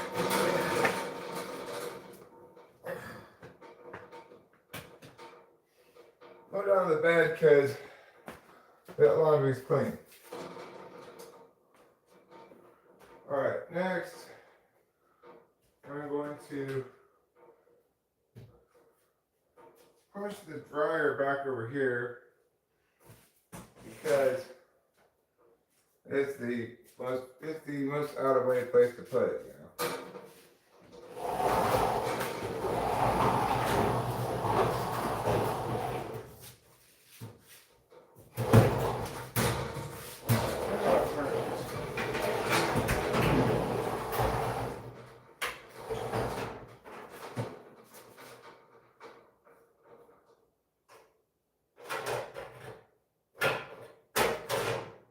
Okay. Now when it comes time to work on it, I'll have the back of the dryer facing me.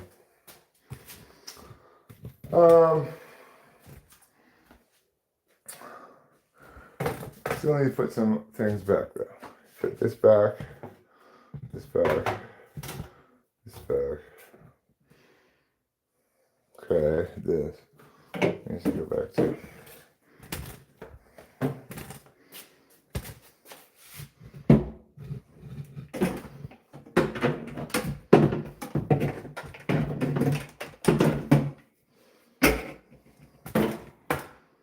All right. Might as well pick up this big clump of cat hair.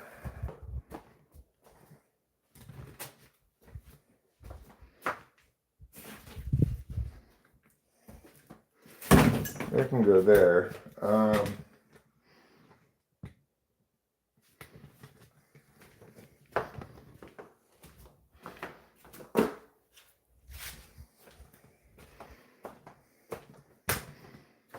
Okay, what is this? Where did this come from?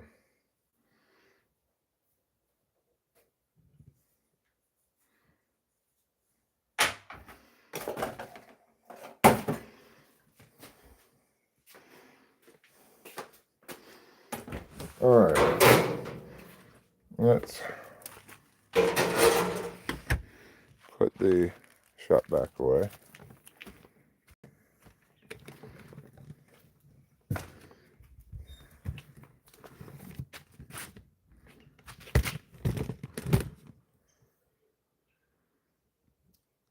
Thanks,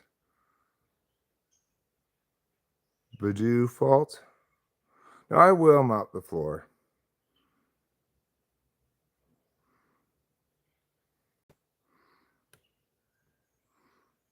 Thanks, Rachel.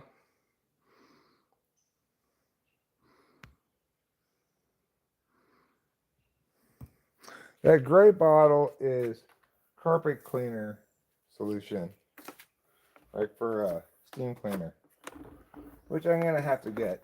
And I will be doing mopping the floors and stuff. There's no point to do that now because it's too far from when we're leaving.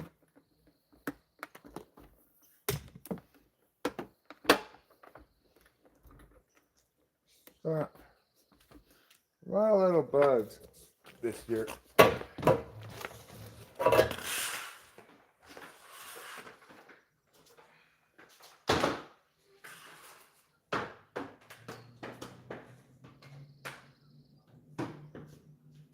All right.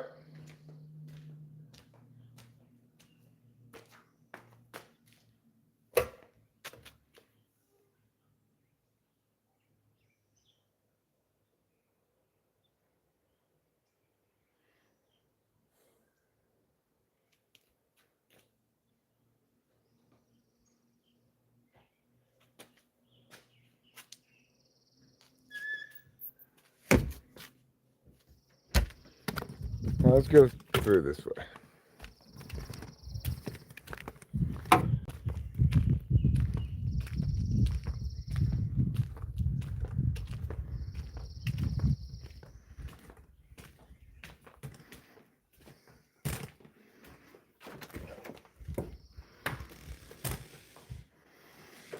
That was one of the things I wanted to do here, get done tonight.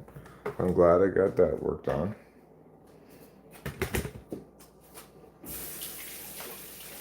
I'm gonna wash my hands in some washing water.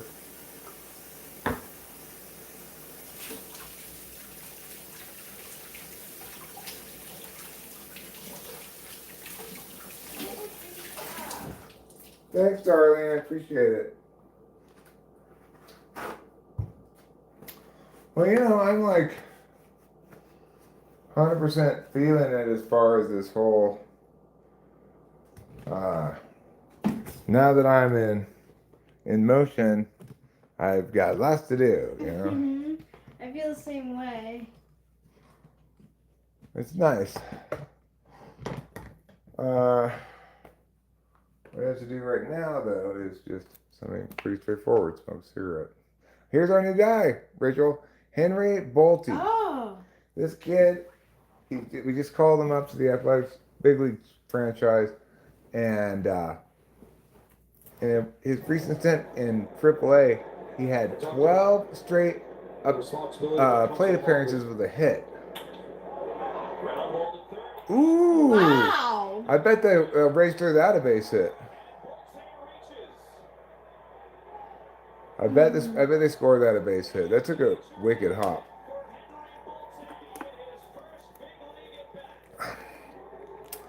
First at bat in the big leagues, he gets a hit.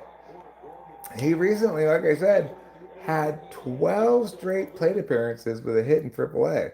That seems crazy. Tied a Pacific League record. But that's a lot of plate appearances in a row with a hit.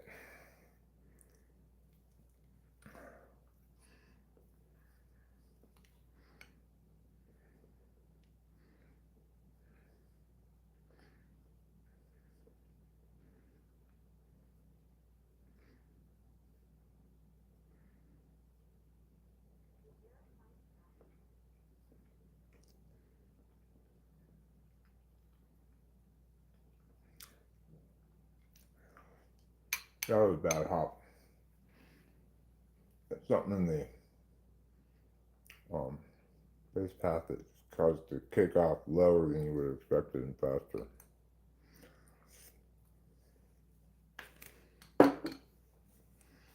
Good job, Henry Bolt, for Henry Bolte.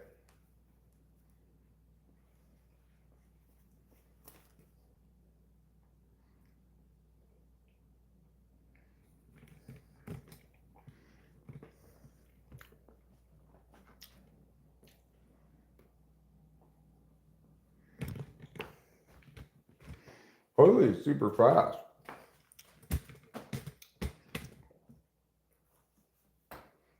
According to what they were saying there on the broadcasters, I got the closed captions on. Like his Everybody in the dugout and people that know jumped up to see if he was going to stretch it to second base. But that would have been unwise, I think. But apparently it's super fast. What about the one down the lane? Sold? Yeah, we sold that. That's where Brennan lives. Brennan's mom bought that.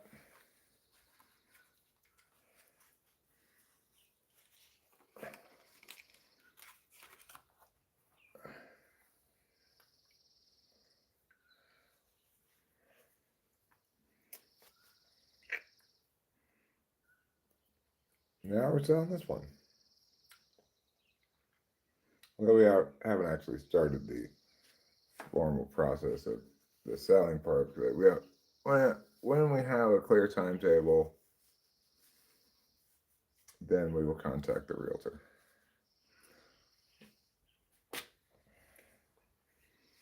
Not good enough, Zach Geloff. Hit a long fly ball, but just an out. Just a loud out, as they say.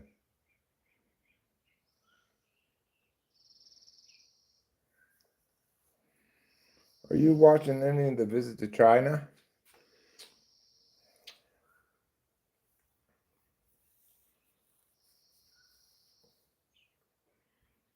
I find it kind of curious. Like now in his rhetoric, he's all, "Oh no, we're fine. China, U.S., we're cool. What are you talking about?"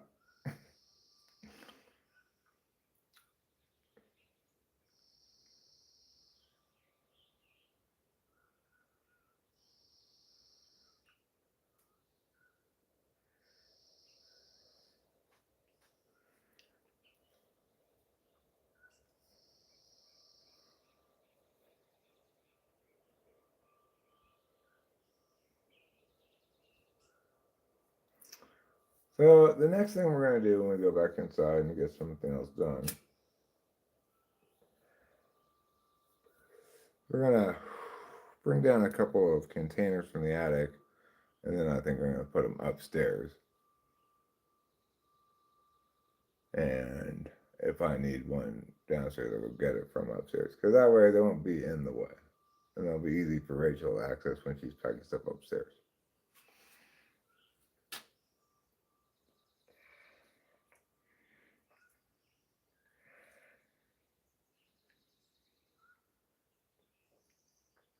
After that,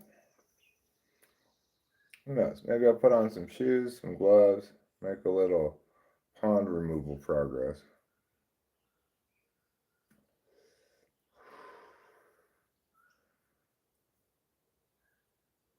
A process that has gone pretty smoothly so far. Takes out a lot easier than it puts in.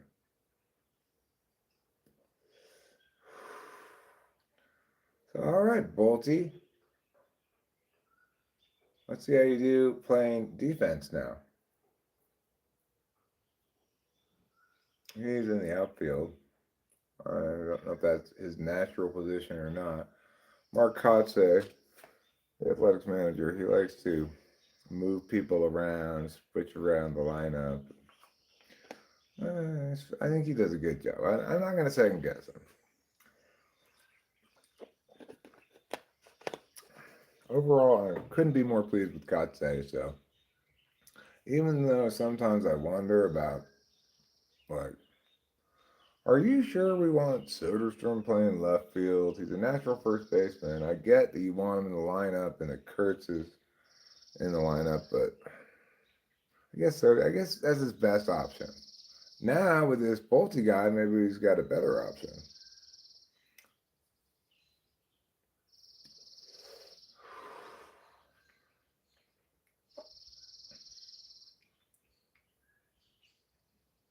Do you follow his middle of the night cuckoo coconuts truth social posts? Who, Trump? Doesn't he sleep? That guy ever sleep?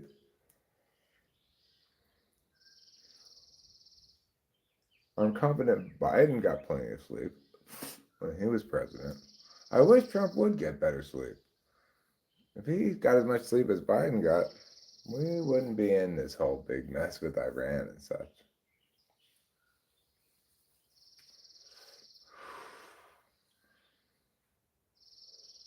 It's so rarely the case that a president fucks up by not doing something.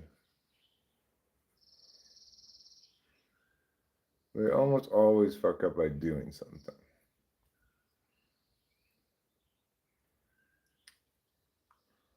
I think instead of running for president, I should put together an election that says, elect the sleepiest guy who will do very little. Not mentally incompetent, hopefully, like Biden, but I mean, literally, I meant that literally, like had dementia, not as some sort of insult to his intelligence. Trump, I'll insult his intelligence. I don't think Biden was especially bright, but that's not what I was referring to there.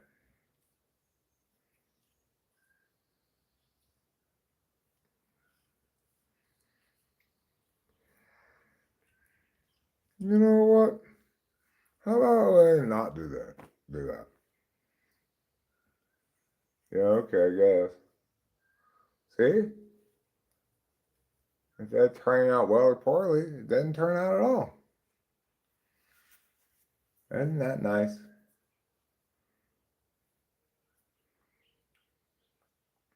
The concept of inherency is so important and so inadequately addressed by politicians, right? Like, before you try solving a problem, let's do some long-term forecasting and make sure this thing's not going to solve itself, that conditions in the status quo that lend to this problem to be something of significance won't change. What's the volatility of those conditions in general? Like, those kind of questions are super important. Inherency. It means like inherent. It's got all E's in it.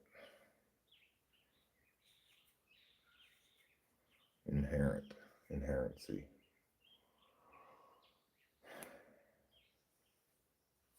Which basically says the problem is inherent to the status quo. It's not temporary. It's not a kind of problem that's going to fix itself. The status quo, the aspects of the status quo that it is linked to aren't going to be volatile. So we actually, if we want this problem to go away, we have to actually solve it directly.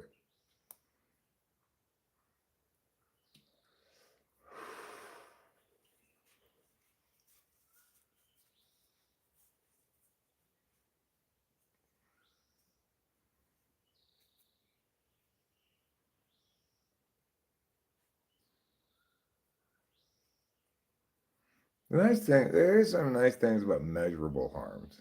Like,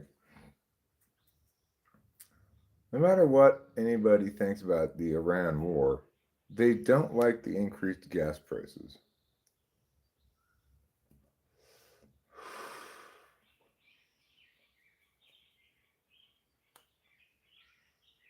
And in that regard, I think to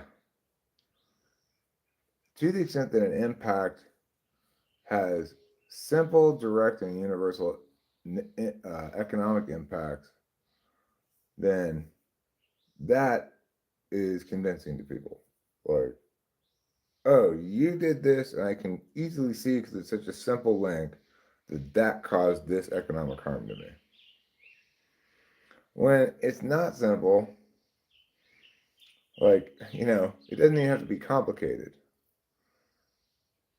Increased taxes don't help you because the government can't spend money in ways that rectify what the problem is.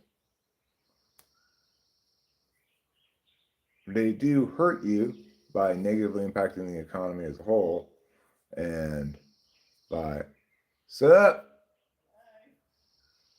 Hi, Lulu. Hello. What a beautiful lady. Yes, you're an elegant lady with extreme passion. And I admire you. I admire you and I respect you. And I want you to know that. Yes, I admire and respect. It's true. Thank you. No? Okay. I admire and respect her, but it doesn't mean I get to pet her.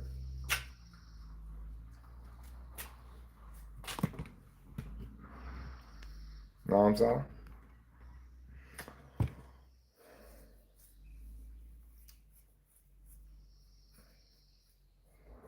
Of course, there are times when action is needed, sometimes even when quick, timely, responsive action is needed. But almost always, the problem is not a failure to do that.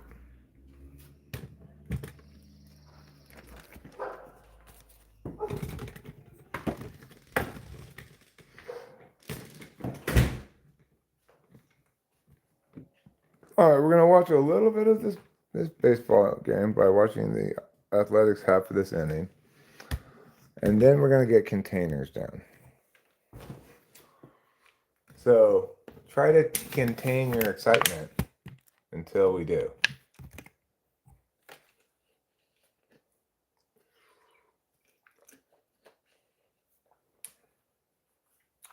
All wars are political and economic.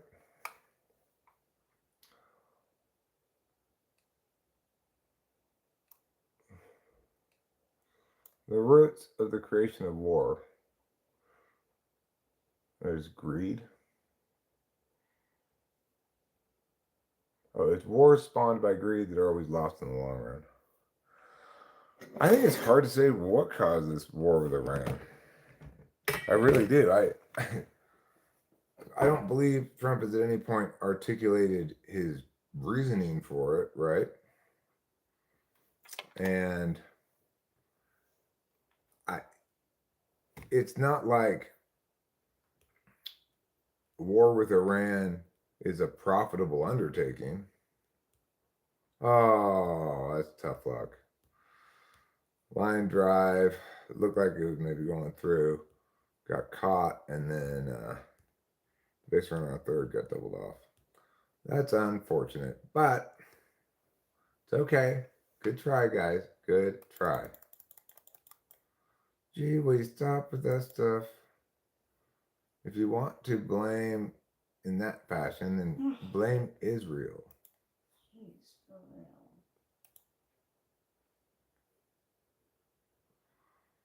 Yeah, this war with Iran, we can all speculate various possible reasons why he might have started it. I don't think any of us has a convincing case that their reason is best. Like, you could imagine him starting the war for profit reasons, provided he's getting a cut of some, war industry stuff.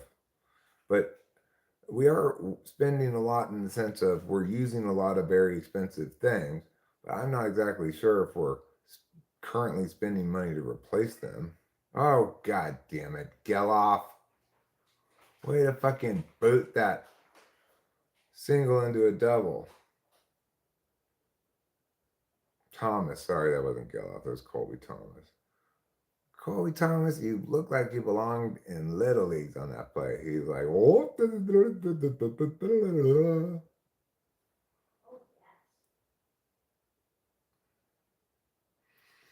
You could certainly conceive of Trump's doing it because he's been motivated by Israel to do it.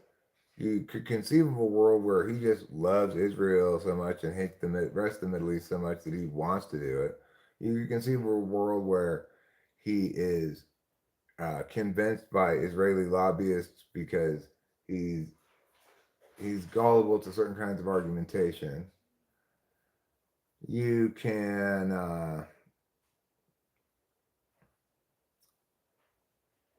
yeah, well, there's a significant problem, right? If you got $2 million for a Tomahawk cruise missile and almost $4 million, or to almost $4 million, whereas the drones you're shooting down cost $20,000 to $50,000, well, that's one kind of war of attrition, and it's clear who's going to win that one. Not the U.S. So I think it's also conceivable to imagine a world in which Israel successfully blackmailed or Trump with compromising Miaz into doing this. But that seems weird to me because like there's already so much crazy shit out about him. What could he possibly? It's like he's got this preternatural ability to just have nothing stick to him in any meaningful sense. It's crazy. People used to call Reagan Teflon, but Trump is the ultimate, like, optimized Uber Teflon.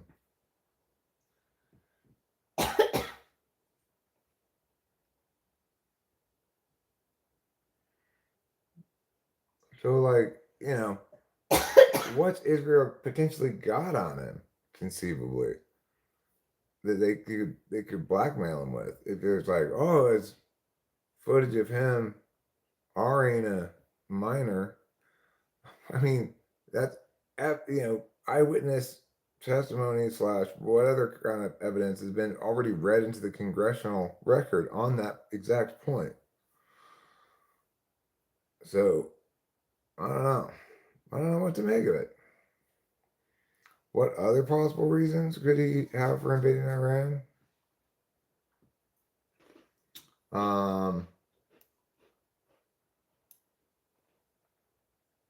I mean, actual fear of them developing a nuclear program that he thinks justifies aggression, which it doesn't, but wanting to steal all of Iran's oil. I don't see, that's not how it works out, G. It's not like America, let's say America wins this war. It is not like we're going to just go claim all those oil wells and take all the oil for ourselves. It's not going to play out like that.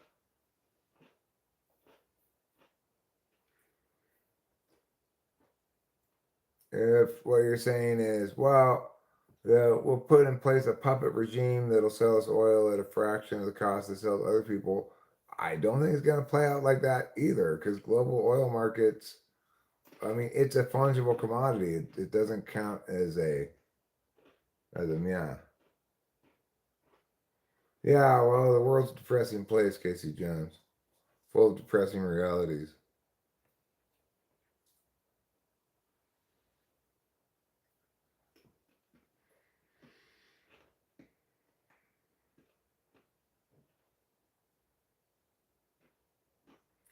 Iran does not need to toll the Straits of Hormuz or control it.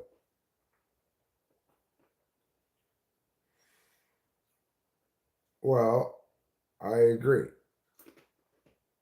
They don't need to. Did they prior to this war against Iran? I didn't know. But sure, there are potentially good policy objectives that might be attained by an aggressive war. That doesn't justify it, but more significantly, he'd need to articulate those, right? Like, what are his articulable goals here? Has he said what his goal is? How will he know when he's won?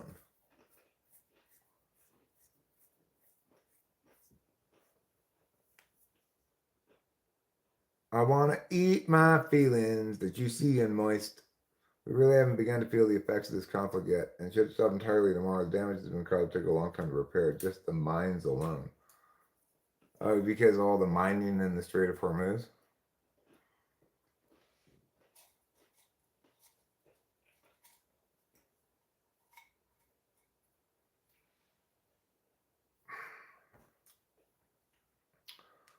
I mean, at least it's not as bad as Operation Iraqi Freedom,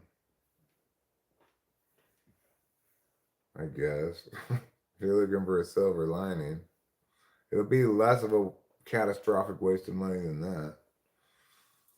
Regime change? Okay. I mean, that's fine. I get it. I don't want an Islamic theocracy ruling Iran either.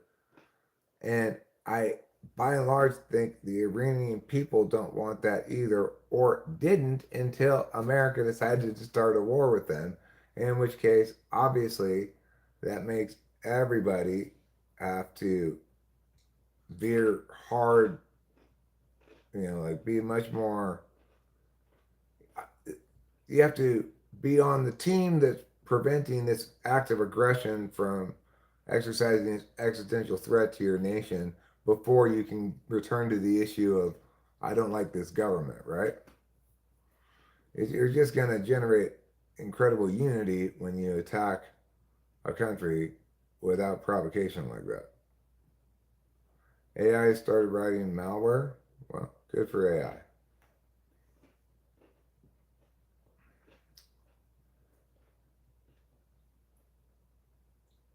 Well, let's say they could kill his son too, and let's say they could kill a bunch of the senior leadership in the country and such. It's nevertheless the case that until this war is over, all Iranian citizens are going to fall in line with the existing organizational structure and modalities, because now is not the time for dissent amongst us, since we're being attacked unprovoked by America.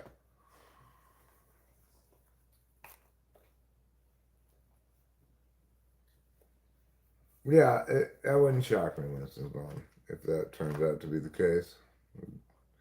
That the theocracy will persist longer now than it would have otherwise.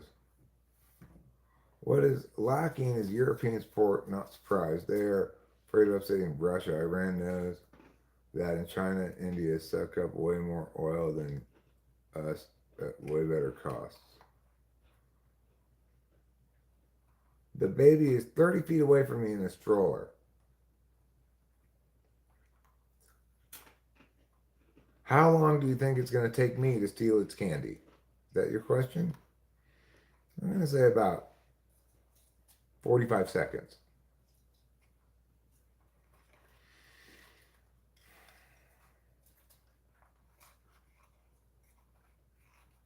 I mean, the bottom line is America needs to stop getting itself mixed up in garbage like this.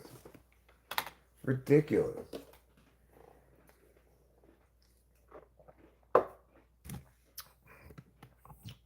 Like, let's just stop asking questions, including things like, well, what would be the benefit maybe if we were to take out this other country that we don't like?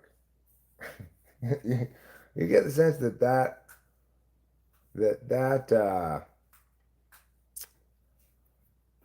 the mindset that leads to these misadventures. Somebody's like,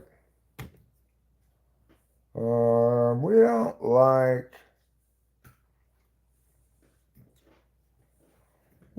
don't like Myanmar. We think it should go back to being Burma. What are some of the ways that we benefit by attacking them?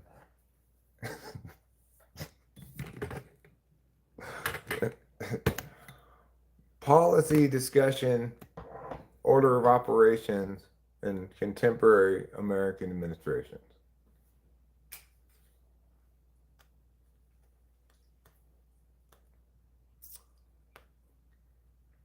As soon as I enter office, I'm going to sit right down and say, DOD, I'm sorry, DOW, you're Department of War again now, aren't you? At least you got rid of that Orwellian name. I want you to put together a list of places that we could attack, that we might want to attack, or that you think deserve to be attacked, and a list of all the possible benefits we might get from attacking them. Do you want the harms? No. We'll look at those later.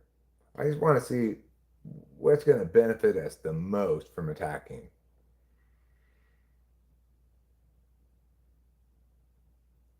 Well, how about like a super rich country like Switzerland? They don't have much military. Good idea. I like your thinking. Bring him around these meetings more. Come on, let's keep spitballing here. Well, what about maybe if we attack Ukraine? while they're looking the other direction about Russia attacking them, we'll go and take them over. What do you think? Out of the box thinking is exactly what I'm looking for here, people. I think Ukraine's right for the pluck-in.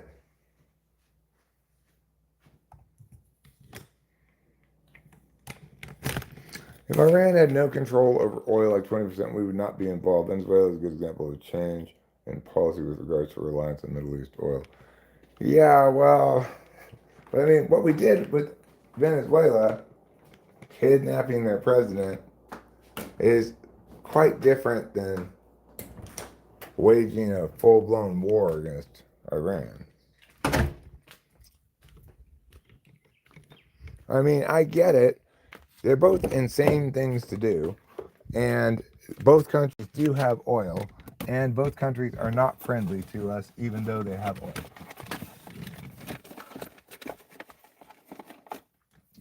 So there certainly are commonalities there. I can see how the Venezuela thing improves our access to oil or to cheaper oil, potentially. I don't see how the Iran thing does that, though.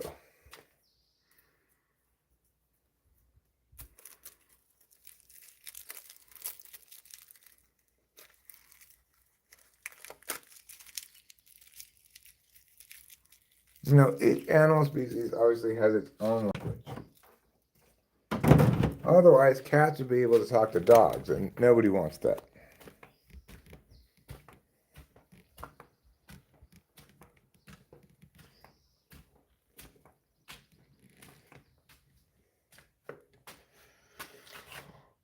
I want a whole lot of aliens landing from the sky tonight. I want a whole lot of aliens landing in my yard. I want a whole lot of spaceships filled with aliens coming around, reminding, railing, and wondering whether they're here to have a good time.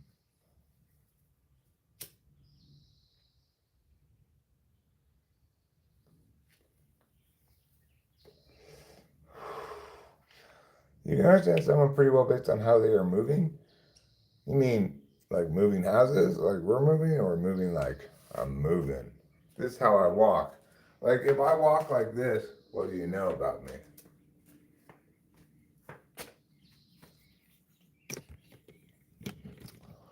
We control the Straits of Hormuz. That's the end game. Oh, that kind of moving. Okay, well, why is it so hard to control that? Why can't we just bomb every place that they're launching drones from?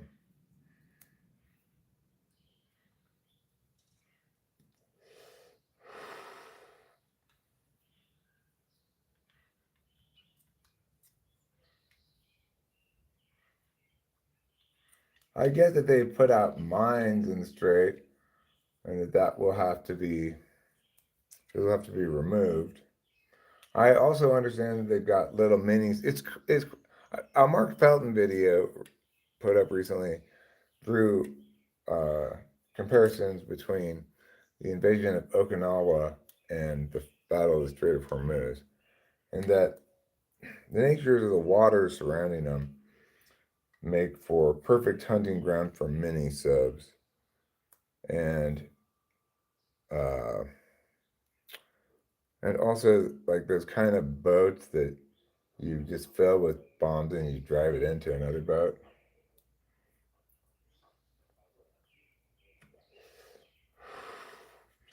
We don't know where they're launching from. I mean, we've got satellites that can see everywhere all over the whole country, I'm sure.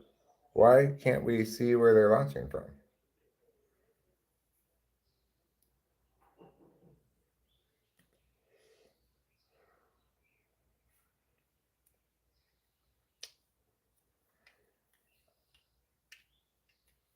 I mean, my point would be fuck the naval war, right? Like, skip the Strait of Hormuz, put ground troops and tanks and stuff into Iran, take over the whole country, then deal with the Strait of Hormuz, right? Doesn't that make more sense? Because they've got too much of an advantage in that particular naval arena.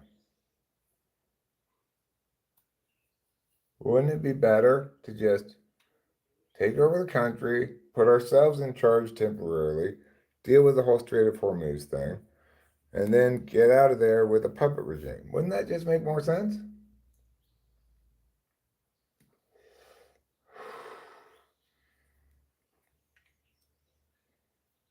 Iran is calling our bluff. China and India are considerations as well as Russia. So for now, we're just being an annoyance and policing. Iran is suffering. They just won't admit it. Well, it's one of those things where are you going to win a war? Is that what you're going to do? If not, don't start a war. And if you're going to win the war, then you need to, it's already a war of aggression.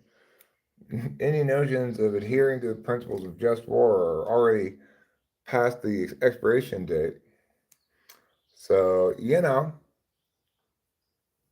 win the war. But that's going to kill so many people. Why? You shouldn't have attacked them, you fucking tard.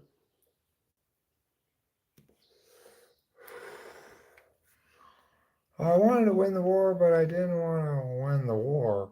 Okay, well, you should never have started it then.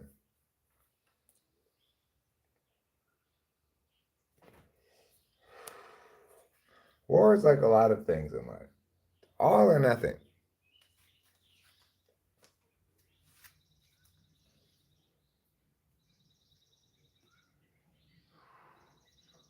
Does that mean you think we should use nuclear weapons, Eric? No, I mean conventional war. I don't think that all or nothing in war means I'm not including weapons of mass destruction.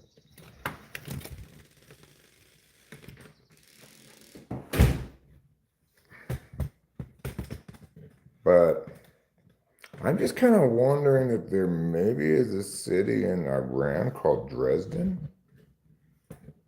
I know people think, hey, that was a bad thing to do. And it was, because Germany was going to lose no matter what. But I'm not so sure about Iran losing no matter what.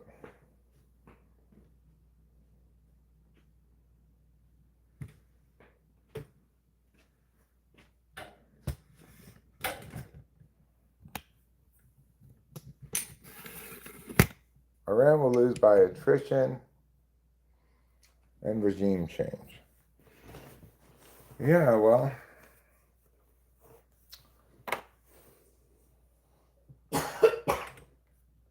if you're going to start a war with Iran, bomb them like you mean it.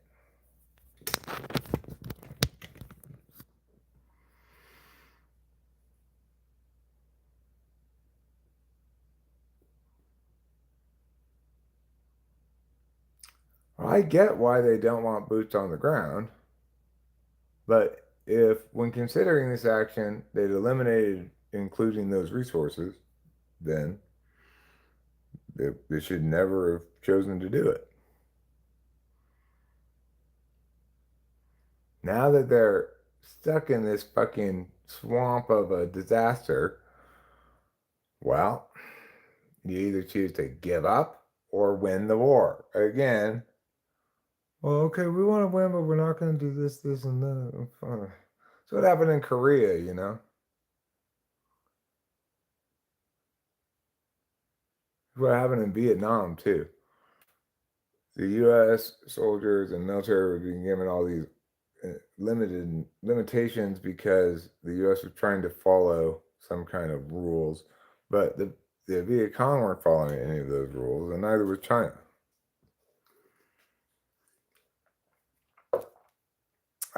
Granted, we never should have gotten into Vietnam. She said, okay, let's write that one off as a commie country. We're not going to be able to stop that one. But we never should have tied in Korea. That history has proven that the DPRK is civilization's worst possibilities exemplified.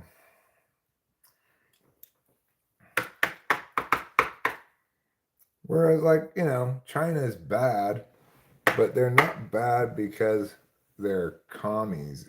Communism is terrible, but they're not commies. They're like committee driven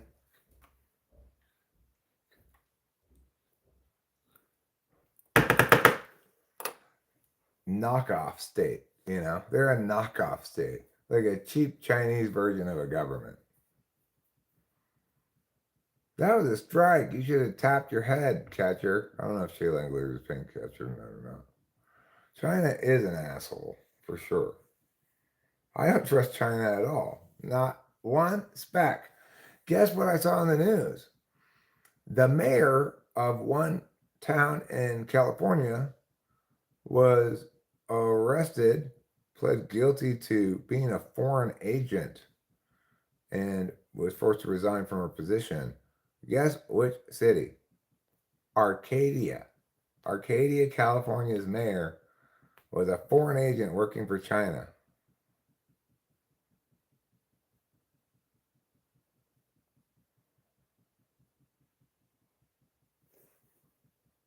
Yeah, well, I buy that 1,000,000%, Doyle. It's obvious that Trump's like, look, Ukraine, Russia, you can attack Ukraine, China, you can attack Taiwan, and we can attack Iran and maybe Greenland. That fucking guy. Oh my God. He was so harmless during his first term. I mean, there were things that pissed me off a lot, but what in the world is happening? Ugh.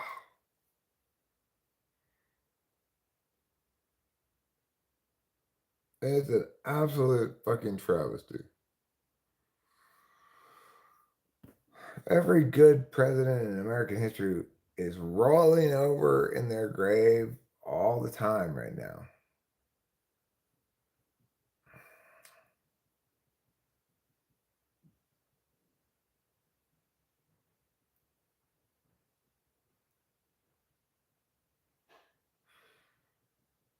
I mean, the thing is, we're in a state of global reality right now where Russia, China, and America all know they can't really attack each other directly. So a sensible US president would say, we'll fight proxy wars on behalf of and on the soil of Ukraine and Taiwan, defending against Chinese and Russian aggression, but we won't cross those borders and actually aggress against the countries themselves. And then Trump goes, well, if they could do it, I want to do it too. Excuse me. You're excused, darling. Mostly for not covering my mouth when I sneezed. It's okay. I just want to get a big breath full of your germs. That's how beautiful they are.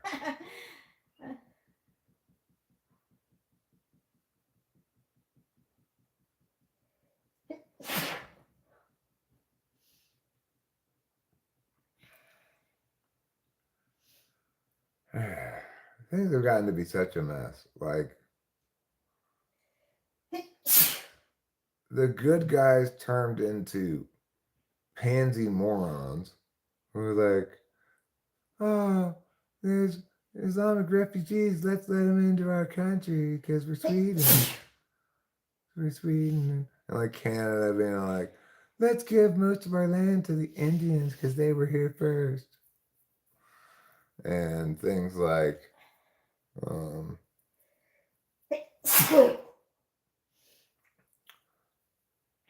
let's have a welfare state because we're Europe and we believe in everybody. Yum, yum, yum. Like, so, like, the good guys turned into intellectually bankrupt pussies, and the bad guys became highly effective, power equals to America. And then America is like, well, let's be like the bad guys. I agree we shouldn't be like the good guys are now with their stupid fucking socialist garbage and and like affirmation of privacy rights that don't exist and just fundamental belief in bureaucracy and centralization as a solution to things. It's just appalling. It's fucking appalling. But obviously, they're still better than the bad guys. It's just like the bad guys get smarter and more effective and efficient. The good guys get weak and stupid. What the fuck?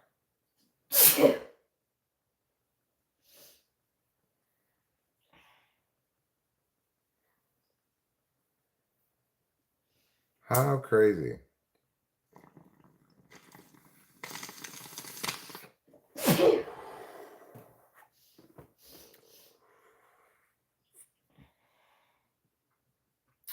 I'm at my saturation point with human eyeballs. The crazy thing is, when you move through the world and deal with actual human beings and their various dealings, right? Everybody's perfectly nice and normal.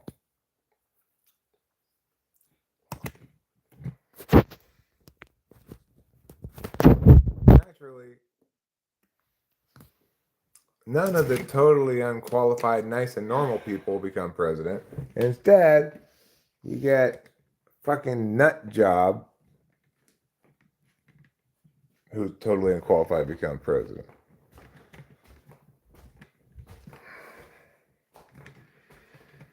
And you know, like the way that things are going in America is like totally disconnected from the way that Americans are and dealing with each other on a day-to-day basis.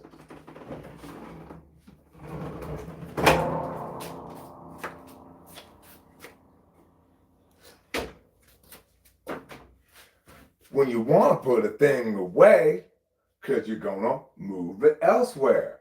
What you think you need today, you're gonna need a container. And that's what we're gonna go get. Few containers / canisters / packing crates / storage boxes, whatever you want to call them. You come up with whatever name you think is best.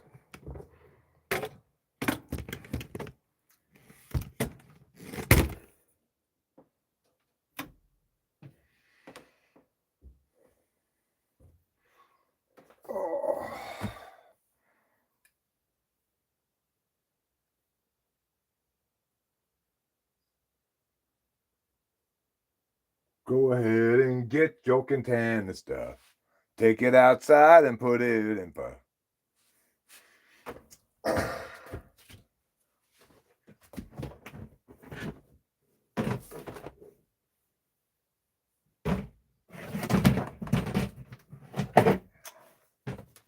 Where am I going to put this?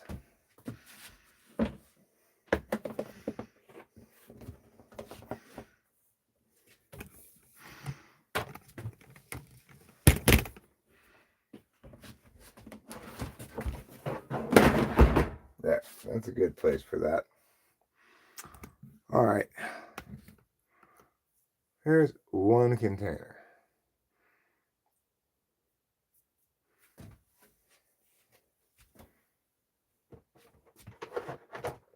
But it doesn't seem to have the lid that goes on it anymore. All of these lids are too small for this. Well, you know what? I can find the lid later. And not everything has to have a lid necessarily.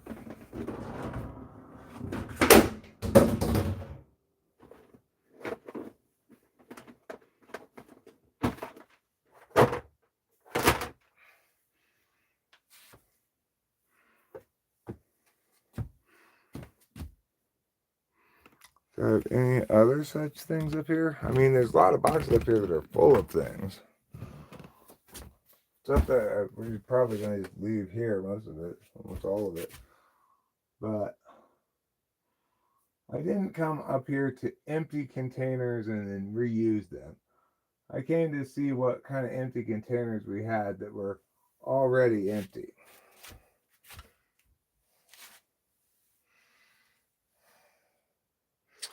Ow. So I guess I'll start with that one. Fuck me, Amadeus.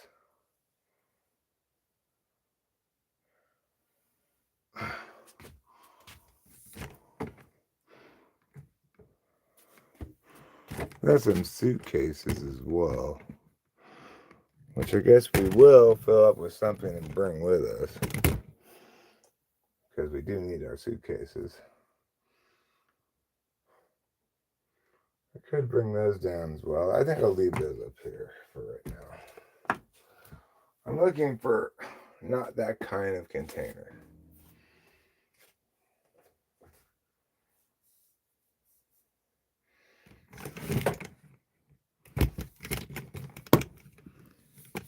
See what, if anything else, we have container-wise. Warning, face ladder when climbing up and down. Now, I only face the ladder when I'm climbing up.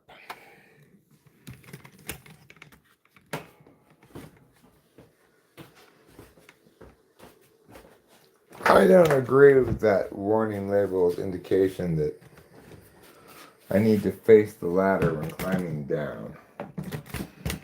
It's like, I really don't, though.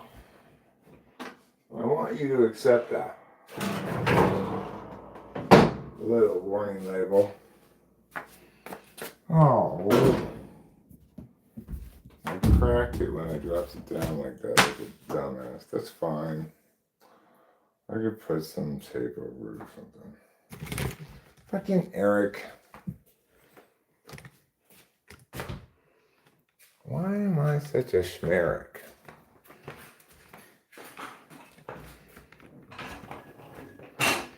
Does anybody know the answer to that important question? Why, oh why, must I be such a schmerick?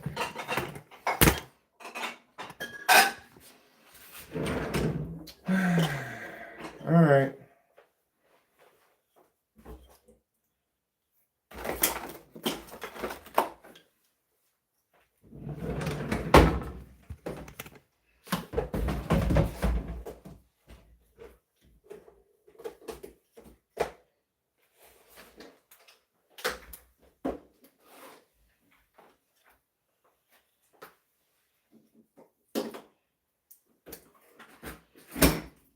So, Eric, I see you decided to be all schmericky again. Yeah. Sorry about that. Yeah, well, at this point, I'd like to think you would have learned. I also would like to think that, but that's not a conclusion I ought to draw based on my history of poor performance.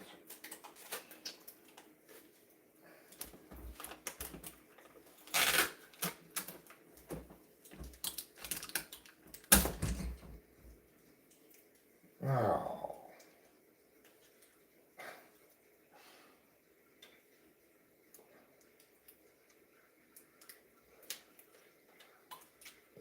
The problem is, Eric, you don't have it set up the right way.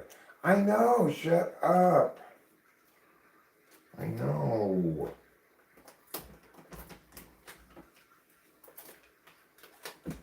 It's not supposed to go like that. I know it's not supposed to go like that.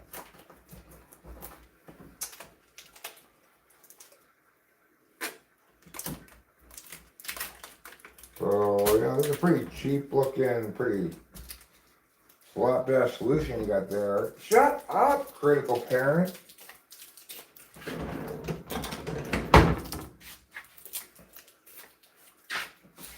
Next time I want your TE opinion, I'll ask you. Alright. This one is ready to put stuff in, even though I don't have a lid for it.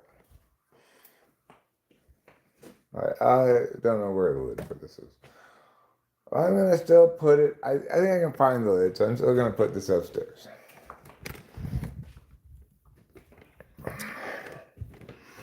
But I think what we'll need to do is follow Rachel's plan of just going and getting a bunch of cardboard boxes at some place that sells cardboard boxes. Let's put this right there.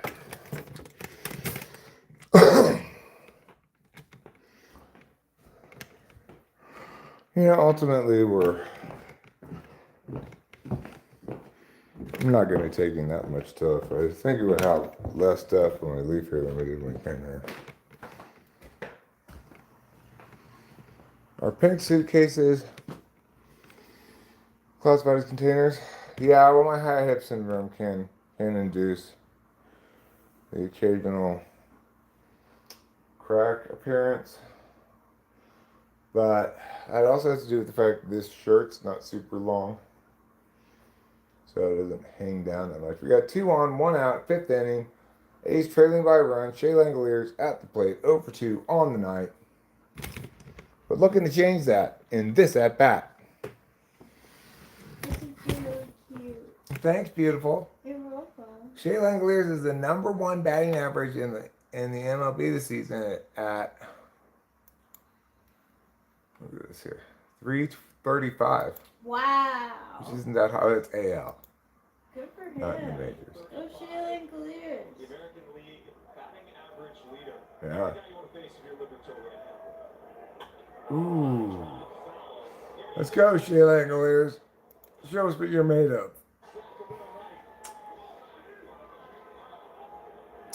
He has the 3rd highest OPS. And he's over 1 base per at bat.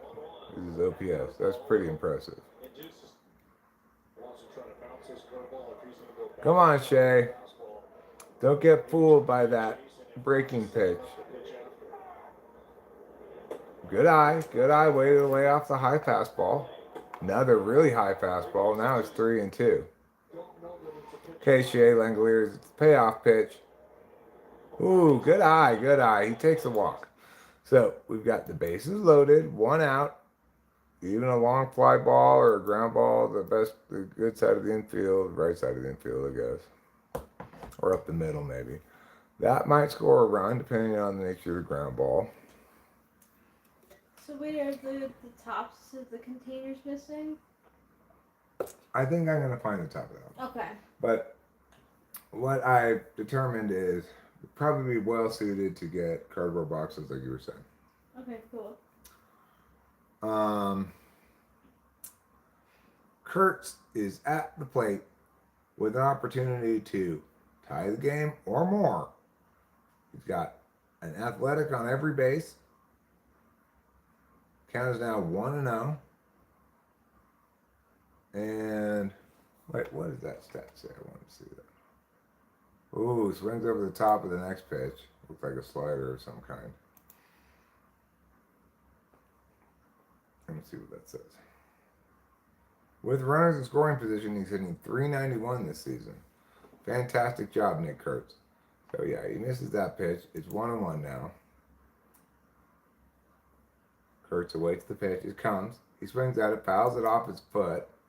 He's owing. But he's fine. 2 strikes on him now. 1-2 is the count. Don't worry. I have faith in him even though he's behind in the count. 2-2. He's generally got a good eye. Got good plate discipline. He's got a very long on-base streak going, unless he recently lost it. I'm not sure.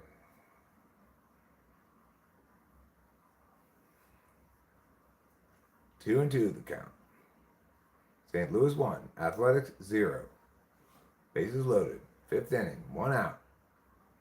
Kurtz, a little late on that offering. He's going to hit it very deep, but foul. Had it been fair, easily would have been a home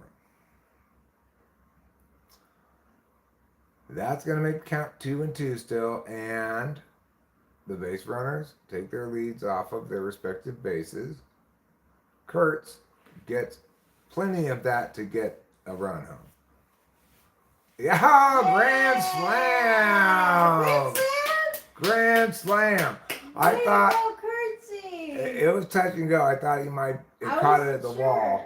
Caught it at the wall, which still would have scored a run because we had a man on third. But instead, it went just over the wall. Woo! And Curtsy has a grand slam.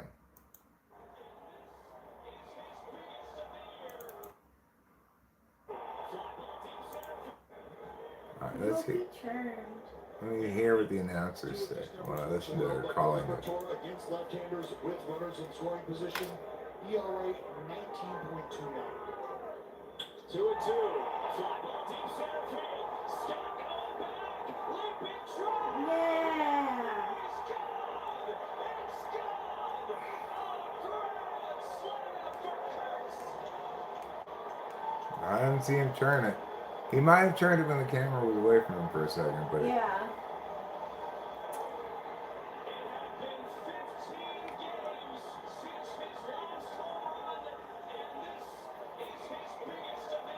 nice job, Curtsy. Nice job. So the Athletics are leading now 4-1, and everyone's feeling amazing. Oh, double for Colby Thomas. Nice. Nice job, Colby Thomas. A's aren't done yet. They're not done yet. That Kurtz grand slam is going to help on my fantasy team where I have him. Because that counts as 4 total bases. It also counts as 3 RBI. No, 4 RBI. So that's 8 fantasy points right there.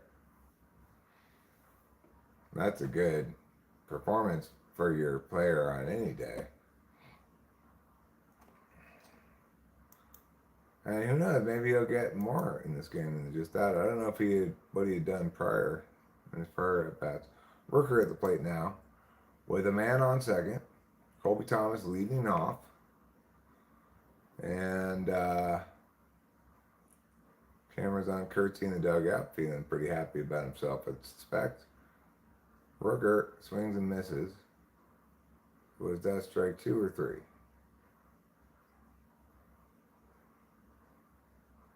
Let's see.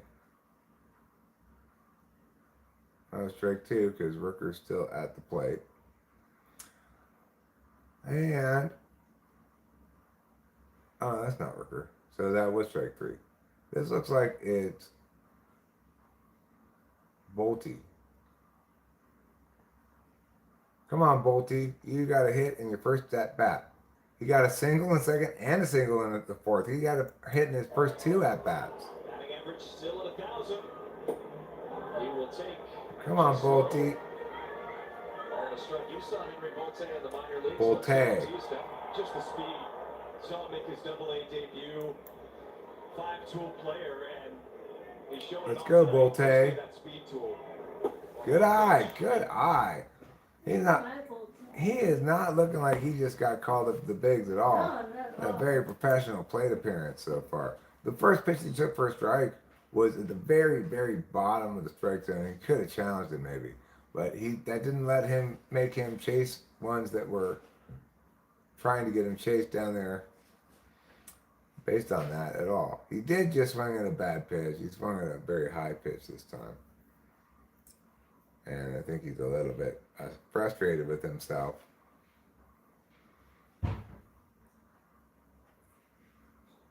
And here comes the pitch. No, he did not swing, obviously. He barely twitched. 3-2 now to count.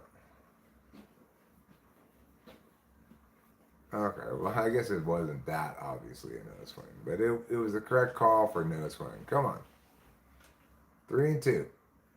Bolte gets good wood on it, fouls it off. He's a little bit late on that pitch. The pitcher's 32, the batter's 33. So, And the runner on second base is 32. We got Colby Thomas, number 32, on second base. We got Bolte, number 33, batting. And we got number 32 for the Cardinals pitching. Bolte just worked a walk. He still has a batting average of 1,000. 3 plate appearances, 2 singles, and a walk. That's about as good as a debut as you could hope to have if you just came up to the major leagues for the first time today, you know? Yeah. It's always pretty exciting when somebody makes their major league debut. I'm always interested to see what kind of player they are. Now we got this Heim guy, Jonah Heim. I think they brought him in when Jacob Wilson went on the injured list. It's going to take me a long time to get used to calling the DL the IL. Oh, yeah.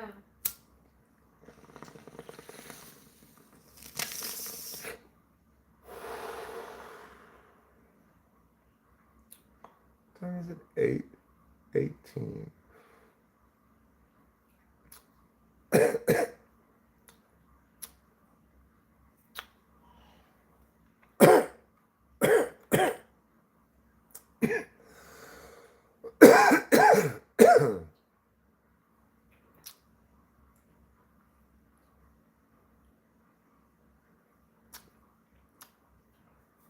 Eight 18 reduces to 8. Because 8 plus 8 plus 1 is 17, and 7 plus 1 is 8.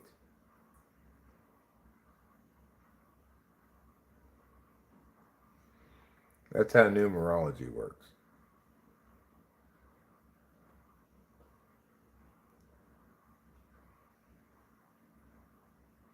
Heim takes strike 3, but it got called a ball, but the Cardinals catcher challenged it correctly. I thought it was a strike when I saw it. It was a strike. It was it was on the very outside edge, but it was a strike. I thought they were gonna bring him up when I saw it real time.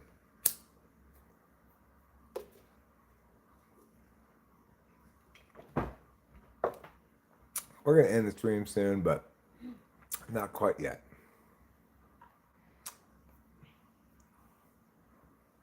Hi, Kitty Pants. You're a real surprise.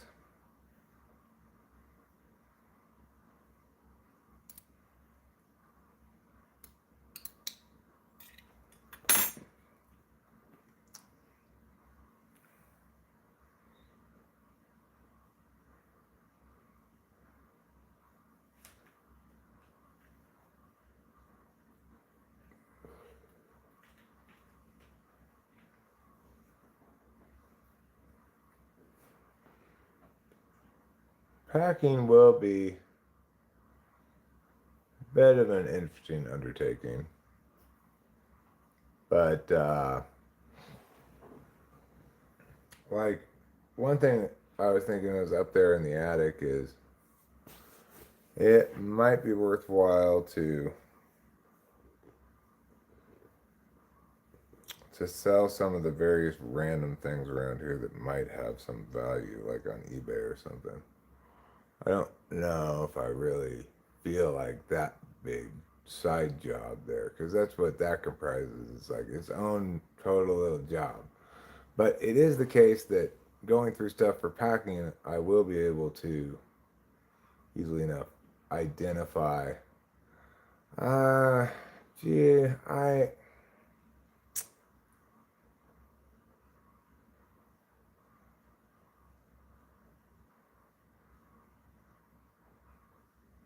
Yeah, I don't really know about that. Like, I was thinking also the other possibility being a garage sale, right? Like, we could do a garage sale that tries to get whatever we can get. And then we could maybe get somebody to do that garage sale for us. and they take a large cut. But I don't know, I feel so capable of doing right now. It seems like in the process of packing, I could easily enough set stuff aside for a yard sale. The challenge, of course, is pricing stuff.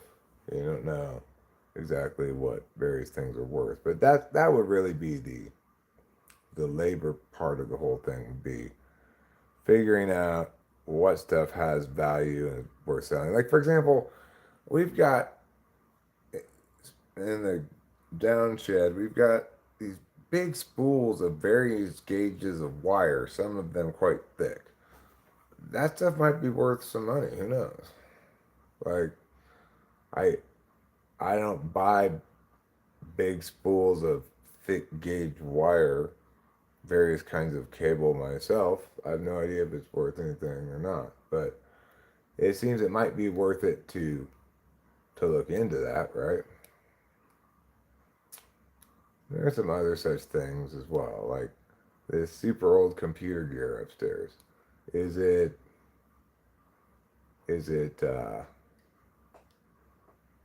worth anything? I don't know. Sometimes like vintage stuff like that has got a high ticket value.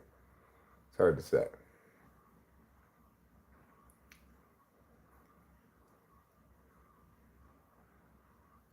And it's the kind of thing that I think would be worth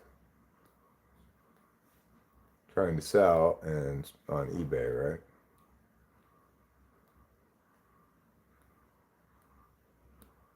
Oh, that's why I was thinking eBay when it's mom like, oh, ship it.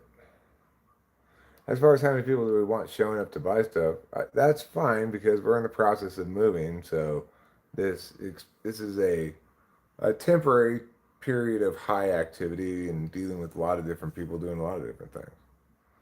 It's crazy to see Genentech advertising on TV now and being such a big company. My friend Chris Morrow started working for them out of college. I think he still works for them in like, genetic pharmacology kind of stuff. And I remember hearing about them accordingly from them, like, oh yeah, I work at this little company called Genentech that does, Now they've gotten all huge. Right.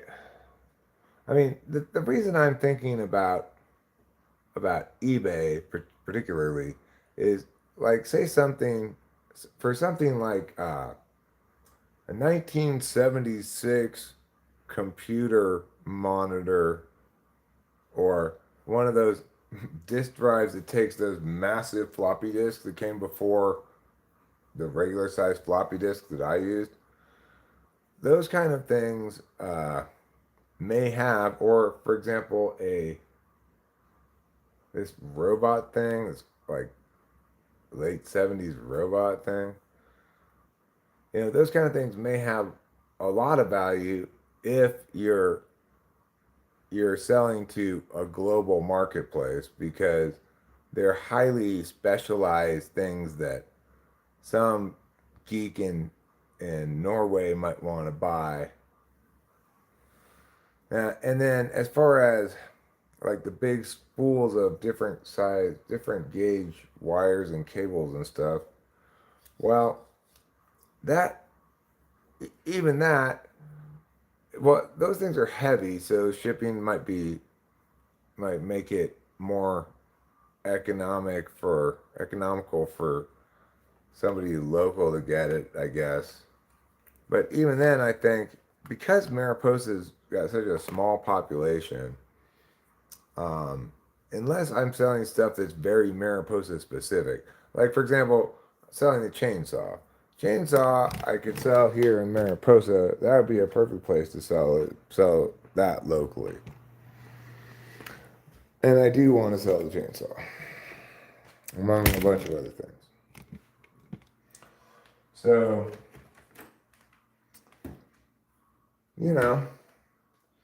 I'm just going to have to get busy, as they say.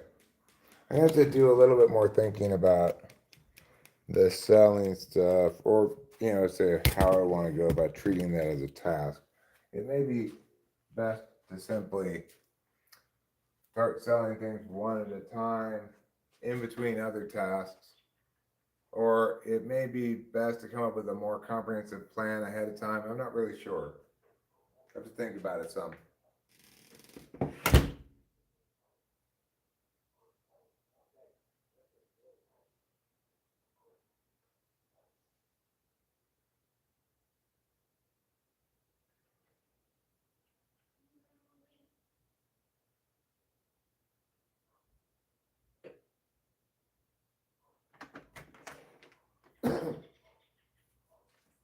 I think it would be a good idea for me to list the chainsaw on Facebook Marketplace or next door potentially. I am participate in the I'm a participant in the Mariposa next door, which includes like Lush Meadows and Mariposa Pines. Each have their own little next door designation. I see stuff up for sale on that.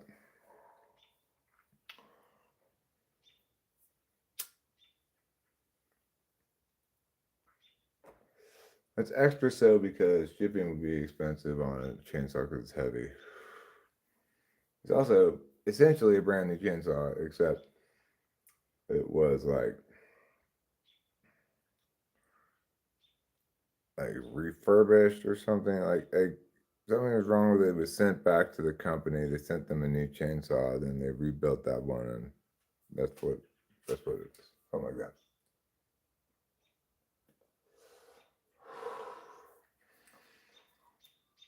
So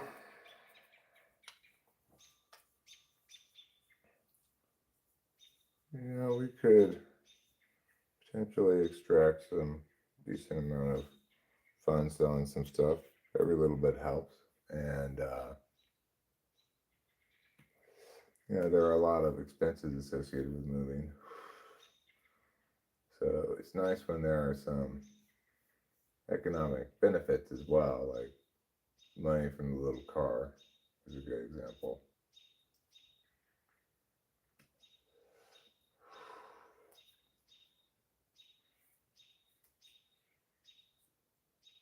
It's a loud bird. What you chirping about, Chirpy? You better not use that chirpy tone with me. It just changes pitch. It got more urgent or something. What's going on, bird?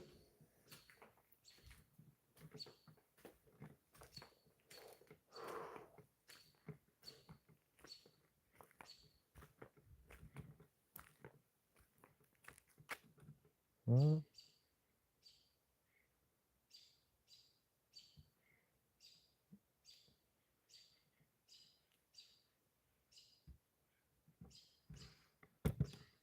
Maybe it's a baby bird crying for its parents to come back. Because it's almost dark. Well, hopefully your parent will be back soon.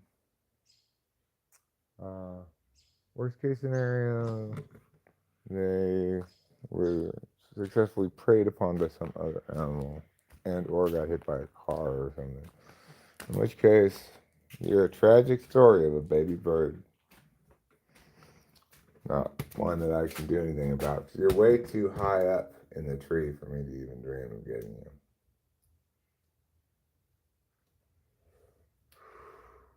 I like to think it's quiet now because the mother bird came home with some worms for it.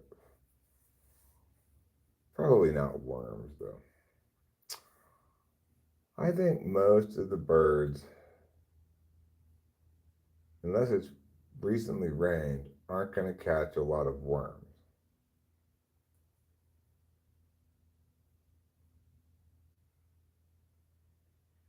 They could get things like caterpillars, maybe, or I don't know, like millipedes, beetles, daddy longlegses, mosquitoes. But worms? I'm sorry, I'm just not buying it. Not on the regular. It's a treat they get to enjoy when it rains. Otherwise, their diet, I bet, is mostly worm-free.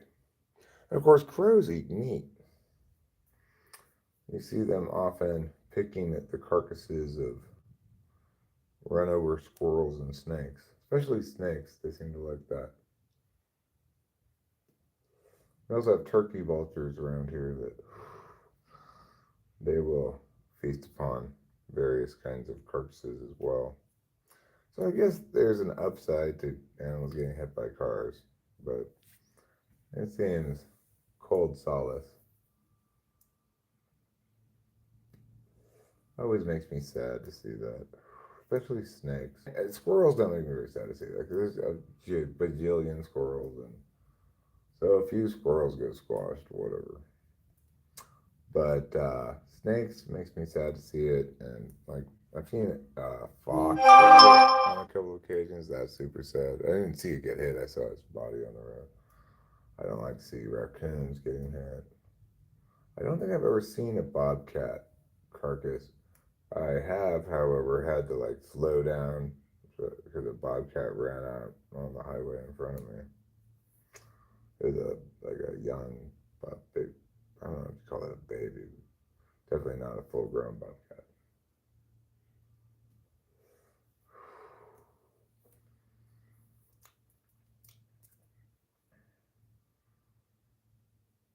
Bobcat, bobcat, what do you do? When you look at me, I'm looking at you. Bobcat, bobcat, what do you see? Well, I'm looking at you, so you see me. A poem I dedicated to bobcats.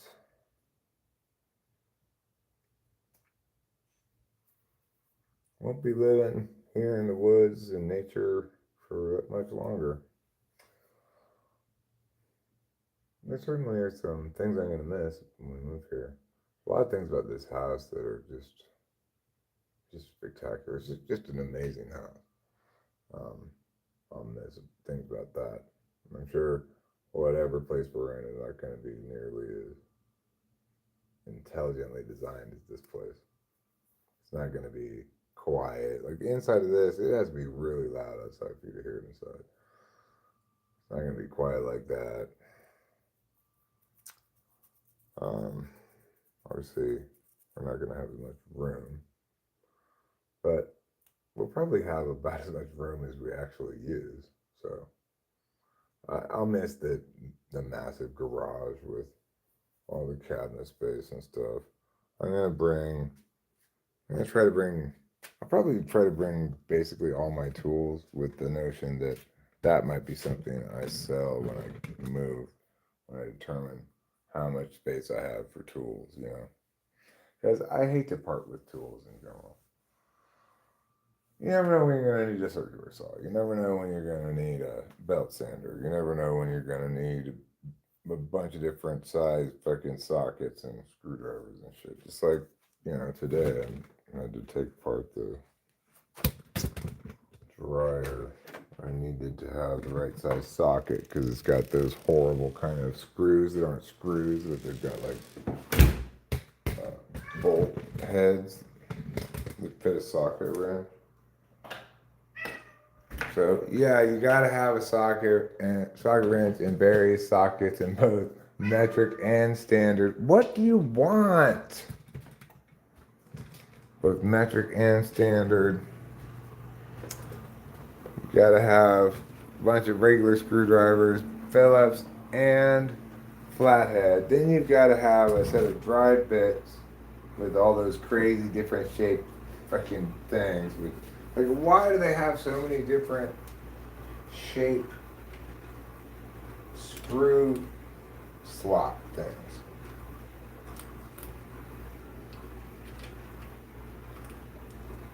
It's ridiculous. Obviously, you need various wrenches and pliers. You know.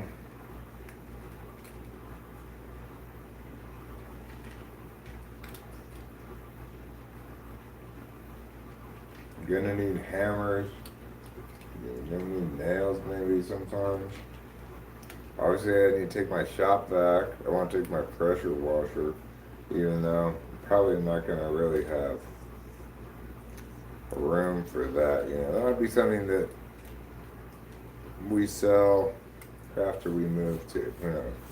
That's the other thing about a yard sale or selling of things. To the extent that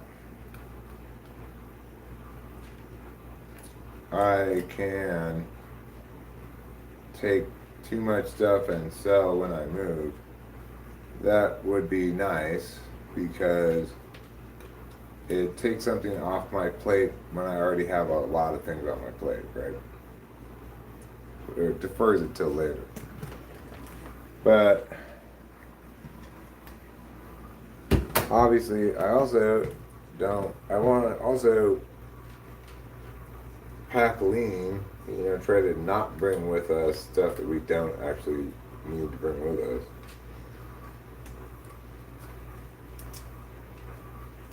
TE. It's a bunch of competing factors, none of which is determinate. And you have to find some, you're aiming for optimal balance, even though no such actual thing exists that you can determine is that. Instead what you end up with is best operating procedures as far as you can tell, or things that have worked before, might as well keep doing it that way.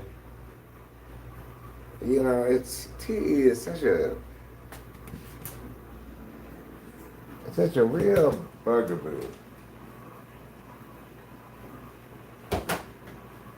It's filled with questions just like that one. Okay, well, I've got a lot on my plate right now, but that includes selling a bunch of stuff. I'm not sure exactly how much. Potentially, and a possibility is some of that process could be deferred till after we move. And I want us to move packing as lean as possible. And it would be nice to get some additional funds from selling stuff before we move. And I'm not anticipating directly needing those funds before we move, but it would still be desirable for just a general sense of better to have more cushion, I guess, or something. Like, how do you resolve questions like that? You don't resolve questions like that. Yep, Heather P., we're moving to G. By G, I mean New York. Hopefully. Fingers crossed. So, needless to say, there's a lot of stuff to do in preparation for that.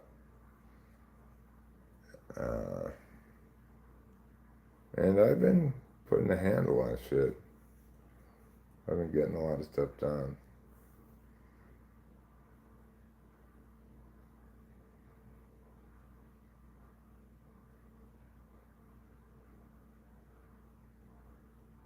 Why the change? Well, there's a lot of different reasons, but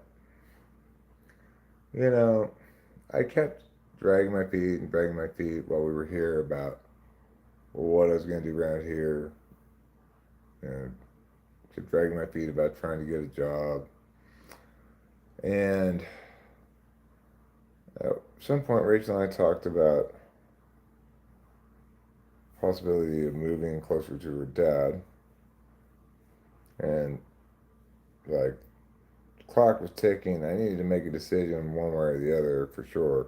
And it struck me, I guess, that I'd much rather coach debate than anything else. I'm not going to be able to do that here. It's not a place that has much of a job market in general, but certainly very little for my preferred field. And it also kind of occurred to me that mattered a lot, that I actually wouldn't be long-term happy doing a job that I didn't like. So,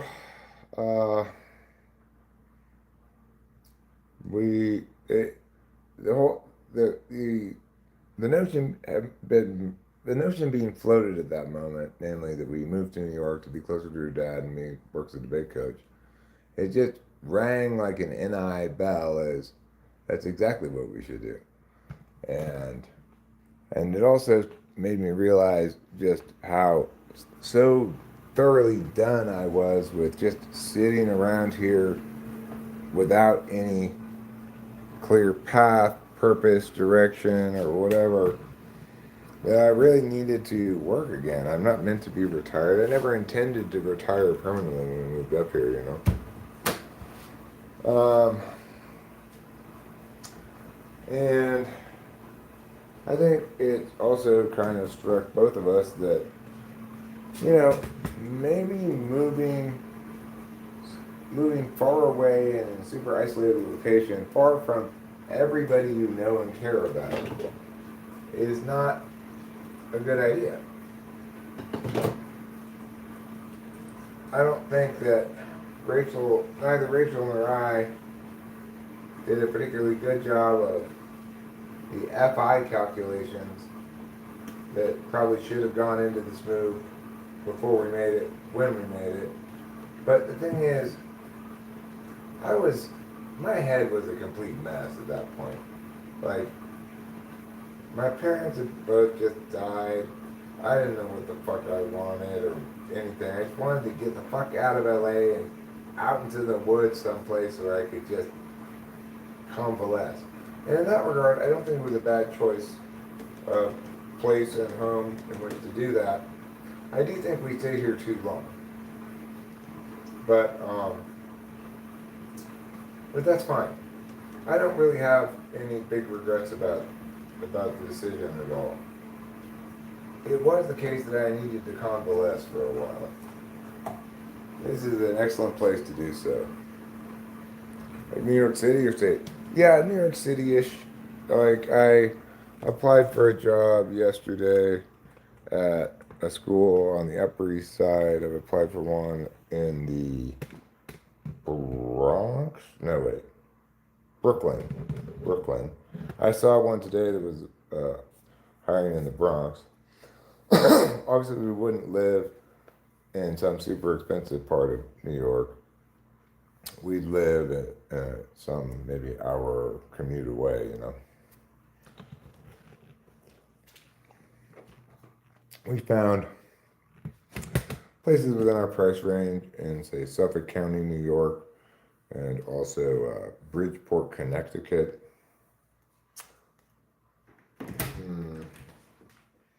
There were a couple other spots that had, well, like Jersey City has plenty of affordable rentals, but they're all like high-rise apartment buildings, kind of. And I've kind of made a criteria and deal breaker thing that a place needs to have access to the outside by a balcony if you're on the second floor, or by a patio door if you're on the first floor, because I want our cats to be inside-outside cats. I don't want them to have to be locked inside. Obviously, we're having to limit our possible choices to places that accept cats. And I also put in there as a criterion that it has to have either on-site laundry or in-unit laundry. No going to the laundromat.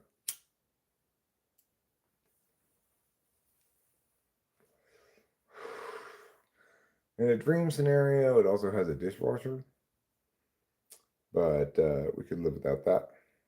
Ideally, it should have AC unless it's right by the water, in which case we can get one of those like separate AC things. You basically just put the hose of it out of the window, and you open the window a little bit, put the hose of it out of the window, and then you put like weatherproofing strip stuff down and cut it tight around the hose and try to make it as airtight as possible with like some duct tape or something.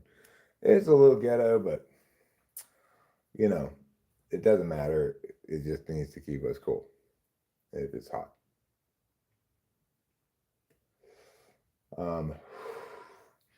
Things we don't care about, whether it has a gym, whether it has a pool. I don't care about things. I always look at, we were looking on Redfin, and at the bottom they have this thing that tells you how loud or quiet the place is, like how much noise generating stuff is nearby. If something is scores too high on the noise generating stuff, then wait a second. How was that the Preakness on earlier? It could not. It's Tuesday. No, it's Tuesday, right? How could that have been the Preakness? It was on TV earlier. Anyway, obviously the cats are not going to love this move, just like they didn't love the last move, but they've come to love it here just fine, and I'm confident they will come to love it there as well. Maybe they won't love it quite as much as here, because this is more of a cat's paradise, I suppose. But cats can find interesting things wherever they go. Curtsy. Lines at double. That's a fair ball. Down into the corner. Leading out the bottom of the seventh with a double. It's an important one potentially because the A's only have a 2-run lead.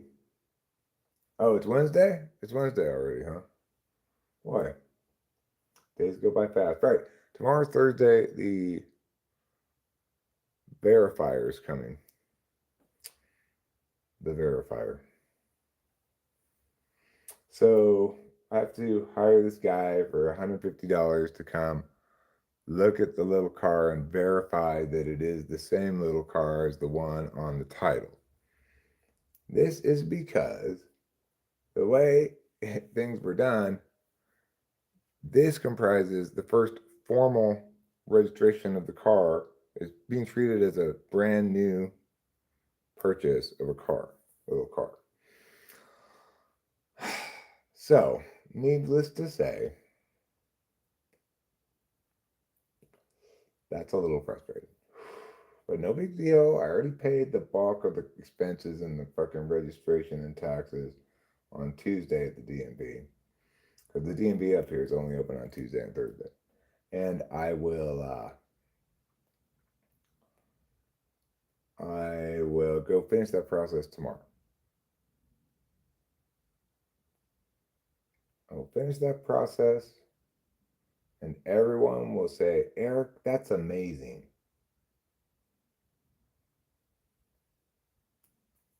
So that's pretty cool.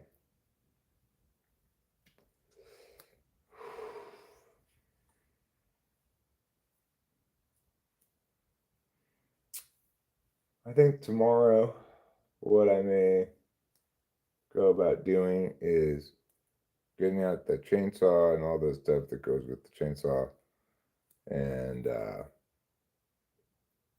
looking up online how much an equivalent thing goes for and then put that on Facebook Marketplace possibly or on Nextdoor or both. It'd be a worthwhile thing to do. It'd be a good start to my selling process, which is not a process I'm particularly looking forward to, but I also don't want to get too sidetracked on my job search process. Once I have my referrals locked in place, then I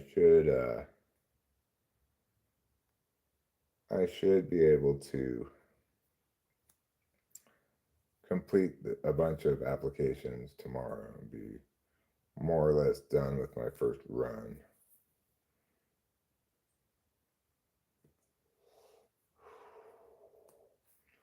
So after I finish my first run of applications, what that means is that I will finish applying to all the tier 1 jobs, ideal things that I would love to get, that are currently available. And additional things may pop up in the coming days and weeks. So I'll continue checking every day, but at that point it'd be like, okay, well, there's one new job pop up, so I'll apply to that. That won't take very long. I have all this stuff already done at that point, the resume, the cover letter. I just have to change a couple words to make it specific to the school I'm applying to.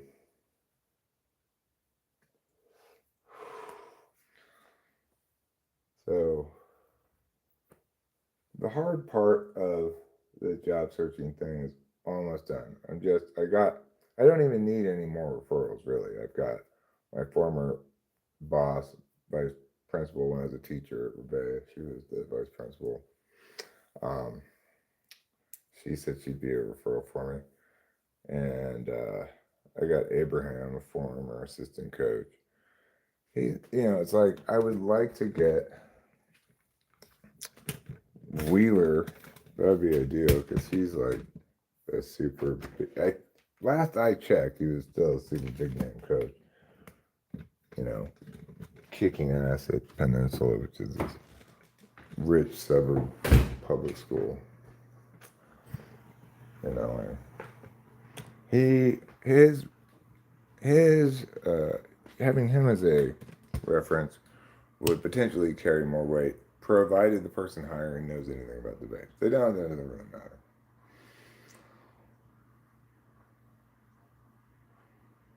But, I'll check my email and Facebook tomorrow, I guess. And see who's replied to what. Meow. Meow.